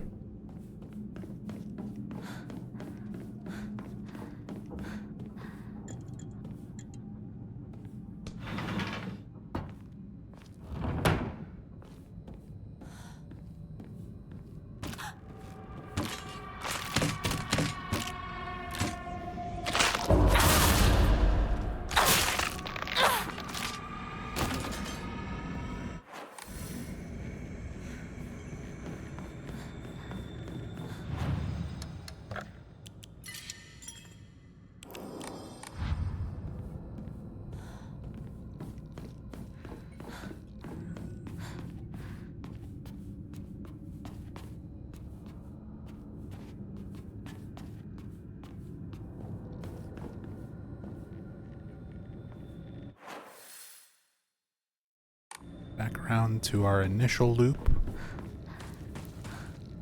which, again, as the initial loop, the fact that the calendar leading up to this part is the wedding day kind of gives us the clue that that is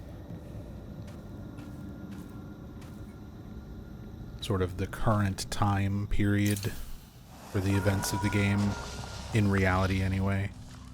It's hard to pin anything into any sort of reality or sensical timeline. I know I'm sounding like a broken record, but this game needed a little bit more reality in its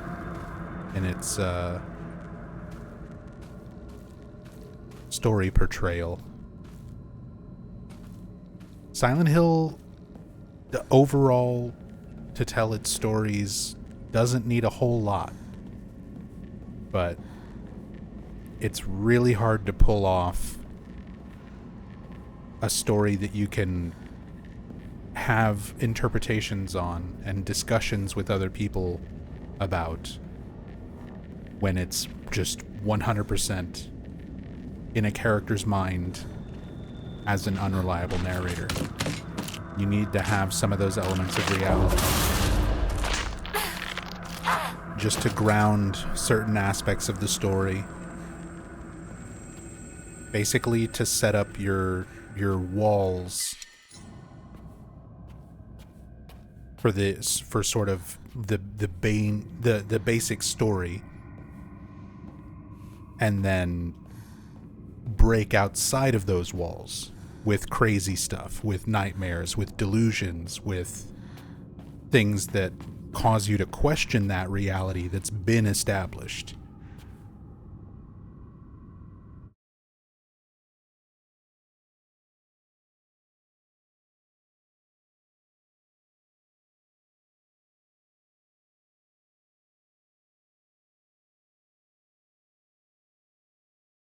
Oh, some more new images. Mom broke a plate. He's bleeding.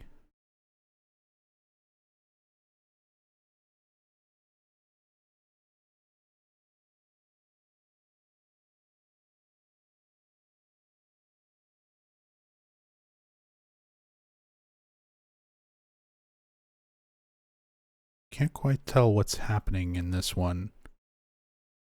It looks like Kanta. It looks like Hinako's father, sitting cross-legged with his arms in front. It's hard to tell what he's holding. A pen or a knife? Cutting open a fish?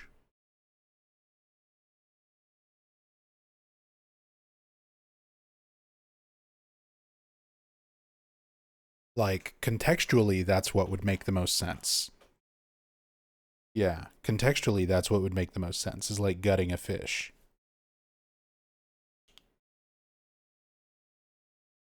But it's hard to tell just from the image. You can kind of tell in the bottom left, it sort of looks like a scale pattern, and in front of the hand that's like holding an object, that kind of looks like a fin sticking up.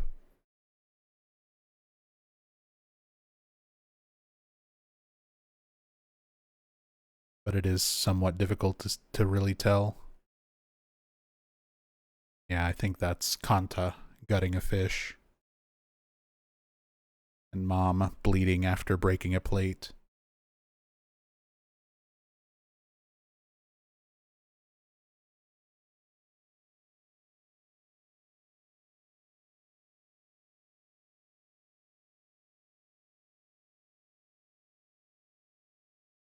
Naughty worship.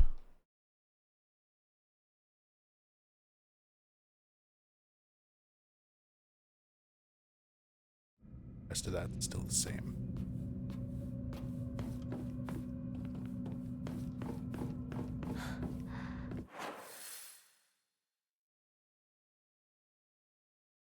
Okay, so that's that one solved. Let's do the portrait puzzle. We need to flip over everything except for Hinako.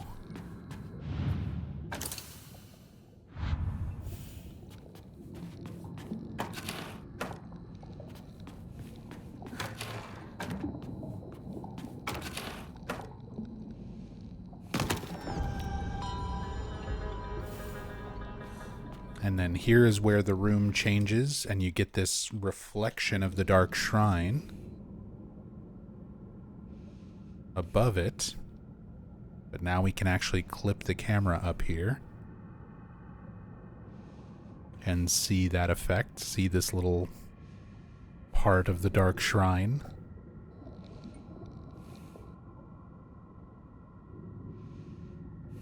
Upside down, yeah.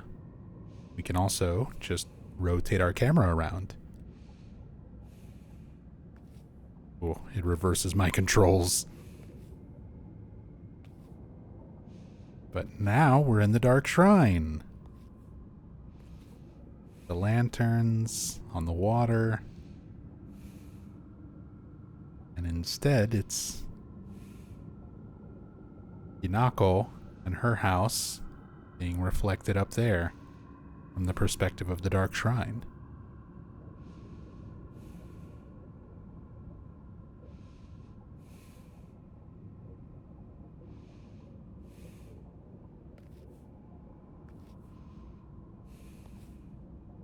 There's a lot more to this than I thought there was. Little walkways and walls and stuff back here.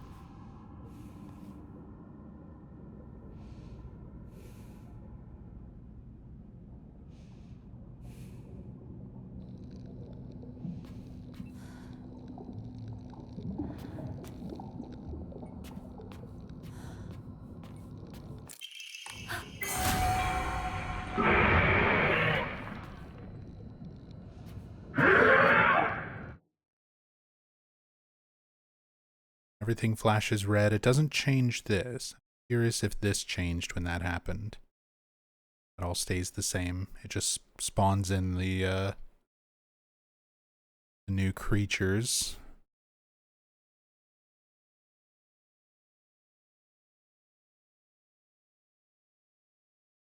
Presumably.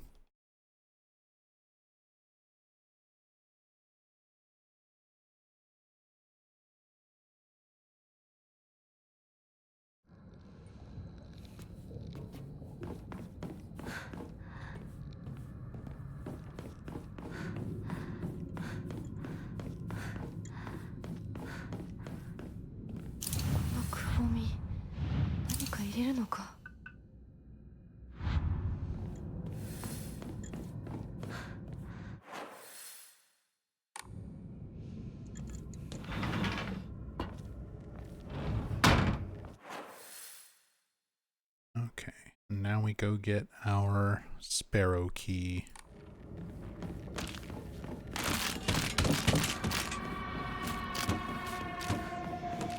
Use our sparrow key.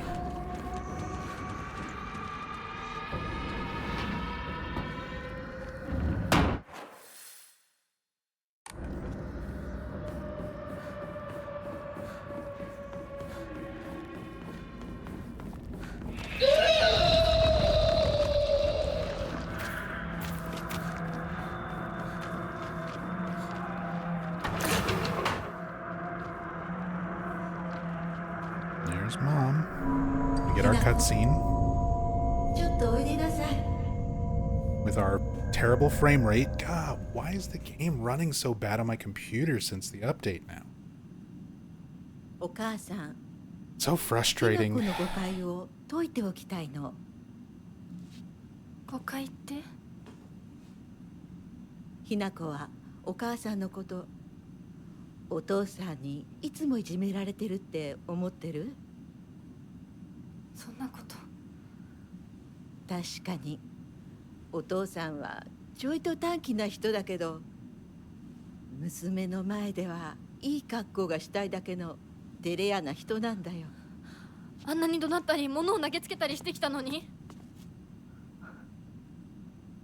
お父さんはね、 Appalling Snowman says this is the best scene, ずっ IMO. と This is a 夢 very があっ good たの。 cutscene.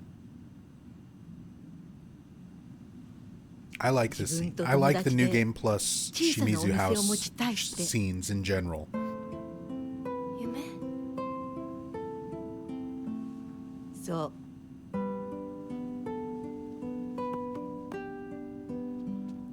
But yeah, I like this one a lot. Because we've been getting so much of this hyper exaggerated Hinako's perspective of her father and mother and お everything. 父さんには仲のいいお This is one 友 of 達 the がいて few ね。 scenes that actually kind of is trying to humanize it a little bit, 弟みたいに可愛いって make it a いつ little も bit 言う more よね。 realistic, give you some context. でもね、何かあっ This たん game だ needed a ろう lot ね。 more of this. 急にお父さんが貯めてたお金全部持って逃げちゃった。きっとどうしようもない理由があったんだろうね。悪い人には見えなかったから。お父さん、それですごく傷ついてね。荒れてた時期があったの。落ち着くといつも私には謝ってくれたよ。でもね、子供には弱い父親の姿を見せ This た is く one な of い the から better って。 music tracks in the game, too. 男の人はプライドが高いから。だからって家族を傷つけていいわけがない。ひな子はきっと家に入ると女は男に虐げられるってそう思い込んじゃってるんだろうね。 Children don't でもね、 understand dynamics of adults until they あんた become が adults 思ってる themselves. ほど That is definitely a big theme 女 in も this game. 母さんも弱くはないんだよ。 It's also a big theme in お Shattered 父 Memories. さんなんて It's a 娘 big の part 前 of で why I は like Shattered かっこ Memories つけ so て much. 威張ってるけど、あんたたちがいない時は全然違うんだから。以前お母さんとお父さん大喧嘩したことがあるの。知らない。そんなことあったの？お母さんお父さんが謝ってくるまで徹底的に無視してやったよ。あんたたちがいる前では普通に振る舞ってたけどね。おかずもお父さんの嫌いなものばっかりにして、お茶に雑巾の絞り汁入れてやったこともあるの。お母さんが信じられない。お父さんたったの3日で値を上げたよ。あんたと純子が寝静まった後、そこにベターっと土下座してね。お父さんが本当に？そうだよ。私とお父さんが本気で喧嘩をしたら、お父さんが私に勝てるわけないじゃない。でもね、それは私たち夫婦の話。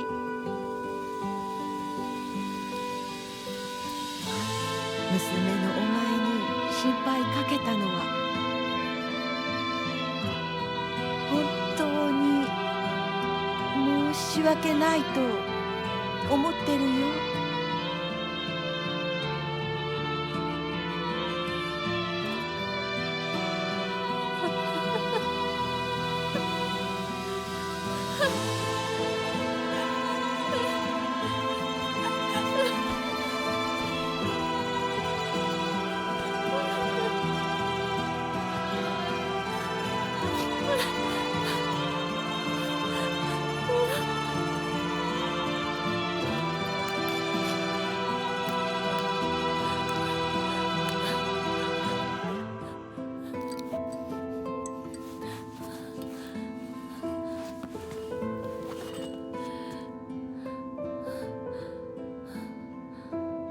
してくれて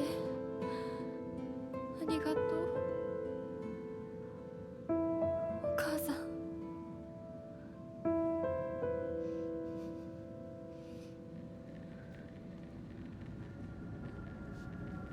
Yeah.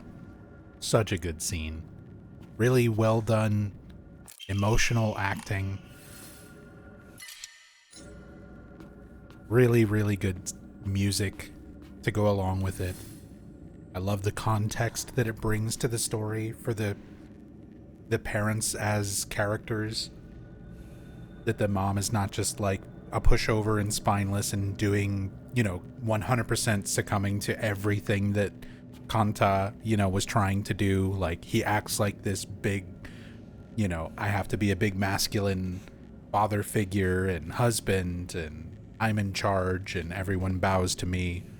But the mother shows that she's also, when she's wronged by him, she does what's within her power to get an apology out of him.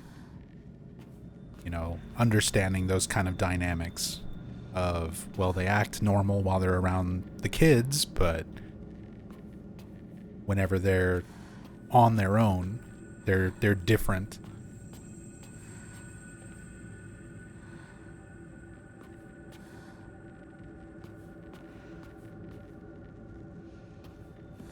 Again, it helps to humanize the characters, gives a great deal of context, and again, I feel like the game needed a little bit more of that. A little bit more of that. Again, this is another one of those scenes where I feel like some context of reality would have helped immensely.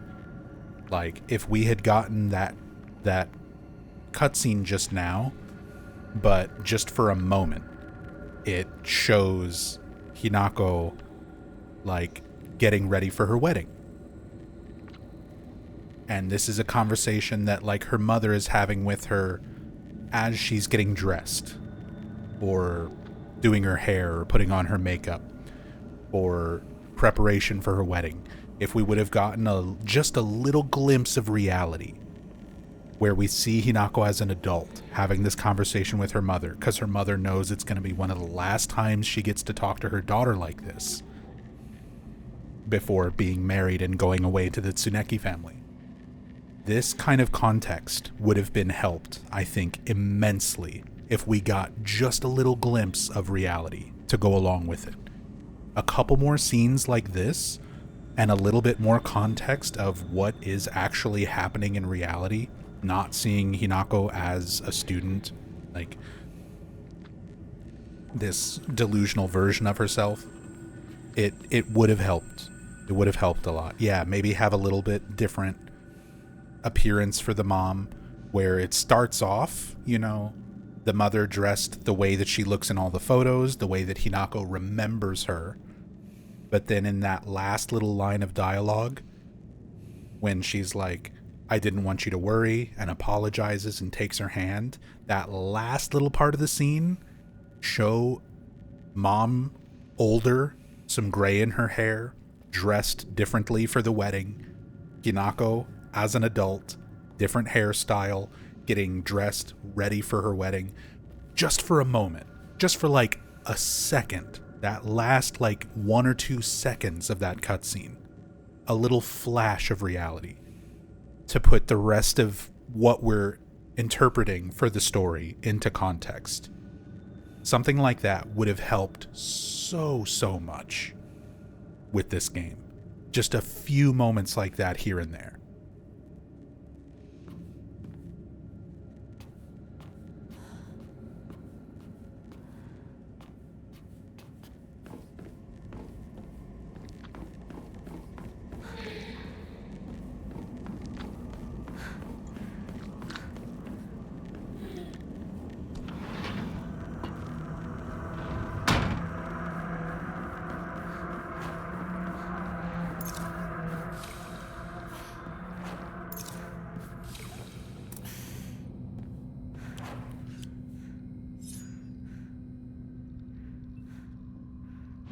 it would have redeemed the bad game design choice of locking content out?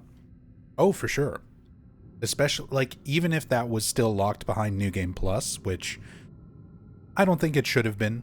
I'm still against the idea of locking that much of the story behind follow-up playthroughs. I still think your New Game playthrough should have given you more context than what it does, but something like that would have definitely made the follow-up playthroughs feel more worth it.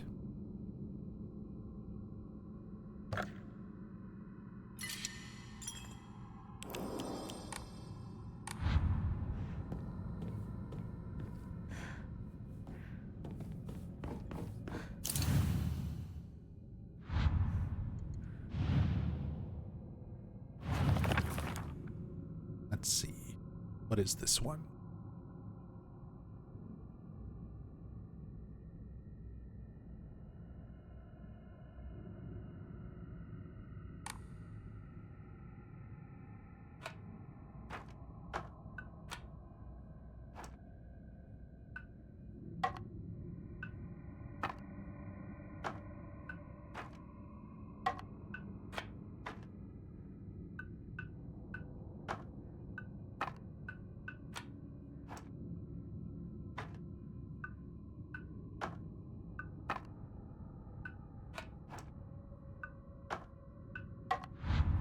That was it. でも何の話だろう。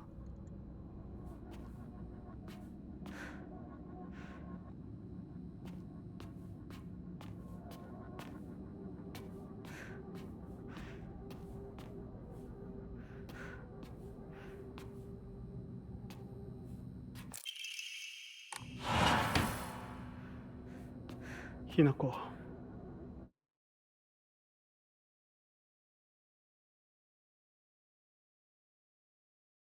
I mean, we already get to see Kanta normally, but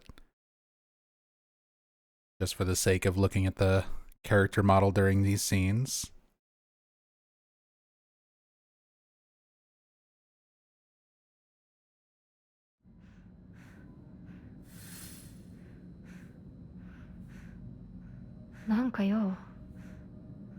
Give it a unique camera perspective. 謝っておこうと思ってな。何を？俺は情けない父親だった。長い間怒鳴ったり怖がらせたりして悪かった。今頃謝ってなかったことになんかなるわけないでしょ。あれだけ長いことみんなに迷惑かけて全部チャラになるなんて本気で思ってるの？ Oh, frame rate. お前の気持ちを考えれば到底許せるわけもない。それを重々分かってる。それでも俺に謝らせてくれ。許してくれなくて構わないから。はあ、あんた一人がスッキリしたいからってだけで勝手に謝ってるの？迷惑だよ。帰ってよ。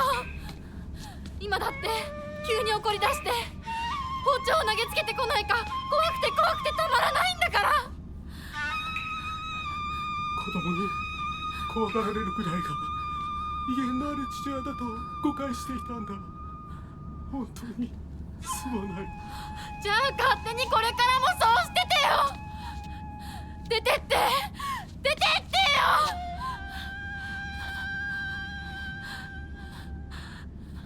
それでもお父さんは謝ってくれてる。許す許さないは私たちの勝手だけど、お父さんの謝りたいっていう気持ちまでも無限にはできないよ。お父さんの都合なんか知らないよ。家族だよ。I hate that there's these weird performance issues after the お patch. 母さんに聞いたでしょ。お父さんが裏切られて辛い目にあったって。辛い理由があったから乱暴も許せっていうの？そんなのまかり通らない。そう、まかり通らない。許す必要もない。縁を切り言い訳も謝罪も聞いてやる義理は確かにない。でもね、家族の縁は切れないんだよ。だから許さなくてもいいけれど聞いてあげなくちゃ。お父さんの気持ちだけは受け止めてあげて。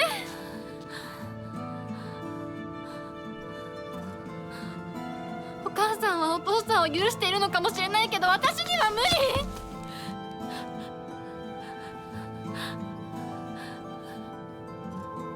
知ってる？私たちとお父さんは血がつながっているけど、お父さんとお母さんは血なんかつながってないんだよ。結婚したってだけの赤の他人のお母さんがお父さんの話を聞いて許せたんだよ。どうして血のつながりのある私たちが話も聞いてあげられないの？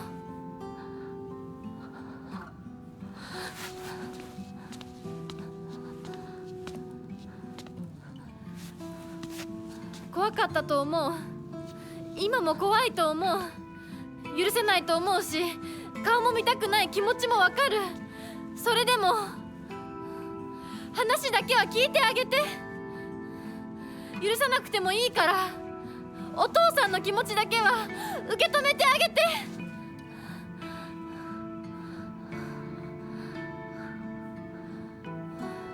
もし俺のせいで男というものに恐怖を覚えているなら、それは誤解だ。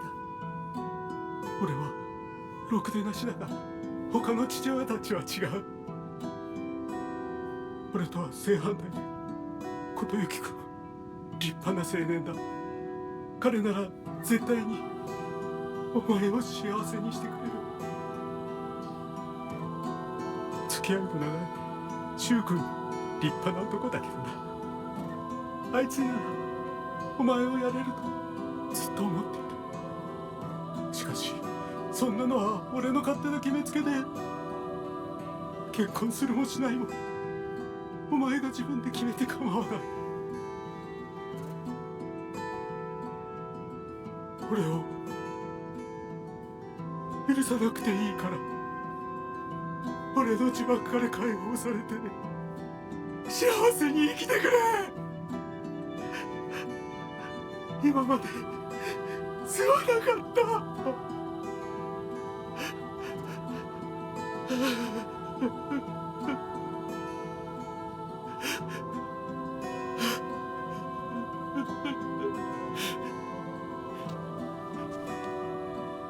今でも怖いし、許せるかどうかわからないけど、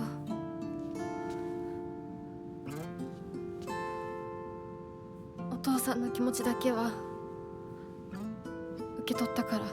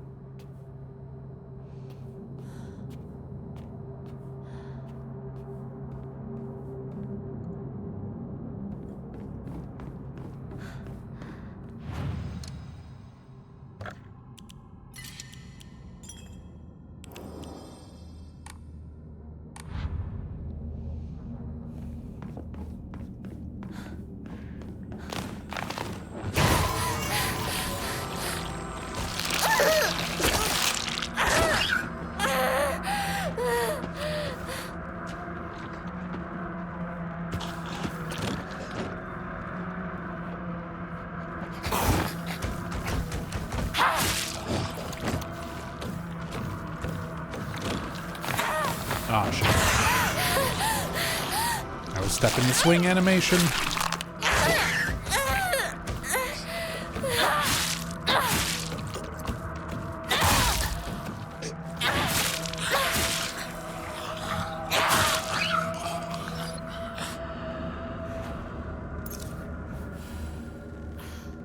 Bet that feels like Ziggy's tongue. Probably not as bad.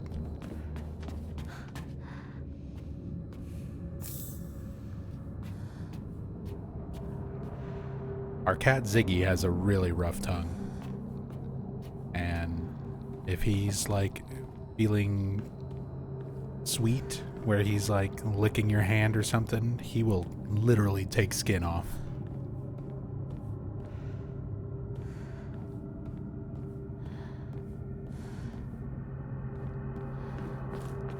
Oh, is he doing that? He was doing that to you over there. Index finger's red. I mean, he's practically drawn blood. Just with his tongue before. Roughest, like, cat tongues are always rough, but his is exceptionally rough, more than any other cat I've ever had. You got that tiger tongue.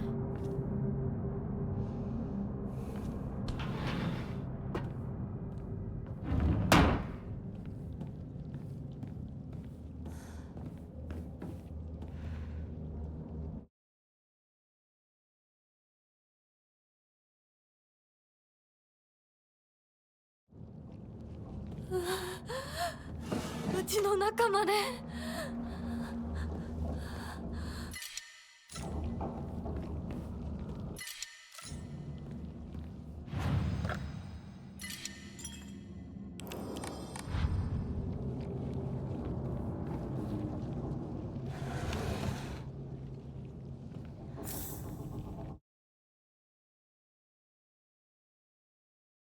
See if there's any new photos or anything. Also clip out of this area because it's a little different from the rest of the Shimizu house. More out of bounds doors and Hokoras. They swap things out.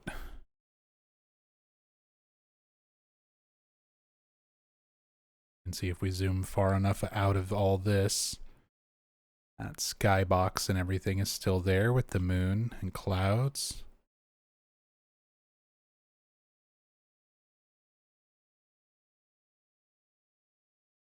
The doors and things that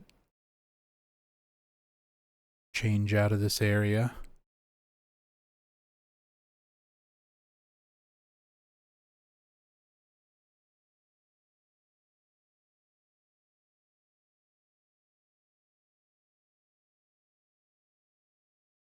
Try to look a little closer at this calendar, but yeah, I don't think we're going to actually discern any information from it.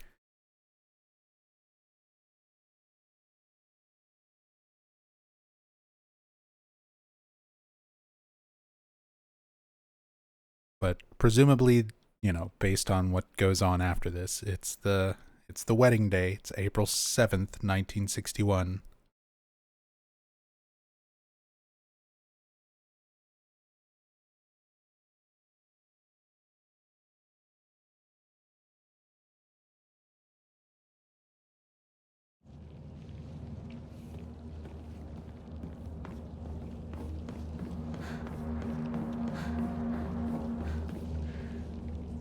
Scribbled over.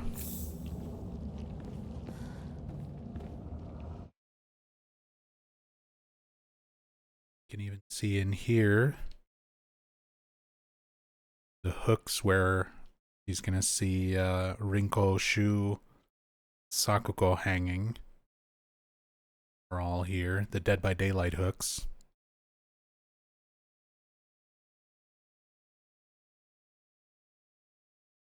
There's Kanta's knife, where you find that stuck in a tree when you're first unlocking the sword.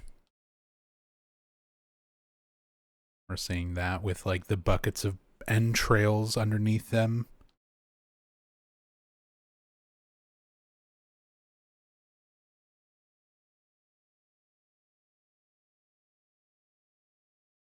Oh, they're already in here.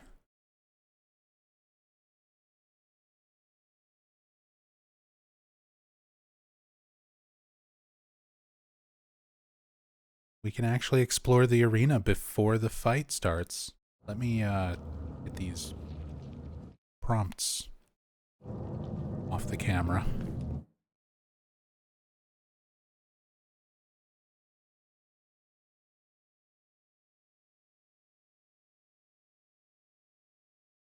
We can get a closer look at monster form mom and dad. There's definitely some cool details with them. Yeah, mom with the huge open wound in her back, kind of implying her being spineless. But again, that seems like a projection exaggeration from Hinako's side that is not necessarily the case based on the little like cutscene we get just a moment ago with her having that conversation with her mother, showing that she did stand up to Kanta in her own ways. Also, more of the little cancerous cysts, sort of growths inside of her. Of course, the overgrowth of the flowers and Higambana. Her eyes and face are still there underneath all that.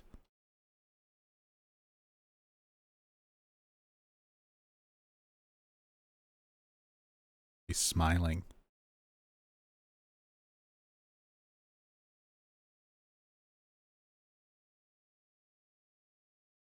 And Chungus, we can see his uvula.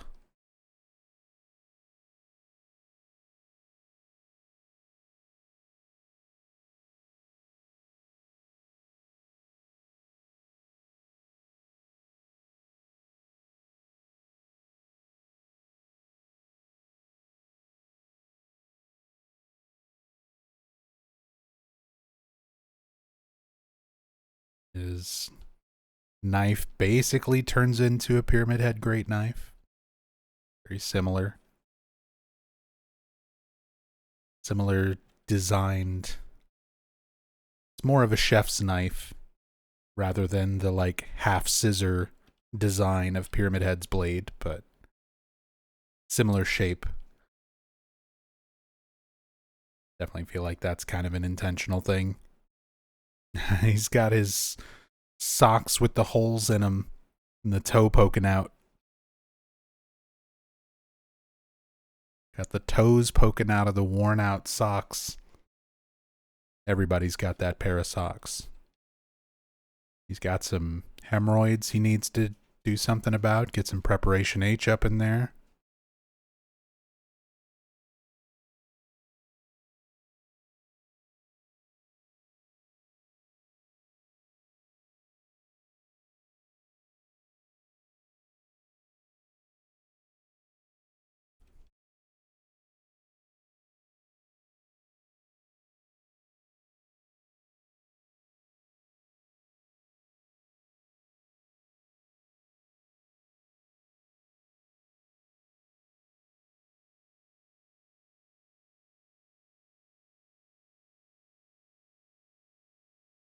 A little closer look at the arena.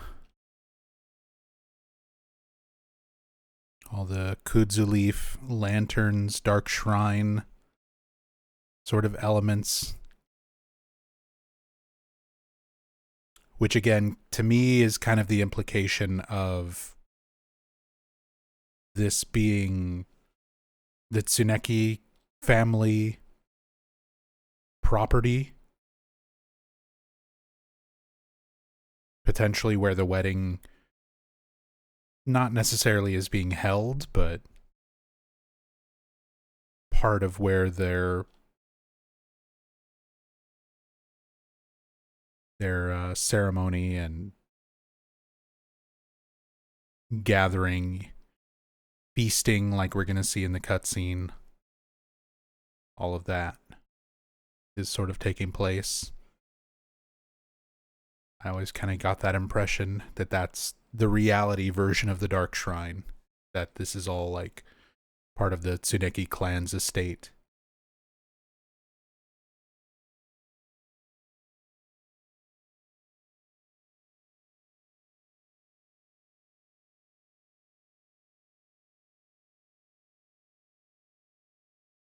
And even this little area where they walk off after the fight.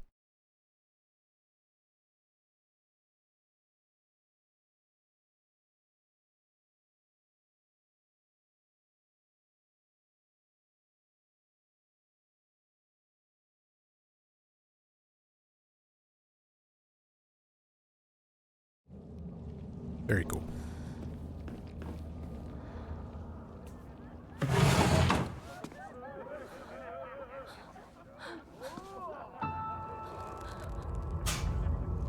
Bless you.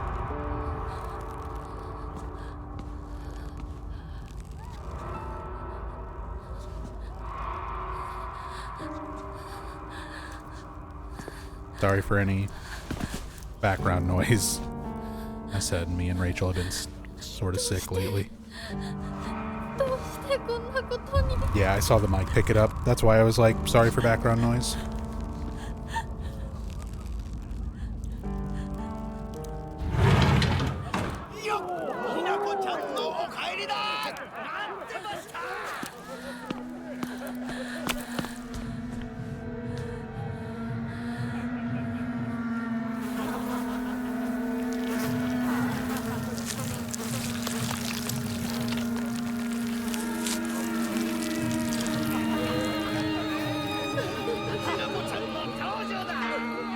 Hinako, 遅かったな。今から始めるところだったぞ。誰のなんだと。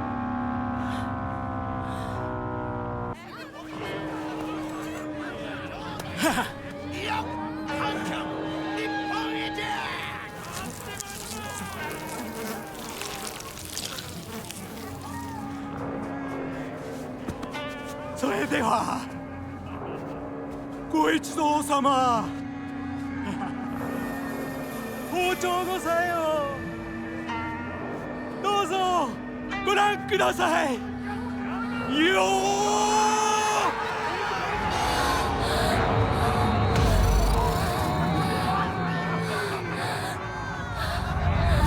なんだその言い草は。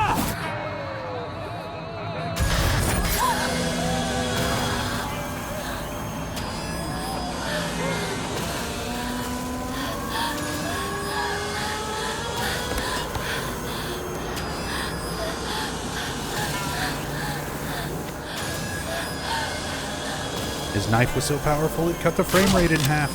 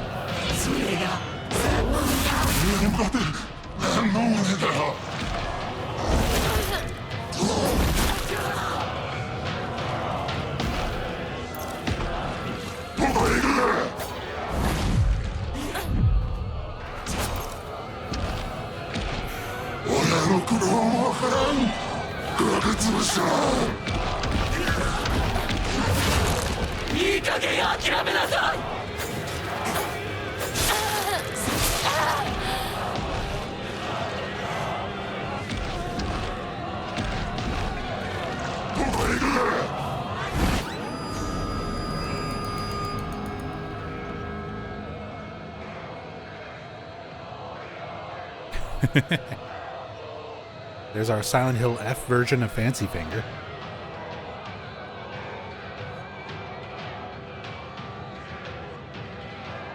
Throwing up gang signs.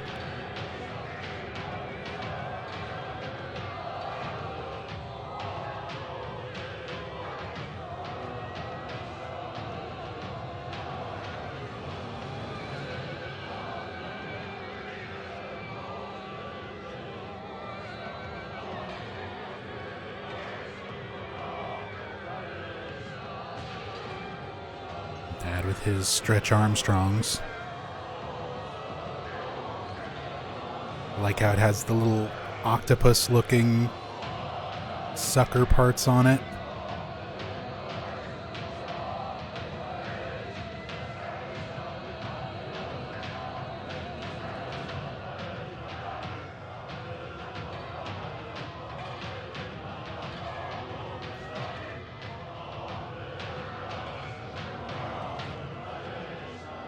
No, Hinako, don't do a peace sign. Wasn't that a thing with a K-pop boy band member where they got in trouble for like doing a peace sign because it has implications of like political affiliation or something?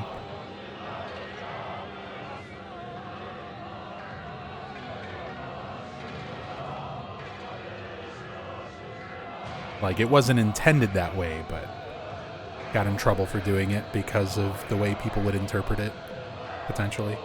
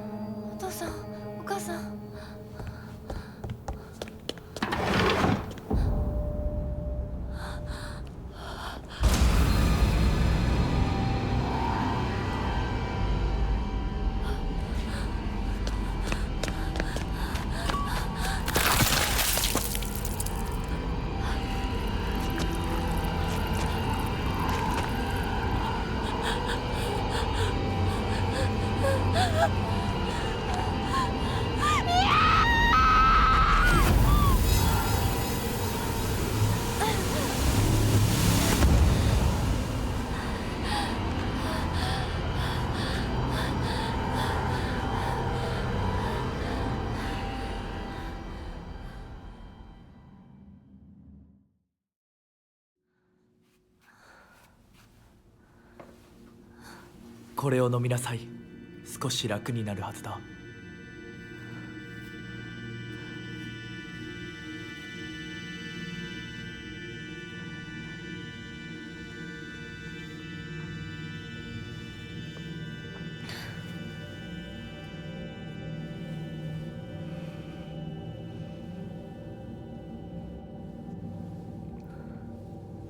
私は一体。まだ体が馴染まないのだろう。よくここまでこらえてくれた。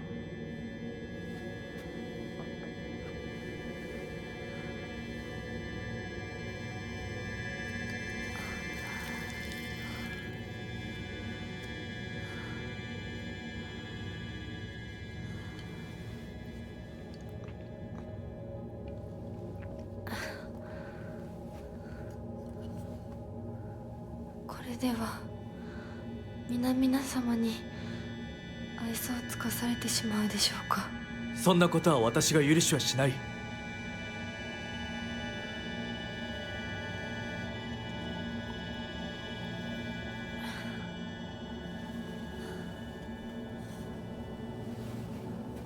少し血色が良くなった。君の体にも合うようだ。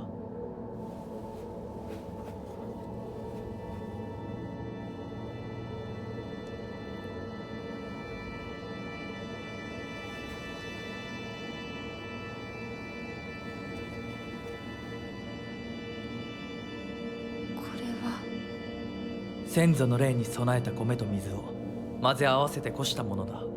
神聖な力が宿っている。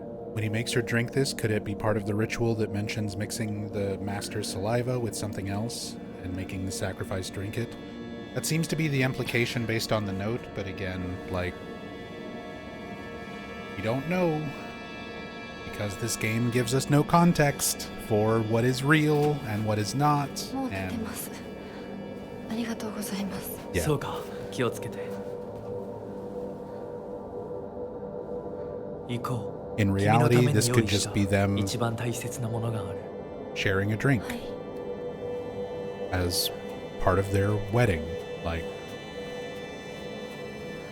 it could be something rather harmless, or it could be part of the ritual. The game does not go out of its way to define what's real, what's delusion.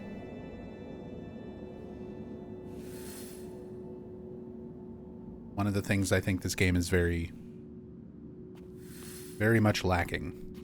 Even original Silent Hill games are not 100% up for interpretation, where everything could potentially be delusion.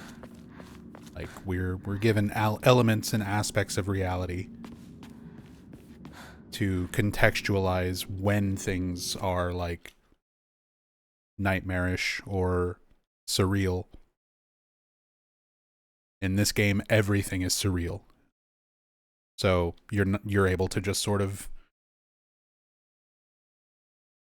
interpret your own intention and meaning from like all of it.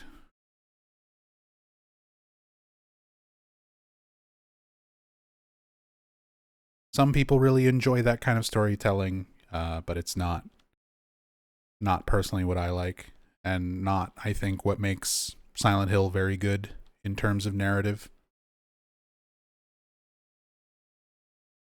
In the previously established games, having elements of reality really helps define when that reality and those rules get broken.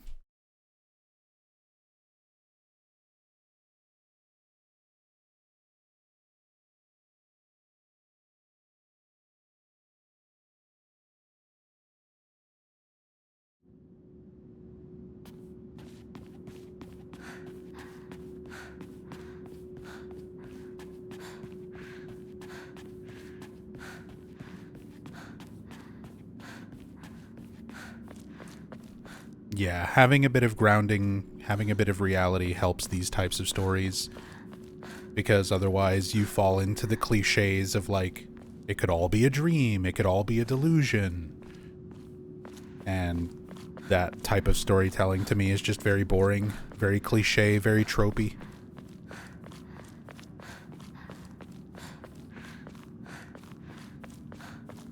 You need context. You need some sort of context.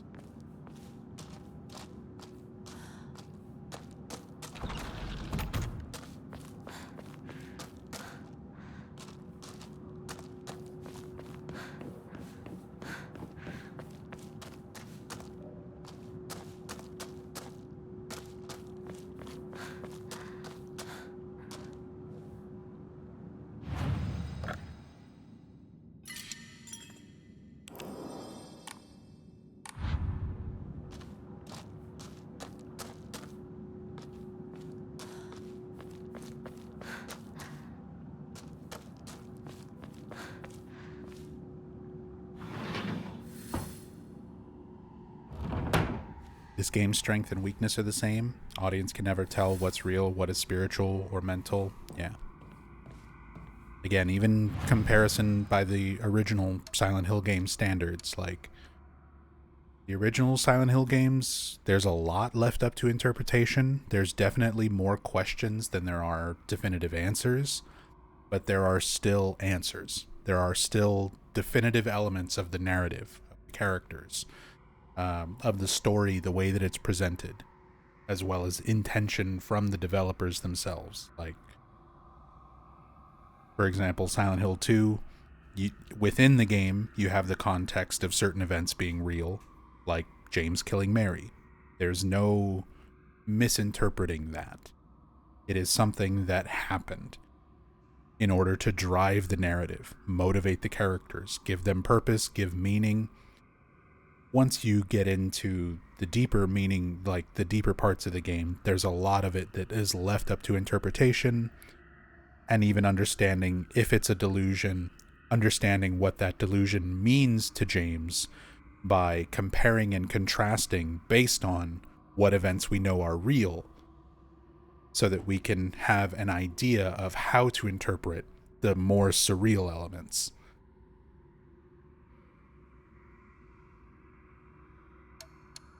This game, it's more like Silent Hill Shattered Memories. Silent Hill Shattered Memories, I'm sorry to spoil it for anyone who doesn't know it, but Silent Hill Shattered Memories, the big reveal at the end of Shattered Memories is that Harry Mason was dead the whole time, and everything that you're experiencing is just going on in Cheryl's mind. It is literally her own memories being shattered, being recontextualized for a fictional version of her father going through these events. This game, everything is contextualized through the context of Hinako's subconscious. Like, all of the game could be delusion. Every aspect of the game could be real or not. And it never gives you any glimpse, any element of grounding reality to have a discussion based around.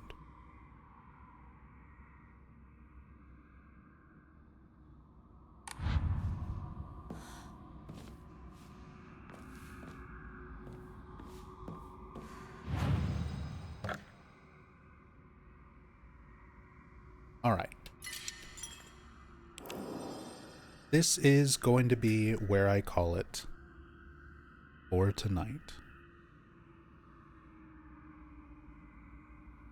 But thank you all so much for coming by, hanging out. I know super late night stream, very kind of different hours compared to when I usually stream, but for those of you who came by, anyone who came along with the raids and hung out, all the subs, resubs, and everyone just keeping me company through this Camp Hack playthrough, I really appreciate y'all being here.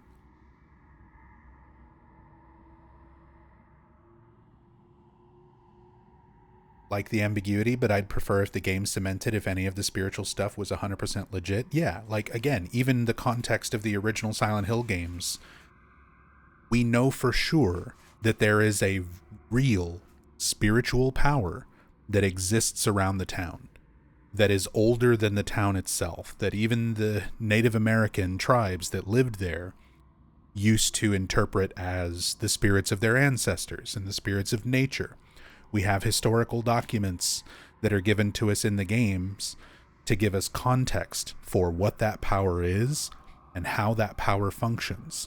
We know that the cult is real and exists, what their beliefs are, what they believe in. Like, you're given context. You're given grounding elements of reality from which you can then explore all of the elements that are left up to interpretation. So here's this power, here's how it works, and knowing that those things are real, you can look at the creatures and the environments and say, how is this relevant to Alessa? Even if it's not real, even if it's a delusion that is being manifested, what are the implications of that? How do manifestations work? What are the rules that those things have to follow? Do people perceive manifestations in different ways? Like, there's a lot left up to interpretation beyond what is grounded and what you have guaranteed answers for. This game doesn't give you any of that. This game gives you 10 different answers for every question, and then nothing beyond that. And it's like, pick your own answer. Whatever you think is most satisfying, go with that. The problem happens when you take your interpretation and try to have a conversation with your friend who played the game. You take it and try to have a conversation with somebody else. So then, all of a sudden, you've got this person A, saying, oh, it's all just a drug trip. It's all just happening in Hinako's mind. She went crazy and killed everybody at her wedding. And then you've got person B saying, no, there's a real spiritual power there. And there's these gods fighting over control of who in the town worships them. And they're just using Hinako and Kotoyuki as puppets to have wage their little war. And then you've got person C saying, no, neither of you get it. There's a water dragon that's there, that's spewing toxic gas in the area, and people are hallucinating these elements. And then you have person D saying, no, it's a brain tumor. And all of this is happening while Hinako's undergoing surgery for her brain tumor. Like, all of these are legitimate things that the game presents as answers to what's going on, and never tells you any one is more correct than the other. So 100% of the game is just left up to interpretation. They give you multiple different explanations for what could be going on and never confirm or deny any of them. And again, some people like their narratives that way. I personally don't. I like having some elements of reality that we can all, objectively agree on. And then from that, have a lot of elements that are left up to interpretation that we can then try to expand on. Instead, everything is just left open. It's one of the things that takes me out of the narrative of this game. As somebody who has been making an obsessive attempt at understanding Silent Hill games and stories for the past 26, almost 27 years, it's very frustrating for me to have a story like this, because it's very interesting, but the way that it's portrayed makes it very difficult to have a meaningful conversation about. Because all I can do is provide information. All I can do is provide the same information that the game gives me to all of you without any additional information. There's not any puzzle pieces to put together. It's just a bunch of scattered mess. And you just interpret it however you want. And I can't tell you any different. So it's frustrating for someone like me. I don't like stories like that. Do you think this game will get a DLC? Maybe. I mean, it just got a big update, so clearly NeoBards is still putting effort towards the game. Since they're patching things and changing things. So Oh, I really hope it does. I hope it gets some sort of a DLC or a sequel or something to help contextualize it and sort of cement some elements of the game's story into a confirmed reality. Like, we need a sequel or a DLC or something that is like, no, there actually is a fox god. They're like, these things are real. The spiritual power is real. Something like that would be great, because that helps us narrow down like what could potentially be the real ending, and we can start springboarding interpretations and ideas of how all, like, what all this information means and the way it's presented. But as it stands right now, everything that we're given in the game doesn't give you a whole lot of satisfying conclusions. So, yeah, it's kind of frustrating.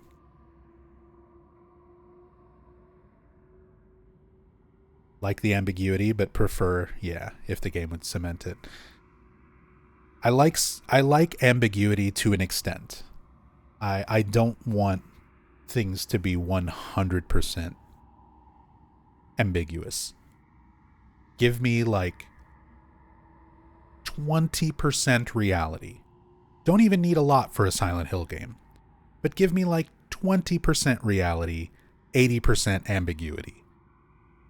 Let me know just a few things for sure are real, definitively, like the gods and the spiritual power, if they actually exist and have an influence on these characters and this place. Being able to know that would help.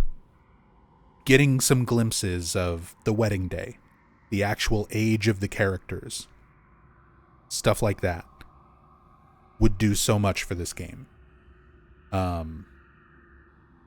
Getting to see just little bits and pieces of things, questions being answered, instead of everything just being questions with no definitive answers.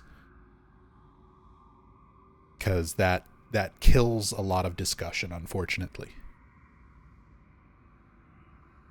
It kind of does the opposite of, I think, what the intention is. I think the intention is to leave things open and to encourage discussion among fans. But when you have too much left open, it does the opposite, where nobody can agree on anything, because there's nothing to confirm or deny any aspect of the game or any interpretation of the information as it's presented. Exactly. We don't know if the mist and the monsters are something real. Whereas, like, in original Silent Hill games, we know that the other world is like a real thing that is happening. We know that the monsters are manifested. They're created from the subconscious of somebody. In Silent Hill 1, they're being created from Alessa's nightmares. The things that are in Alessa's mind are being taken by the spiritual power and manifested into reality so that they can physically exist in the fog world and the other world. We know that there is sort of a separation of reality and fog world and other world. We know that that is like something that is actually happening. It's not just all happening in Harry Mason's mind. It's really happening. It's something paranormal that is legitimately happening to this town and to these characters. So you can then kind of springboard ideas and interpretations off of everything beyond that doesn't give you a definitive answer. But the groundwork for what's happening is still there. And you have some element of reality, grounding reality, to start your narrative from. In this, everything is just whatever. There might be a spiritual power, there might not be. It might all just be a drug haze, it might not be. It might be toxins in the air, it might not be. It might be gods fighting over the town, it might not be. And there's nothing to say if any of those is more real than the other. It just, here's a bunch of things, you pick. I don't know. To me, that's not very satisfying. That's not satisfying as a narrative.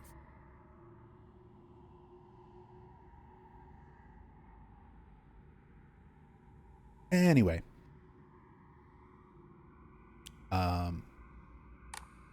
Like I said, appreciate you all joining me for this. We'll try to continue this some more tomorrow, hopefully.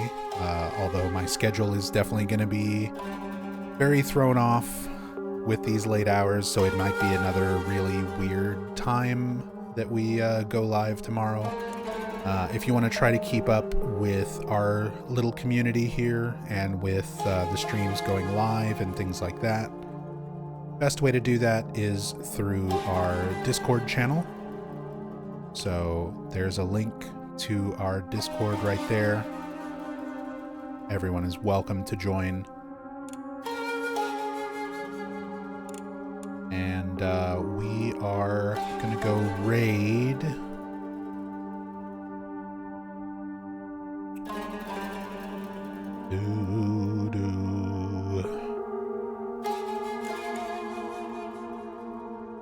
We're gonna go raid my friend Ekdysis, who is doing some Silent Hill F hard mode speedruns. A lot of speedrunners are revisiting Silent Hill F because of this new patch. It's drastically changed the routing and basically every single speedrun category for the game that was already established.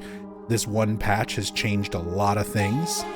So Ekdysis is doing some hard mode speedruns and experiencing the new patch.